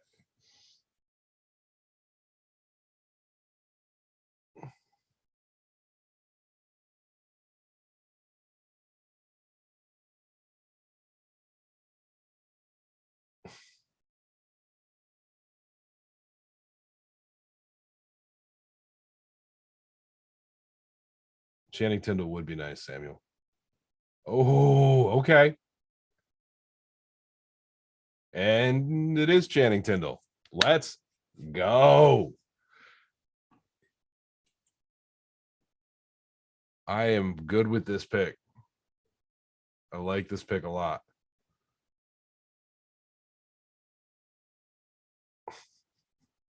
He plays with such a chip on his shoulder and closes so well. It's going to be a great fit in Miami's little drunken defense. He and Jerome Baker, the way they both fly around, will be fun together. Love it. Absolutely Yes. love it. He and Baker flying around together would be amazing. And if you and we talked about him on our linebacker, off-ball linebacker show, and I had him a lot higher than other people. And he ran a 4.47, and there was a PFF code, and I can't recall it directly, but they said this guy looks or he runs like the Terminator, getting faster with each step. That's what they said. So yeah, you're talking about a 1-year player at Georgia, because most of them are 1-year players. I think if he had played another year at Georgia, he would have been phenomenal. I mean, he would have been probably at least a 2nd-round pick. So well, he's going to be phenomenal this year. And somebody who could step in, and I would say, Paul, take over for Landon Roberts pretty quickly. Oh, if he's able to acclimate to the NFL game, because Roberts does one thing, yeah. Yes. Let's go, baby. I'm pumped. I am all about this. Yep, he can play inside and outside. He's got some flexibility, and that only lets Miami move around more on defense. And that's one thing I didn't like with Landon Roberts. I don't like Landon Roberts moving around. I don't like him being in the building still. He's Yeah. like, now he's cheap. Okay, that's the best I can say about him. Leo Chenal went to the Chiefs with the next pick. I had Chanel a little higher, but like a half step higher than Tyndall. He was within 5 or 6 picks that there were about 5 or 6 guys that I wanted here with this pick, and Tyndall was definitely one of them. I've said it several times throughout the show. So very, very happy here on that for a draft where the Dolphins don't have a lot of picks. And the Rams are on the clock for the first time in this draft. All right. Still can come back. Pick is in. Let's see.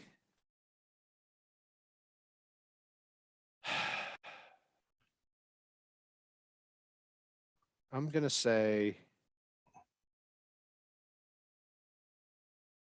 I'm gonna say Kieran Williams, the running back from Notre Dame. Okay. I'm going to go with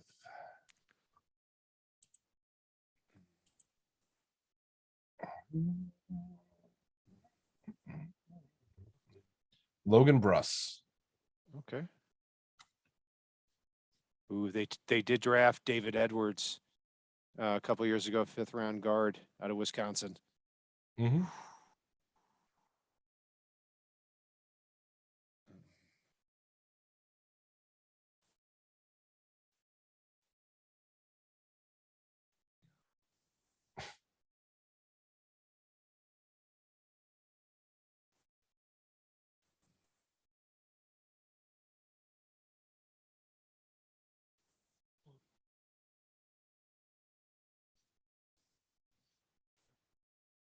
Let me ask you this, Kat, while we're waiting. Yeah. Is there anybody on the board you would consider making an offer to the San Francisco 49ers for right now? No, because no, I really wouldn't, because you'd be trading a pick for next year, and I would feel I'm losing my sheets here, but You're I feel losing. I feel confident enough, like a Zach Tom is going to fall, Yeah. or running back. So no, I'm good. Yeah. And If Shane, anything, I do like that. I would trade back from the 4th round, actually, if possible. Jolvone Dinkins, thank you very much, by the way.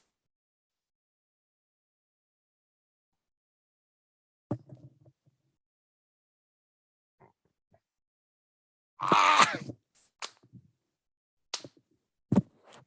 Oh,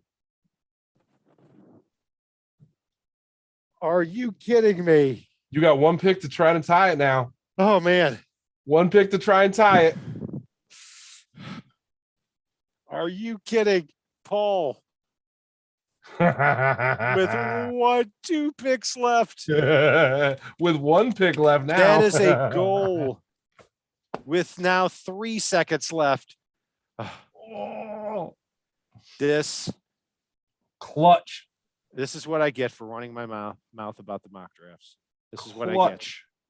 Okay. Let's see here. Niners. I'm gonna go Jalen Armour Davis. Okay. That's a very, very, very good pick. Oh, shut up. Don't try to make me feel better. Let's go. That could get you the tie I'm here. just oh no. I am going to go with, let me see.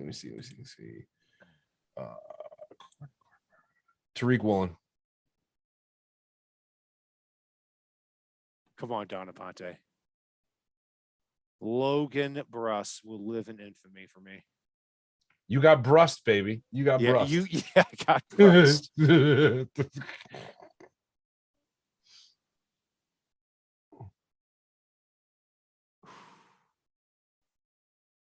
Paul, you did it. 3-1 odds. And he brings it home with the honest win. Not even with the points. Man, oh man. That's a really good pick too for them. He is. He's a great pick for them. And this somebody ran a 4.33, and I fell in love with this guy when I watched him on tape. He does drop a lot of passes. That's for sure. But he's able to stack and shed from cornerbacks. And if he gets the ball, like on those comeback routes, he's able to reverse field and explode up the middle of the field.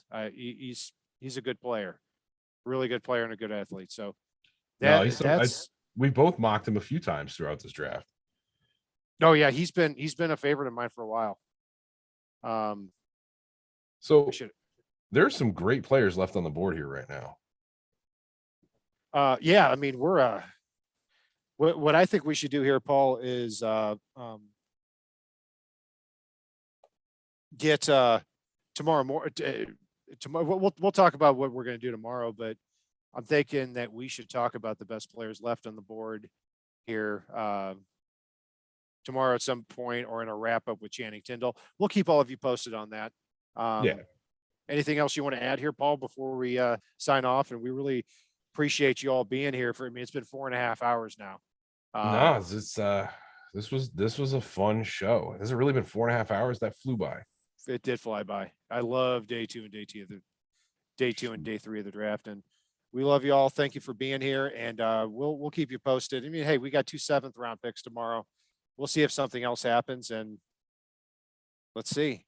Absolutely.